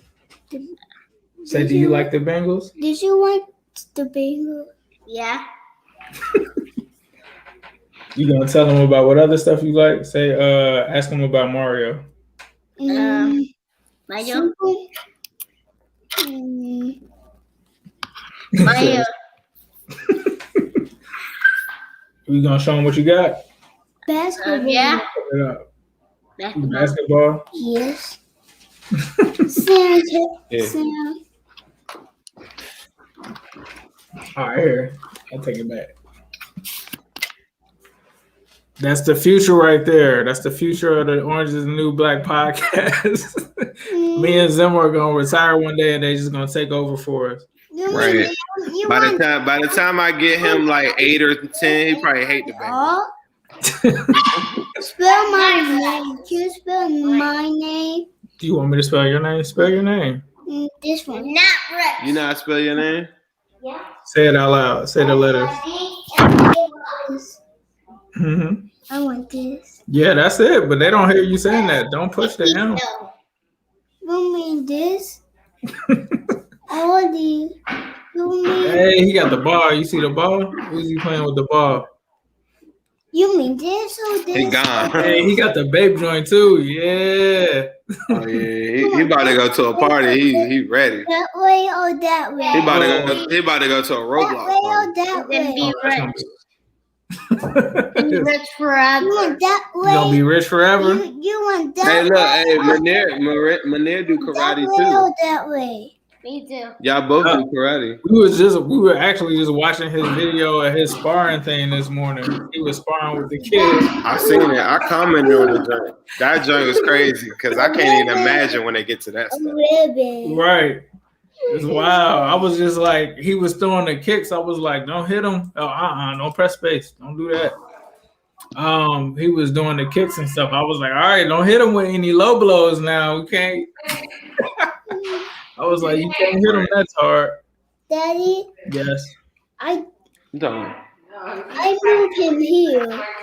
I moved him too. Why don't you put the chain on when you get to the Stop pressing the space bar. You pulling Zim out of the stream. Don't do that. Stop this one. No. Hey, did you talk to Anthony and them? Anthony, in terms of us doing the Cincy Jungle Super Show, I think was he saying 8:00 tonight? Oh, that's what it's saying. I saw you said something that you had to go to that party. I could go 5 through 8 is what I was telling him, or 6 through 8 or something like that today. Right. And I was telling him tomorrow, like my day. Tomorrow you got the party. Yeah, it changed up. I mean, it wouldn't have to be me. Hold up.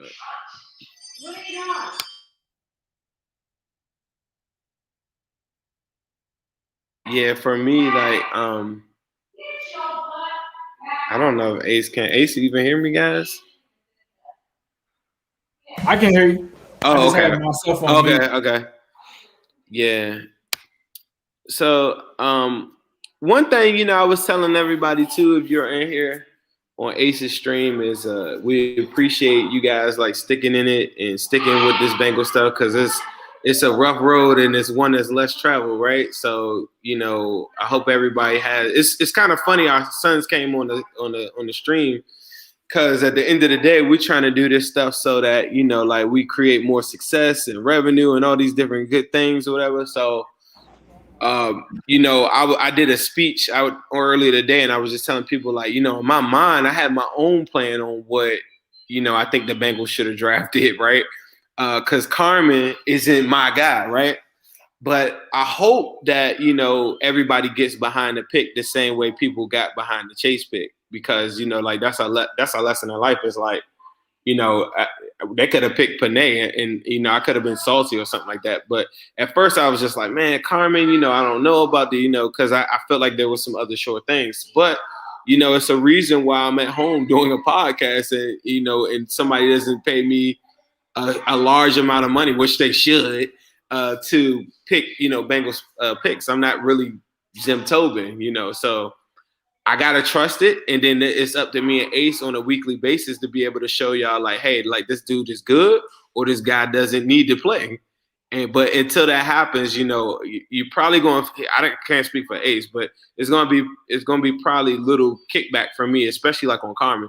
That is the most important pick in the draft. Like, like it is so important that he plays, hits the ground running, and is out there and he starts at right guard, because that's been the plan this whole entire time. So I just want to encourage everybody. I feel like everybody that's in here, you're a person that wants to take a deep dive into this, and you really, really want the Bengals to win, or you wouldn't be spending your Saturday afternoon watching Ace, do this thing and taking all this time on there or whatever. So I really, really appreciate that. But at the same time, you can't lose sight of there's other people that do this for a living as well. And it's a lot of people that put a lot of time and work, as we've seen behind the scenes with Duke talking to people, reaching out, doing medical stuff, and making sure that, they pick the right guy. So don't just assume that they just effed up because it's not your guy. Like, they got to line it up. They got to suit it up. And the truth always comes to light. So I just want to encourage everybody to just, if you were feeling good before the draft, you should still feel good. I think, Ace, you said your draft was you maybe B+, A- somewhere around there. Yeah, I think for me, like, the more I look at it in terms of like what they did in the trenches and the kicker position, getting Chase, I mean, all of it was just a perfect storm. It's like, I saw a lot of people do all different kind of mock drafts, and I don't think they mocked all of these guys, but it was still like similar positions, and I think that they did what we expected. The nose tackle pick did catch me off guard a little bit, because I think, like you said, I expected them to do a 3 technique kind of thing, but I still loved it because we just beefed up the trenches. Like, we got some competition in there. That's what we wanted, competition in the trenches, depth in the trenches. We're unstoppable on offense now because we got Jamar Chase, T. Higgins, Tyler Boyd, Joey B, Joe Mixon. Like, we're about to go crazy. And like a Steelers fan just told me he felt like Chris Evans was a major pick for us. So that was the one that I had question marks on. The ones that I had question marks on, where it was the lineman and Chris Evans, apparently some people feel like those were some of the best value picks that we got. So for me, I think it just was a great draft for us. Right. And for me, it's tough. On the surface, I'll probably say like a B. I kind of lean towards maybe B minus because I felt like the trade back that they did was the move. Like that was the wave. Like I applauded it. I thought that they could have did some things to trade back up into the third at one point. I thought it was some key spots. But seeing the whole thing shake out, the kid from ECU, that's another really, really important pick because part of getting Chase is like you're buying into the staff picking the right offensive lineman, and they got to hit. There's little room for error. Like they got to go 2 out of 3 on those dudes. They can't even go 1 out of 3 on them dudes. That's how, the margin for error, and especially Carman. And that's the one thing I want to tell people is that Carman is super, super talented, and he's going to be a dog. But they just cannot – they have no room from public opinion for anybody to have any sympathy for him if he's hurt, injured, anything like any of that. He's got to start. And I want everybody to know, like, if he's not starting, that is not a good thing. Like, he's not supposed to be a project. Second round, that was the one thing I was harping on the whole time. The second round is a premium pick. Like, that is not no project. We're going to work with this guy. Like, I know we just drafted Drew Sample and that happened, but that's not, tight end is going to take some time, but that's not the way it is. Next pick, Bengals on the clock. Waiting to see what they're going to do with this last round. I was looking on Twitter to see if anybody already said what they're going to do. They're claiming our needs even after drafting 3 offensive linemen are still OL, linebacker, and cornerback. I'd love to snag Dylan Moses here for sure. Like, that's the guy that I really want them to take. I don't know if Twitter is like shut down or what's going on with Twitter, but they're definitely having some issues there with Twitter. Hey, what's going on? You gonna say hi? Hi. Her name. Hey, look, Manir. Her name is Shamir. Hold on. Come here. Listen. Manir. Hey, Manir. Do you know what rhymes with Manir? Manir. Bashir. It's Shamir. Say Shamir. Shamir here. Her name is Shamir. Say hi, Shamir. And you already know Uzi. Say how you doing? How you doing? He said how you doing? I'm doing good. How are you? All right. Y'all have fun at the party. Bengals on the clock. We about to pick, baby. Hey, Say Bengals. Bengals. Say who they? Who they? He said who they? Who they? All right. I have fun at the party. All right. Let me see. Can watch this? All right. Let's see. Let's see who they pick. All right. Pick is in. Pick is in. I was about to do something so lame and be like, Dylan! And then like, I'm not even going to do that. We have a bunch. We have no quality depth at receiver. We had 3 elite. I mean, I didn't take not bad. Bro, I hated when Darden was on the board. I hated when Tyrone Wallace was on the board. That made me so sick. Where did Darden go? He went to the Bucks. That's a great pick for them. Yeah. Right. He going to kick Scotty Miller going to be like, nothing. You looking for Luigi or are you looking for Mario? Darden with Antonio Brown. Antonio Brown about to give him another defensive lineman, another edge. What? Wyatt Herbert? I don't know. I heard somebody say Herbert at the beginning of the day. Let me see. Wyatt Herbert. Hold on. I got the Beast draft guide. Casey. I see your text. Casey took straight in. Wyatt.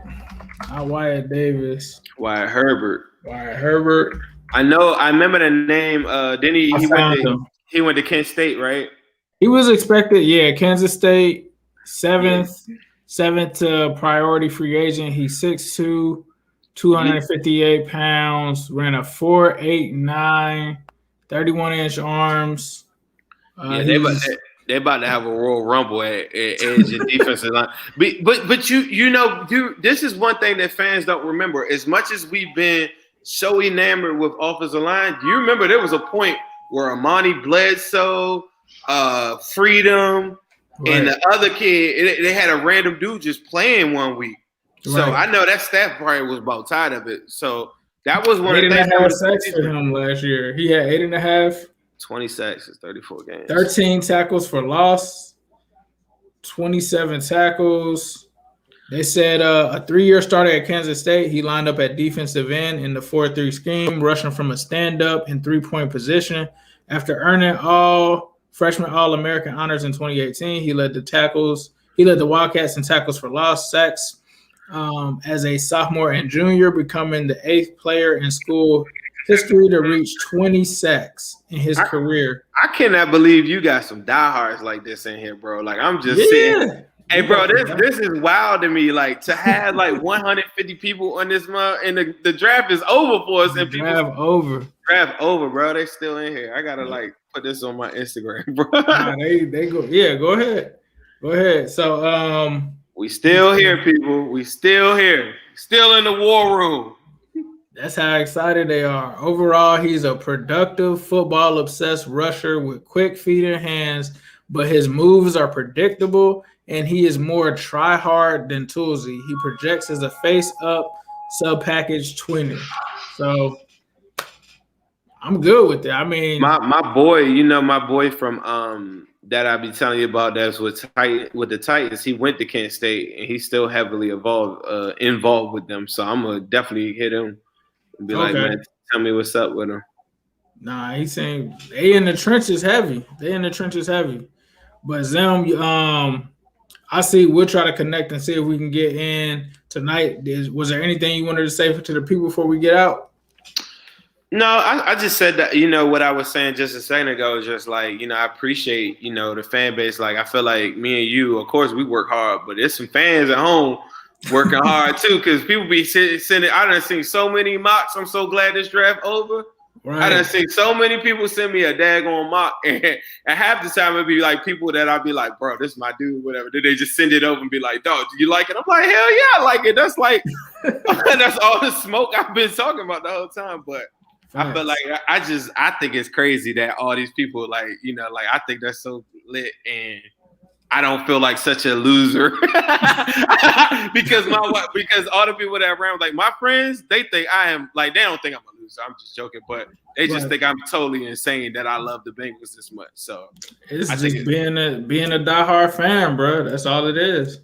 Right. Yeah. So and like you said, it's just different for us because it's easy to cheer for Patriots or any of that. Like we go above and beyond even just being fans. Like we did the Duke Tobin, the Zim Tobin, Ace Tobin. Like we go all the way in depth. Like, and I think we have we're not in the chair making a decision, right? But I think we get conversations started, like how we did with Panay and Chase. Like Team Chase, you got Chase sending you an actual message directly to you, like addressing you, knowing that you was Team Chase the whole time. Like these are things that people know. Like Zach Taylor and these guys, they have to see some of these videos about us talking about the trenches, especially when you pull in people like Willie Anderson, you grabbing Hugh Jackson, and there's all of these notable guys that we brought into these shows. TJ Hoops Mazada, like they're gonna listen to stuff that we're talking about, bro, because we got cosigns from like major people participating in these conversations. And like you said, like Chase just makes it so much different for us as a team. Having him with Joe Burrow is just crazy. You still there? Oh, all right. I think Zim fell off on his connection. He might try to come back in. They said Zach is coming on now. Give me a second. Did you get all the players that you wanted in terms of nature of how it goes? When you don't, you're probably not on the right people. It's if everyone just falls to you where you wanted them, then but there's certainly some roadblocks there in the way. Let me see. I want to start it over. Zach, how important was the Senior Bowl to you guys? Because it seemed like there were a lot of guys that maybe that had a medical, or in Chris Evans' case, hadn't played much the last couple of years that must have stood out to you guys. How important was that? Really important. and just the opportunity to go down there and watch every practice live. So it's not just, you're not just watching the tape, you're watching these guys warm up, do all the Zach doing stuff the press that conference. maybe it's not always documented and recorded. My bad. And then different than sure. most years there at the Senior Bowl, you got a chance to interview every single one of these guys for, I can't remember if it was 15 minutes or 18 minutes, but the significance of that is in January, getting a chance to interview, get a feel for their personality, really put some guys on your radar before, as a coaching staff, we really went in depth and studied them.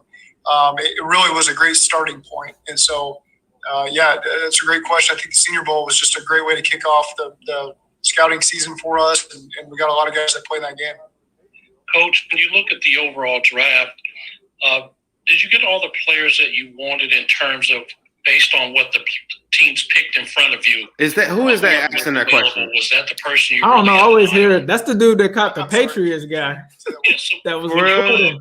As this draft, He has a unique voice. That's not Wayne Box Miller. Certain players, the ones that were left, were those the guys you I really feel had like in that's the mind, dude or that's did on they Bengals grab Jim's somebody you YouTube channel, but I always forget to ask him Guys if that that's we him. got, Okay. we were very happy to get. I think when you get 10 picks, I think he there's also always helps moments like where, coordinate the interviews because he's always the guy like he's that only also got this target much time left. leaves the board a couple picks earlier, and I think when you got 10 picks, that's the nature of how it goes.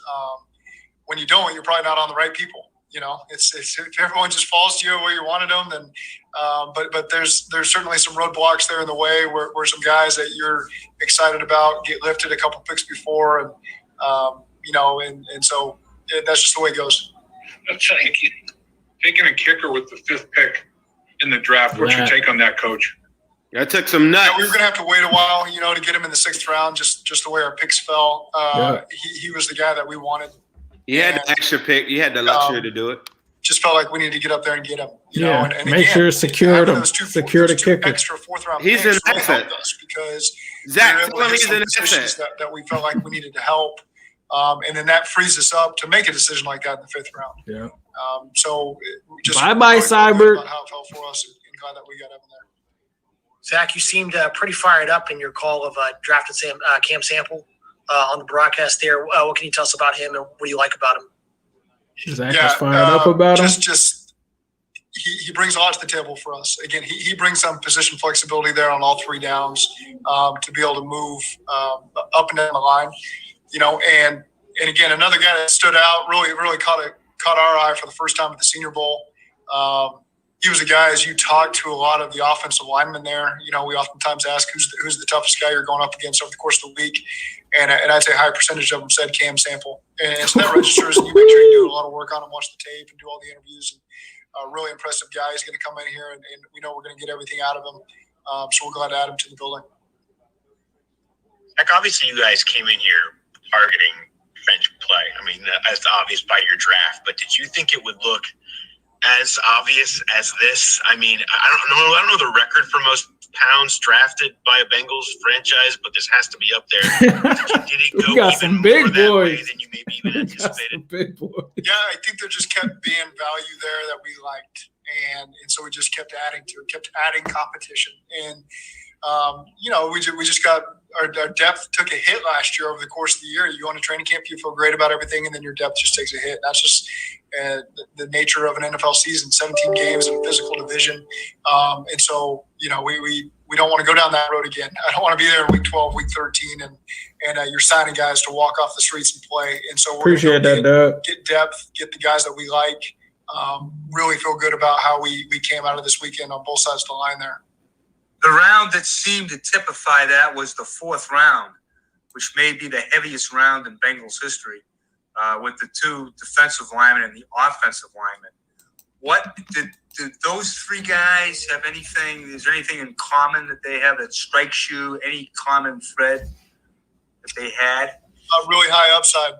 I do think that their best football is ahead of them. All 3 of those guys that you mentioned there. Hey, don't be they playing all have like traits, this, man. really Trey stand Smith out. is gone though, right? To be really good football He players already in the went to NFL. the Chiefs. And if I'm not I mistaken, think 2 of somebody those was guys hoping were so, the Senior but I Bowl, think he already went to the Deontay Chiefs. Smith and Cam Sample and Tyler Shelvin. Tyler's a guy that when you watch game tape for the first time, he just flies off the screen at you, and not a guy that I would want to play against. and that's the first thing is I don't want this guy to go somewhere else that we're going to have to face. And, he's got a lot of upside and a lot of potential there, and played well in 2019 there at LSU. And so, again, those three guys, we're really excited to add to the mix in the fourth round. And, again, they were all part of the decision there with the first pick that we had in the round. I think we picked like every 10 picks or so, it felt like. So those were all guys that we would have considered with that pick that we took Cam with.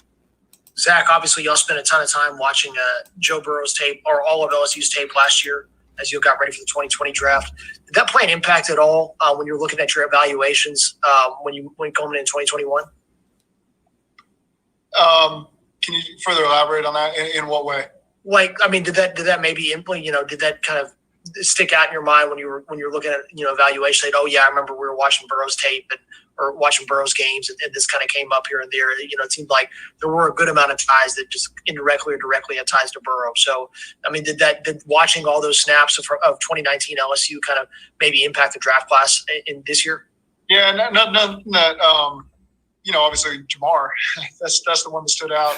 Nothing else. Watching Jamar. Obviously, we signed Thaddeus. Jamar, I hear it. Jamar, I want it. Wouldn't pop up on that tape, because that would be us watching somebody else's offense. He was geeking off of Jamar. But again, just there was a lot of good players. I want to do voiceovers for press conferences so bad. That would be happy fun. to add champions. Guys that have won championships, guys that competed for champions. They know what the standard is. Those two programs have done an excellent job over the last decade, 2 decades. So to get more guys in the mix in this building is a good thing. Yeah, and to speak on that a little bit, is given kind of the recent stretch here for Cincy, is it important to kind of have guys who are familiar with winning and to immediately infuse that into the locker room? How much of that was part of the conversation? That's a positive.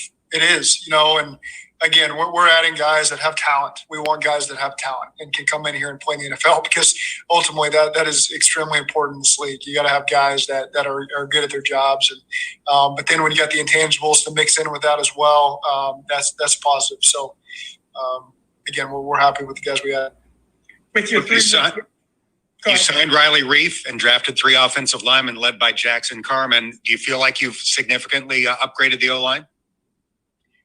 We've certainly created a lot of competition there, and again, that theme goes over to both sides of the ball, is adding depth, adding competition there.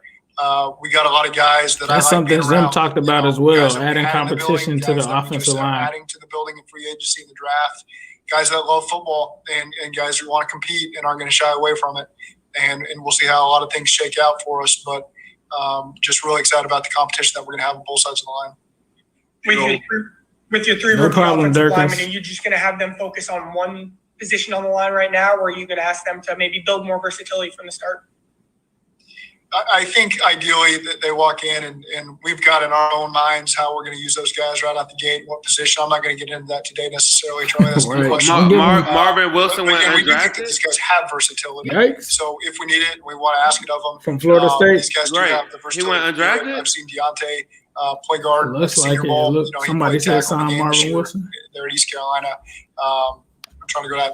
Trey brings flexibility there. He played center at Georgia. We think he can play guard as well. Is the draft over though? And then Jackson obviously played tackle, his entire career at Clemson, and we're going to work him at guard to start out. Wow, so, Marvin Wilson, bro. I had a 5th round grade on Marvin Wilson. But they do have flexibility for the future as well. He might still get drafted though, because I think it's still going. Addressing a need. Lorenzo Neal Jr. is out there? How did that shake down in terms of addressing the trenches as much as you had? Because obviously there was a need, both offensive and defensive line. You addressed it multiple times. Not over yet. But were they the best players on the board or close to when you were addressing a need potentially? Yeah. That's such a stupid question to ask a head coach. Like he's gonna be like, yeah, we reached some depth at those positions. That did you hear the question? Because we felt like there was a good player. Nah, they asked about who are they asking about? We're happy that they asked them like, do we feel like you got the players like you like? So the draft is over, but the workday is not. Going into the free agency here, is there an area that you weren't able to hit on in the draft that you're going to specifically target? Yes, we. Yes, tight end. I'm not going to put it out there yet, but and they didn't bring in. as I walked out here to talk to you all.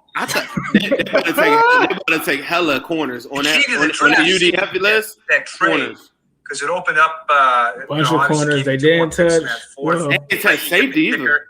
I mean, it seemed to kind of. Zach was smiling when he said that too. He was like, "Yeah." I don't disagree with that. It's some corners that are still like wake up today. That could compete. Because we only had that one pick that we were going to sit there with in the fourth round. There was a lot of players we wanted to add, and we were able to get 3 of them, and that is significant. Because that's an area of the draft. Somebody said not even a Cincinnati fan, and I'm out here. Appreciate you, bro. Noble, what fan are you a team of? He bet if you ain't here, bro, you might as well convert. Come on over. The time is now, bro. Don't fight it. Pick there was really good for us. Last question. That kind of back to what Lap asked a little bit. Would somebody have had to jump really off the page at you in the back 7 to take them? You spent obviously a lot of the last couple of off seasons addressing the back 7 and in the draft last year with all those linebackers. Would somebody have just had to wow you to the point where Marvin Wilson got drafted? He must have just got drafted. There were some guys that stood out. I think maybe Box asked that question earlier. If guys get that was Box, bro. Hey, look, that maybe Box an area hit me a couple times, bro. He really. There were some guys that we gonna liked, talk, and other teams liked him as well. That's a good connection. If there was a tie, it didn't go to the runner. But if there was a tie, did it go to the lineman? That one's a hard one to answer. We got grades on everybody. We slot them, and again, we ultimately rely on. He smiled when they asked that too. Stone went to the Seahawks. T. Higgins to go. Somebody asked about the Senior Bowl earlier. I would point out Chris Evans. That was a guy really. Brian and I sat right there in the end zone. Elusive Chris Evans. I know you Ohio State fans in here. You kind of see over the one-on-ones of the linemen into the one-on-ones of the running backs. And the he might have been a gem because he didn't get to play that much. Michigan just kept. He missed a year because of academics too. So he intrigued us. Then you get a chance to have those interviews at night with the guys. And so, hey, this guy had just beat every linebacker in a one-on-one and had great hands and was effortless with them. And so then you get the chance to interview him. And man, he's got a really extremely high football IQ and can talk through the protections in their scheme. And that doesn't sound like a special teamer. Talent there in Michigan. And, so just to go back to your Senior Bowl question, I think Chris is. Think about Travion Williams. Does anybody in here even know what Travion Williams looks like 3 years later? The ability that he was. So for him to be there and be able to showcase his skills. You know who he reminds me of? Bernard Scott, though. And I think that's why people started talking about special teams. Right. He's actually got a little bit more wiggle to him. We'll let you go. You bet. All right. So that was the end of it right there. I felt like when a pastor is at church and then he's asking people, does anybody want to come over and get saved? Like, that's how I was with the dude just now. It was like, he was like, I'm not a fan. I'm like, come on down there, son. Now's your time. He's a Lions fan.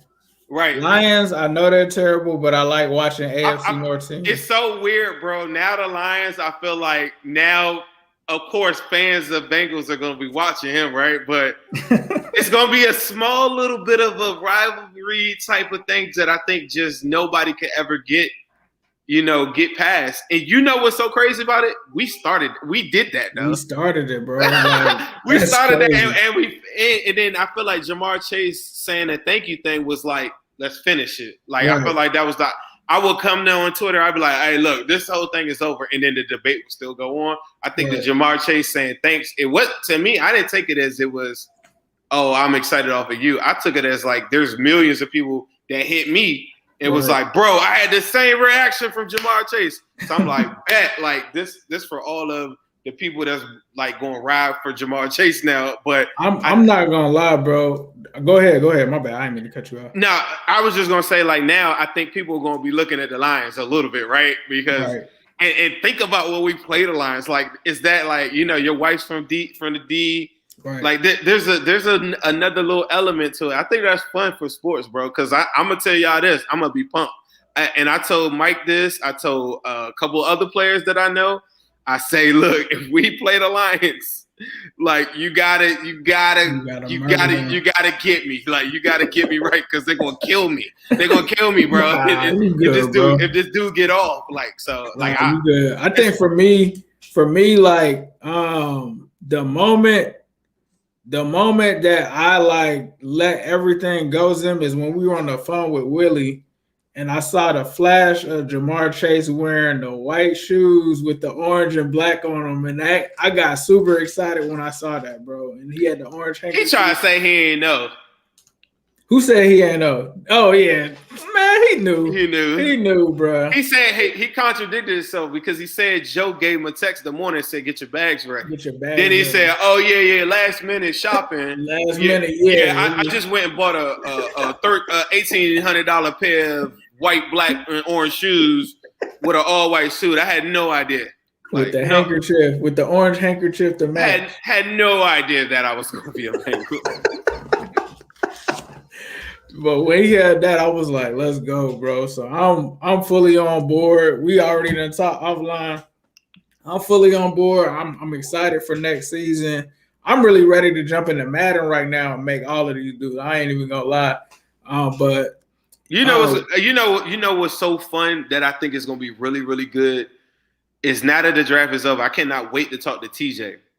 Because one of the things that I talked to TJ about, and he seems super disinterested, and I'm like, bro, this could be 2005 again. Quickly to be like, we were nothing without the offensive line. Like every single time, complete pushback. So in a fan's mind like myself, I'm like, man, just give me the weapons. Joe gonna light it up. TJ was really, really big on like, nah, like the line is the reason why those things happen. But I think if he gets to see like Willie working with Jackson Carman, that's gonna change him because I think it's gonna change his man. So he know if Willie co-signing this dude, he like it's almost extra pressure on Willie too to like, all right, you got to get this dude right. Like he's probably gonna be like, if Willie talk to dude, just like he tells us about T. Higgins and stuff like that. Like, oh, I trained T. Higgins, like he's this and that, and it's gonna be the same thing. And so I think he's gonna be happy with the draft. I don't think anybody like they attacked the trenches, bro. They took 3 offensive linemen, 3 defensive linemen, right. They got their 4 defensive linemen. They got their ass kicked up front in the first Steelers game, both the Ravens games. The Browns game was one of the worst ones on film. Even though, and the craziest thing about it is Joe was willing and dealing in that game and going crazy. But they got their ass kicked up front, and I know that from if they would have just been able to stop that, like if they would have been able to stop them one time or two. There was one play in that game we fumbled. You remember that? We were in our own territory. We fumbled in the backfield. Like, was it a fumbled in the backfield? And they got it, and then Nick Chubb just ran it in. That play was crucial in that game. Like, but like you said, if we would have been able to stop the bleeding late, like stop their run, we probably would have won that game. Like both games, even though I don't like the Browns, those games were entertaining. Those might have been our 2 most entertaining AFC North games, were the battles of Ohio, because they were both close games and each one. But obviously the most entertaining game was the Steelers win for us. But when you're talking about like evenly matched, like back and forth on the edge of your seat, it was those 2 games. Those 2 games were fire. LeBron was watching that game. Remember that? LeBron was tweeting like Joe Burrow. Yeah, he was talking about Joe. Let me ask you this, because I haven't had a chance to talk to you about in depth about like, I think it's just so far gone. Like now, like Jamar Chase is the pick. Mm-hmm. I want to go back to that real quick. Let me ask you this: coming in year 1. Now that you know what you know, seeing the line, seeing what you are as a member of the former Team Sewell, we're all Team Houday now, but as the CEO of that team, now knowing what you know, what are your expectations for Jamar Chase year 1? Jamar Chase, I think 1,000 yards receiving. I don't think that's too crazy to ask for. It's tough to see 3 receivers each get 1,000 yards because I don't think it's been done since like the Cardinals back in the day. You got an extra game. You got an extra game. We do got an extra game. So yeah, I think I could see 3 receivers with 1,000 yards because we do have an extra game, pending that everybody stays healthy. But I see him with 1,000 yards receiving, and I'm gonna say I want to say 10 touchdowns, but I'm going to say 8 touchdowns because I know that they got to spread the wealth between all of them. But I think 1,000 yards, he's going to have a gang of receptions, I feel like. I think he's going to have a lot of receptions. I haven't. The over or under got to be like the threshold. Got to be like 82 receptions. Like 80, Leah, like 80 receptions, 1,000 yards, and 8 touchdowns. I feel like he could. That's a good rookie year. But I think that's a good rookie year. I think that's good enough for where I have him there. I think T. Higgins gets 1,000, close to 1,000 as well. Like Trill, it's going. Somebody's gonna get left out. Somebody's gonna get left out. Trill Williams. Man, bro, I got so many people sending me Trill Williams stuff. Bro, let's just draft him for his name, bro. Yeah, bro, let's just name though. Let's just draft him for the name Trill. I want to go. Like, I want to ask everybody that's in the chat right now. Give me where everybody just sending your expectations. What's Jamar Chase year 1? What do you think he's going to do? Everyone was born Mike Tomlin when he made the pick because everybody, Bengals and Browns and Ravens fans, all hate the Steelers. And they were all up front too. Like right in that front little area, like with Jim and the Browns and everything, they was in that front area part. You know what I didn't realize is Ken Riley II's golf tournament was today. Right. They sent us a video. If you all haven't had a chance on the same channel that you're watching right now, please watch the Ken Riley documentary that the fellas worked on really, really, really hard on. Even if you don't want to watch it, just go on and click it and write a comment of like some positivity. Like we need the numbers up on that joint. Like if you're on this channel, on Ace's channel right now, it's the Ken Riley documentary. But like you were saying, the tournament is the day, and they showed a thing where they were showing it. And Ken Riley's, I think it was his mom or his sister, had hella good comments to say about it. Bengals Jim sent me like a video. They had it on a projection screen. So I'm kind of like confused. Like, man, Ken Riley should have reminded us or something. Because I think there was an opportunity. Because I know next week I'm going out of town for Mother's Day. But I really wasn't doing anything but the draft. It would have been tough for me to do. But had I talked to him, I might have made it happen, bro. Right. Nah, for real. Nah, that would have been dope. He said 64 catches, 142. I'm going to tell you what I think. I think Jamar Chase is going to get 890 yards. Let's say 900 yards. I think that this is the kicker, though. I think he's going to have like 9 touchdowns year one. Like year 1. And the thing that I was talking to you about off air is this. This is the number one thing I want everybody to pay attention to is that I don't have this dream of Joe Burrow dropping back fresh off of ACL, throwing it 50 times. I really, really was a big proponent of Jamar Chase because it gives you 3 wide receivers for the next 3 years in a core. We're not coming back to a premium pick wide receiver, which allows us to come back in the trenches the following year, which allows us to go spend premium picks on multiple corners. Like it's like, let's get that done with the same way we just did linebacker last year. We're done with that. Now let's go like that. And now the core of the team is built. So I want people to know I don't have some dream of them throwing 40 times a game because it's super unrealistic for him to stay healthy with that many dropbacks, as we learned year 1. And year 2, I think year 1, it also opens up all these running lanes for Joe Mixon. And you cannot afford to pay Joe Mixon that amount of money, and he's not a big part of your offense. That in itself is a detriment to the team. As we learned with Gio, you can't pay somebody that much and then give them 5.8 touches per game. Joe Mixon has to be a big part of the offense. And what Jamar Chase on the field does is bring more corners, more smaller people onto the field, less loaded boxes, and Joe Mixon better go off, and they better figure out ways to integrate him into the system. Nah, that's real. That's facts. Nah, I'm with you, bro. I'm with you all the way.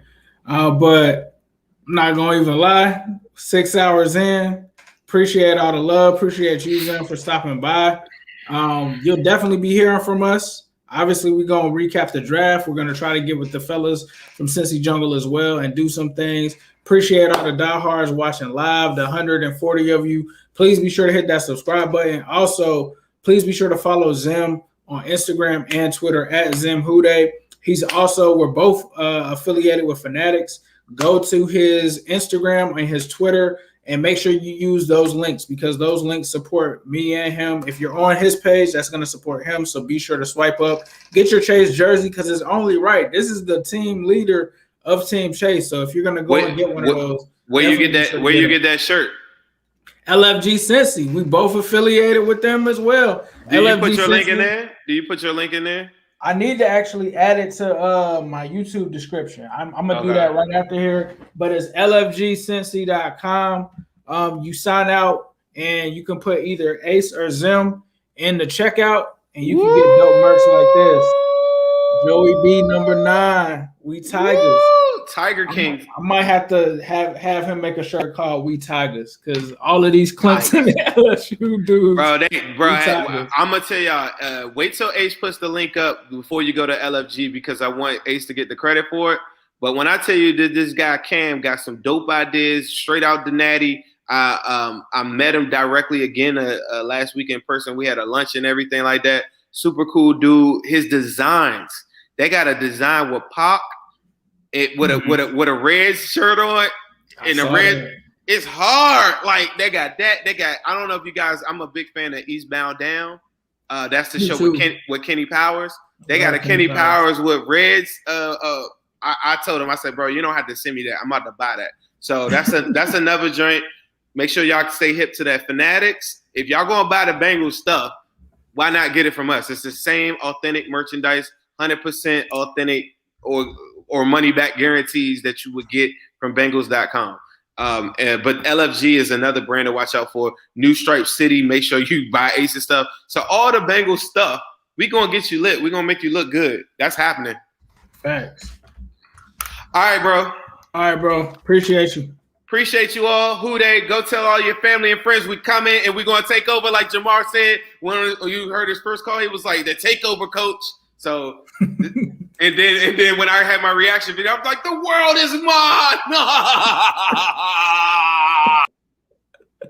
Oh, man. Shout out to my man, Zim Houday. I'm Ace Boogie in New Stripe City, and as usual, I leave you guys with a Houday all day, every day, and especially on Sunday.